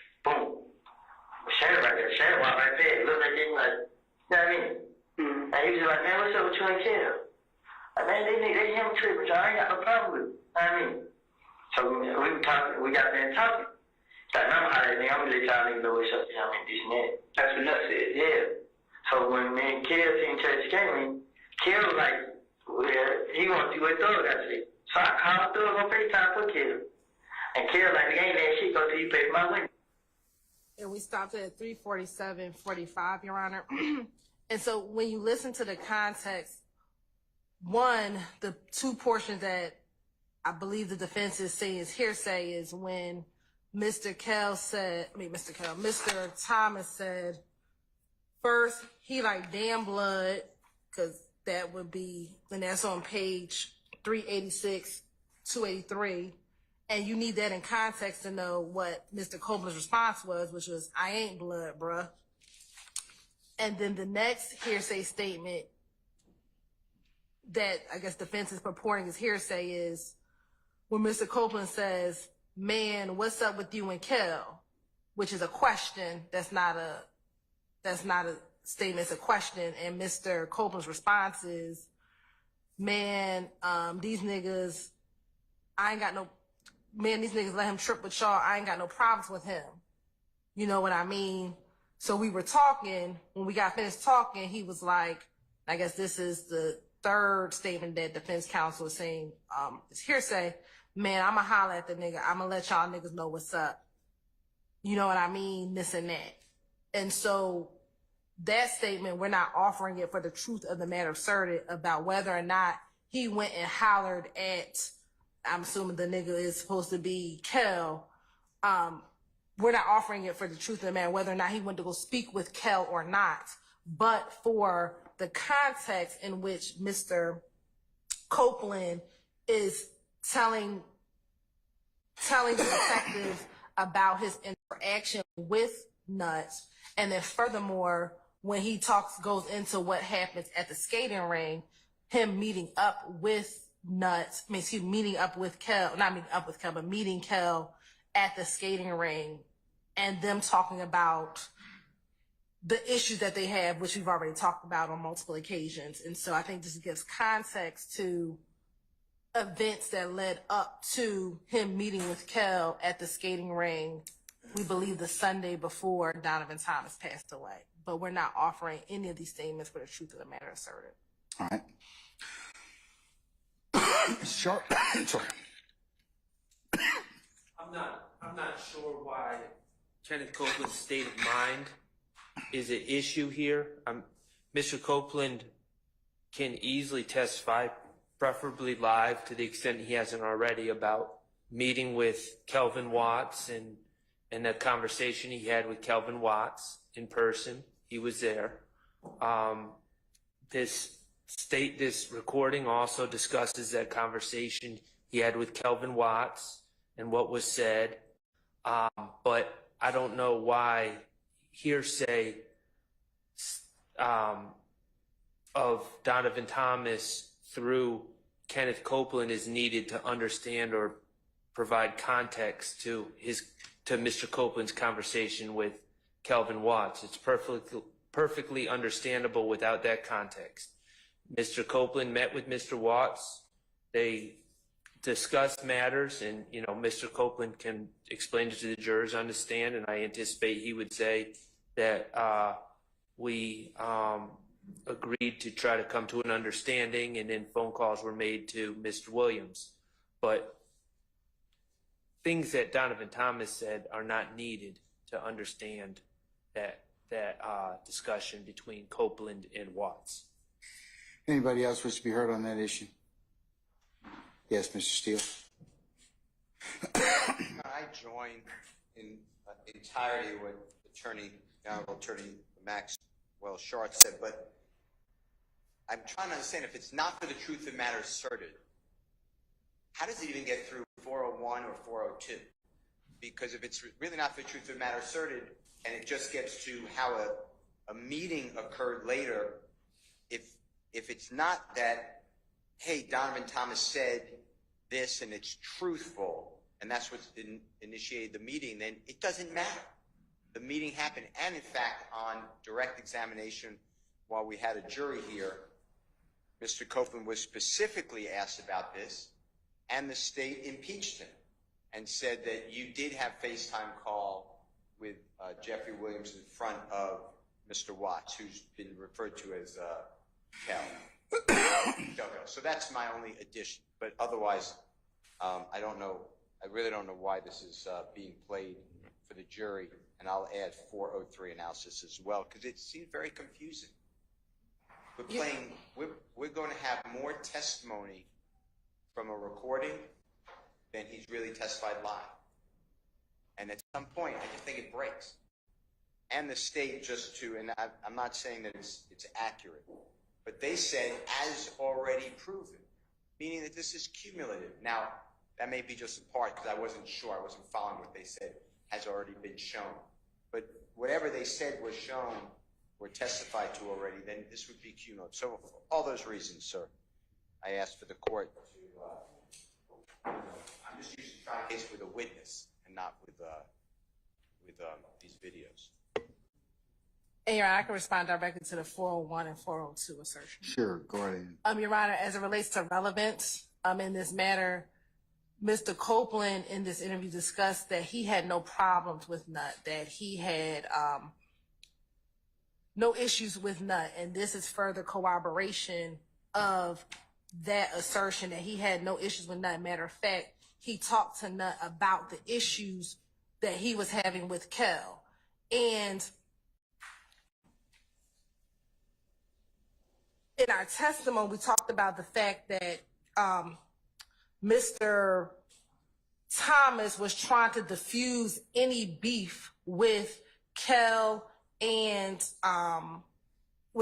Copeland prior to his death. But hasn't Mr. Copeland already testified about the items on page 387?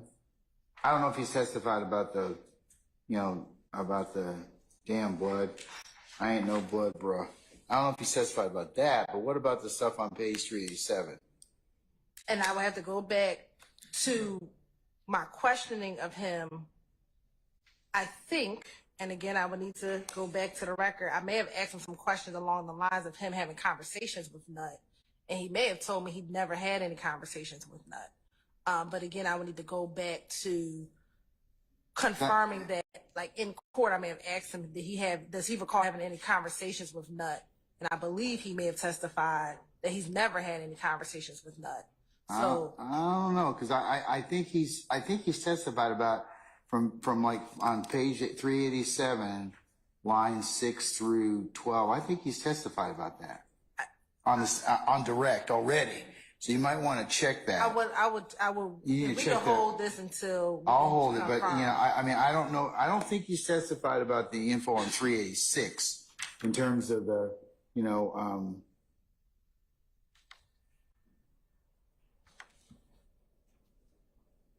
but I don't know if he's testified about that. Not pulling up to, this is page 386, line 21. So you might want to check that as well. Yes, and we can hold on that, Your Honor. Okay, we'll hold it. All right. The next section is page 389, lines 1 through 17. And that's hearsay and confrontation clause statements of Nard and Jeffrey's sister.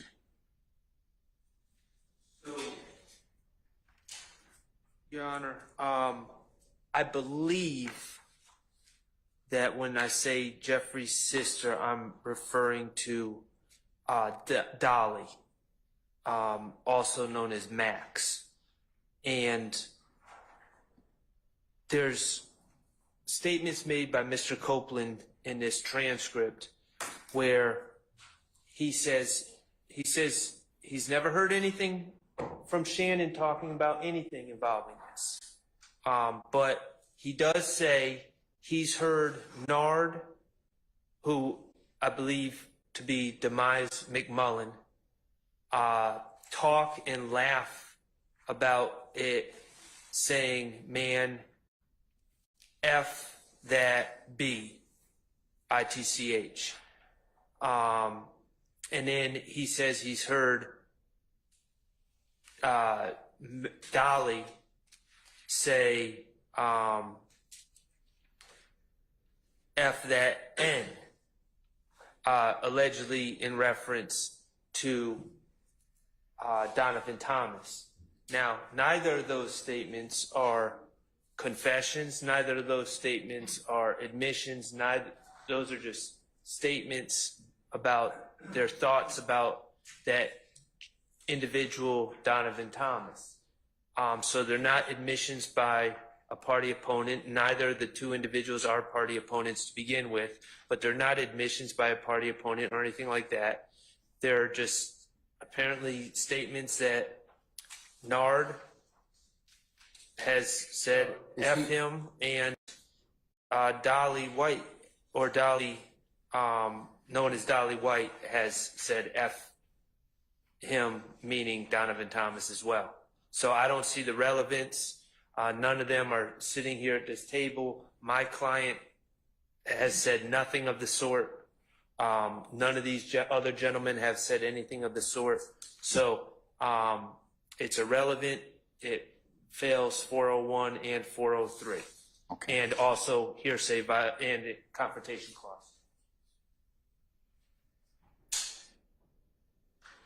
Ms. Hilton?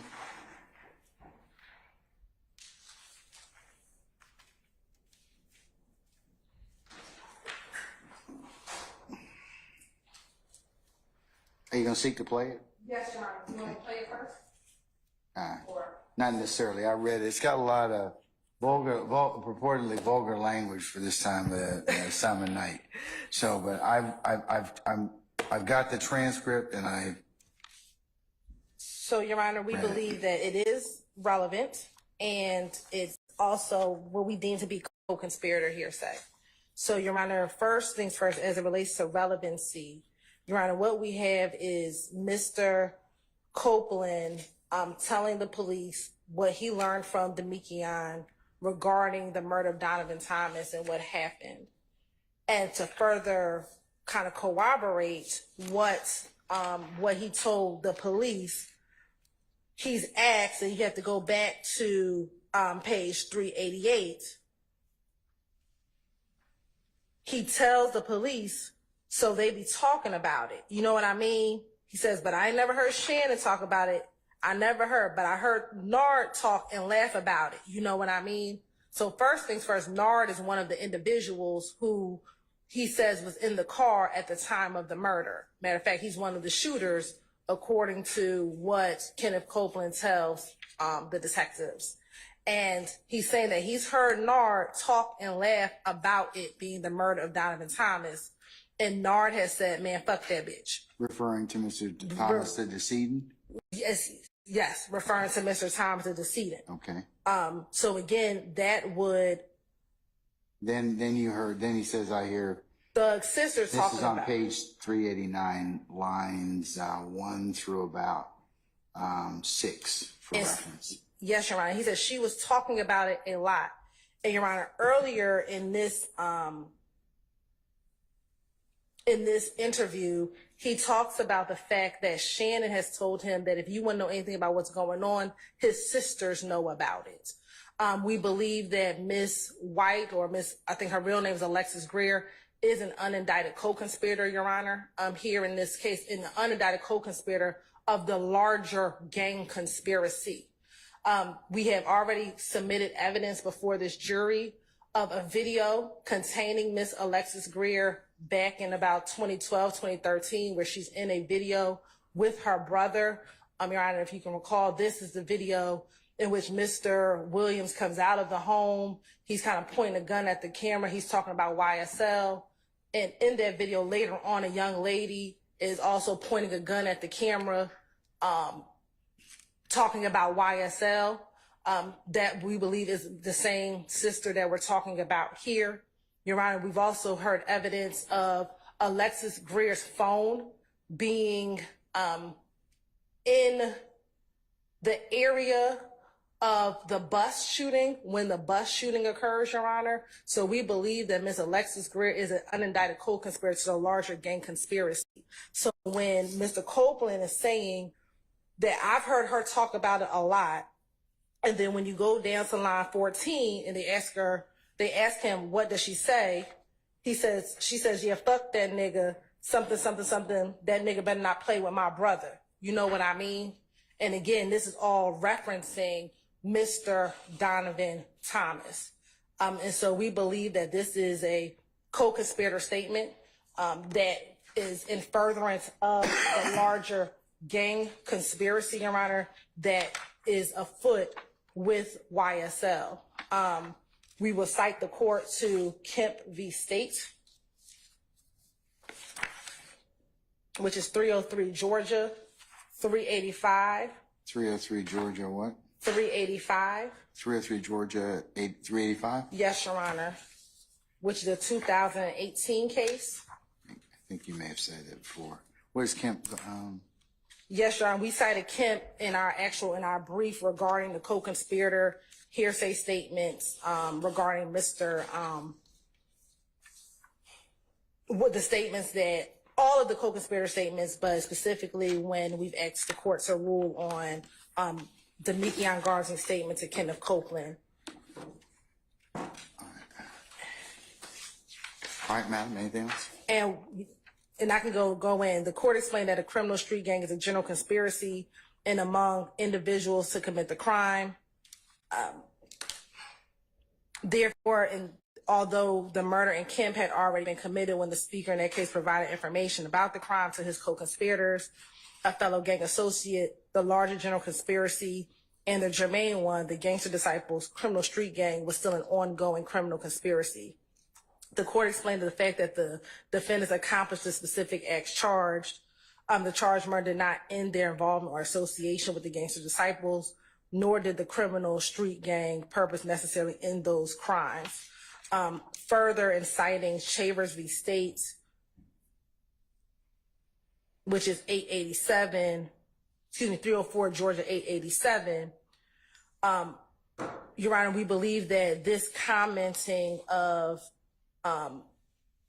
what both Nard and Dolly says is in furtherance of the criminal conspiracy.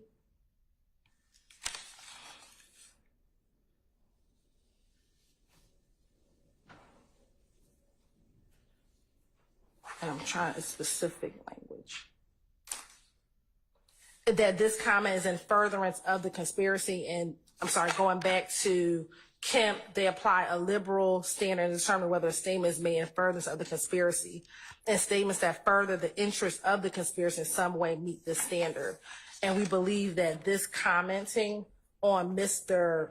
Thomas Jr. after his death furthers that conspiracy, furthers the cohesiveness of this gang, and we believe that it should be entered under a co-conspirator hearsay. All right. All right, Mr. Sharp. I'm aware of the Kemp case. It's a bit of an outlier case, taking a broader view of co-conspirator statements, but even the Kemp case, under these facts, under its reasoning, would not label these statements. Essentially, F. Donovan Thomas is essentially what they're saying. F. Donovan Thomas. How that is in furtherance of a conspiracy is beyond me. If that's in furtherance of conspiracy, then the requirement under the rules of evidence really has no meaning. If two co-conspirators say, we need to meet tomorrow at high noon to count the money, I get it. Retrospectively saying F. Donovan Thomas does not further the conspiracy in any way. I'm sure Your Honor is aware of State v. Wilkins, 302 Georgia 156. That's a 2017 case. State v. Lane, 308 Georgia 10. That's a 2020 case. Butler v. State, 310 Georgia 892. That's a 2021 case.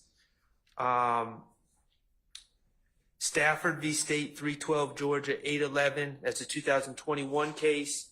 All those cases deal with merely spilling the beans or recounting what occurred.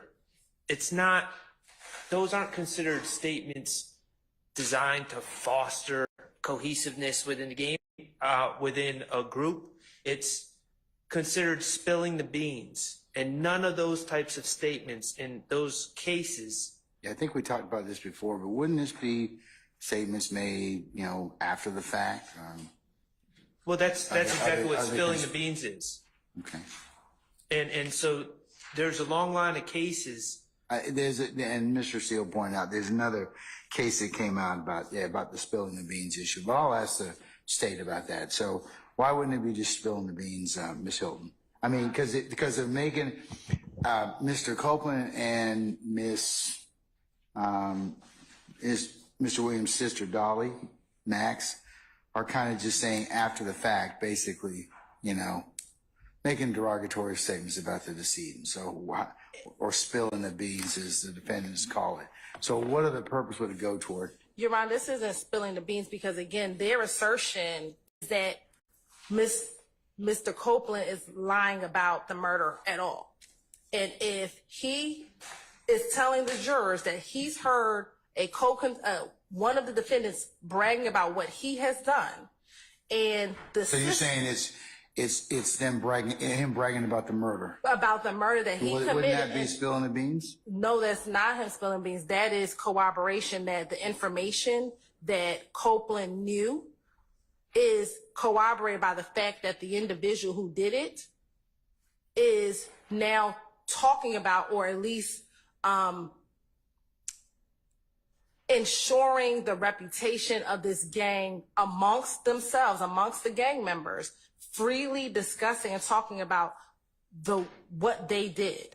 The other co-conspirator, Dolly, or Miss Alexis Greer, is saying, this person better not play with my brother. That's what he's heard him say. That's what Mr. Copeland heard her say. So specifically, when they are alleging that Mr. Williams had nothing to do with this murder, he has no part in this murder, for his sister to say amongst the other co-conspirators, that nigga better not play with my brother, after this, is not just spilling the beans. That is showing cohesiveness against this gang.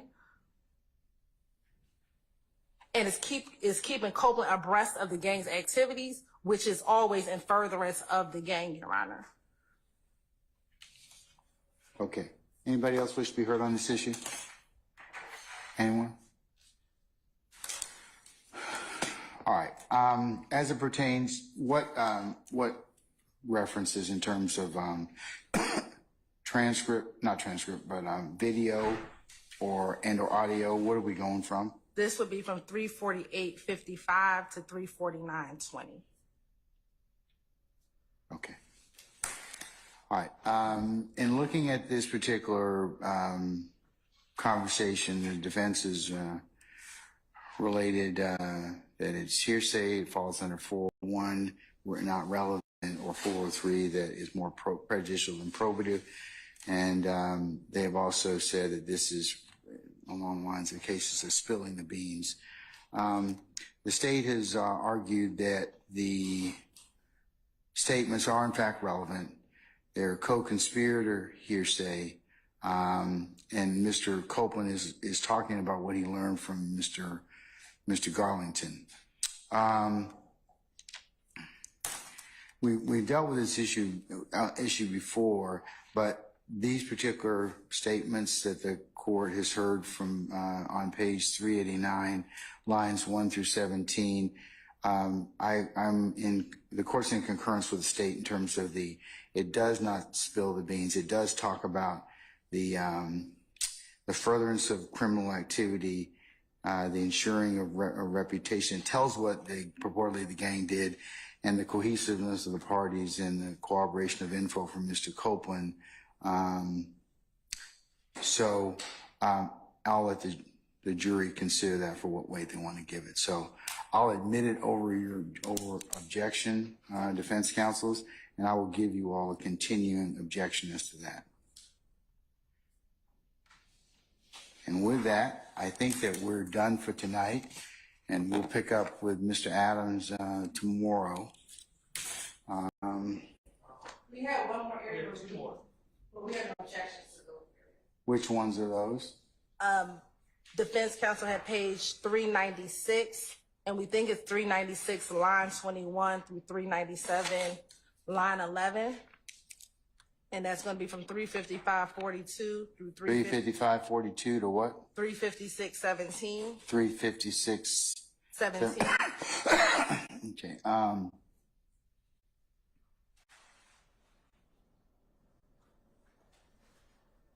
So from 396 line 21 to 397 line 11, those are going to be omitted. Mr. Short or anybody else, do you have any further objections to that, sir? That's hearsay talk about Shannon and Dee shooting on Simpson. Yes, I requested that, sir. Okay. Anybody else wish to be heard about that issue? Okay. In the last section, Your Honor, defense counsel asked for, I think Mr. Shar just put 398. 398, page 398, line 16. Well, we have line 15 through page 399, line 13. 399, line 13. And we have no objection to that redaction. And the time. Is that testimony about Thug taking choppers to get his necklace back? Is that Yes. something Your like that? Honor. Yes. All right. And the time stands at 3:57:05 to 350, hold on. Said 3:57:05. Yes, to 3:58:05. Okay. Mr. Charter, anybody else, any further argument on that issue? No, Your Honor. Okay. All right.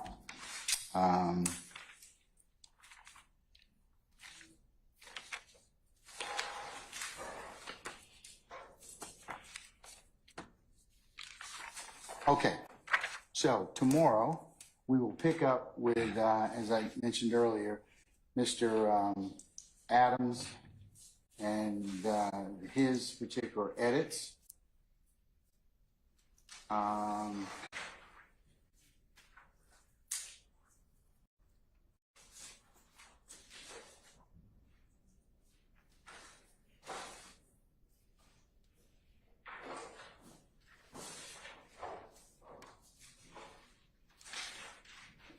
Mr. Adams, it's conceivable that we won't work that long tomorrow, given the court's got some unrelated business I have to handle. So we more than likely will probably work from, I'm going to say, I'd like you all to report for 9:30 for anticipated 10 o'clock start time. We'll work a couple hours. I have a lunch meeting, and then more than likely that'll be the end of that particular business day. On the 26th, Wednesday, we will start 9:30 and work till probably around 1.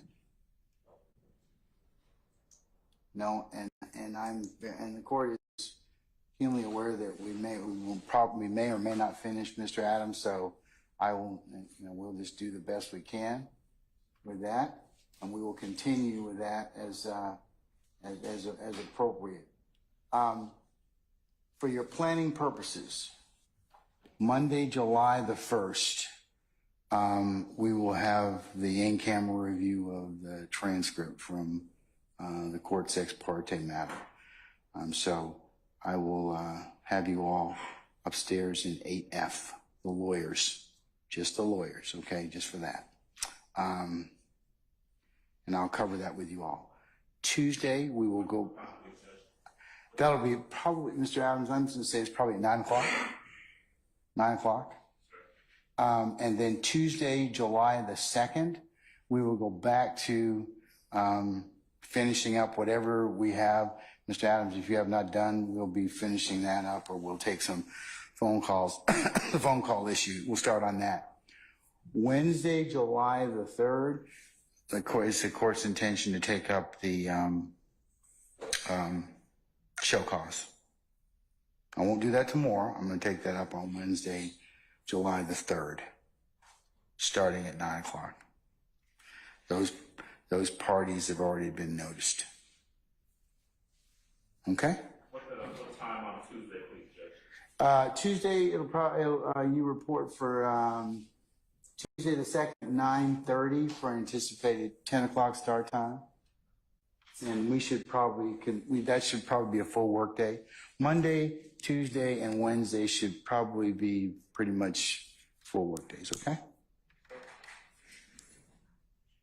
And then we're off the 4th and the 5th, and we'll come back on the 8th, and we'll see how things go. If on the 3rd things are, or the 2nd, Mr. Adams, we're not done, or counsels with your redactions and or the phone calls, I may make some other decisions to include. We may, given the amount of video that we have and some other things, I may decide to bring our jurors back, but I'll make that call a little later on, okay? Questions? Judge, I missed, or maybe the court didn't mention Thursday and Friday of this week, the 27th. Yeah, you missed that. Okay. Where you been? I don't know where I was, but Are we coming to court Thursday and Friday, folks? okay. Okay, all right. Why are you looking at Max? He's not going to be. He's not going to be here. No, we're not holding court those days, Mr. Matthews, at all.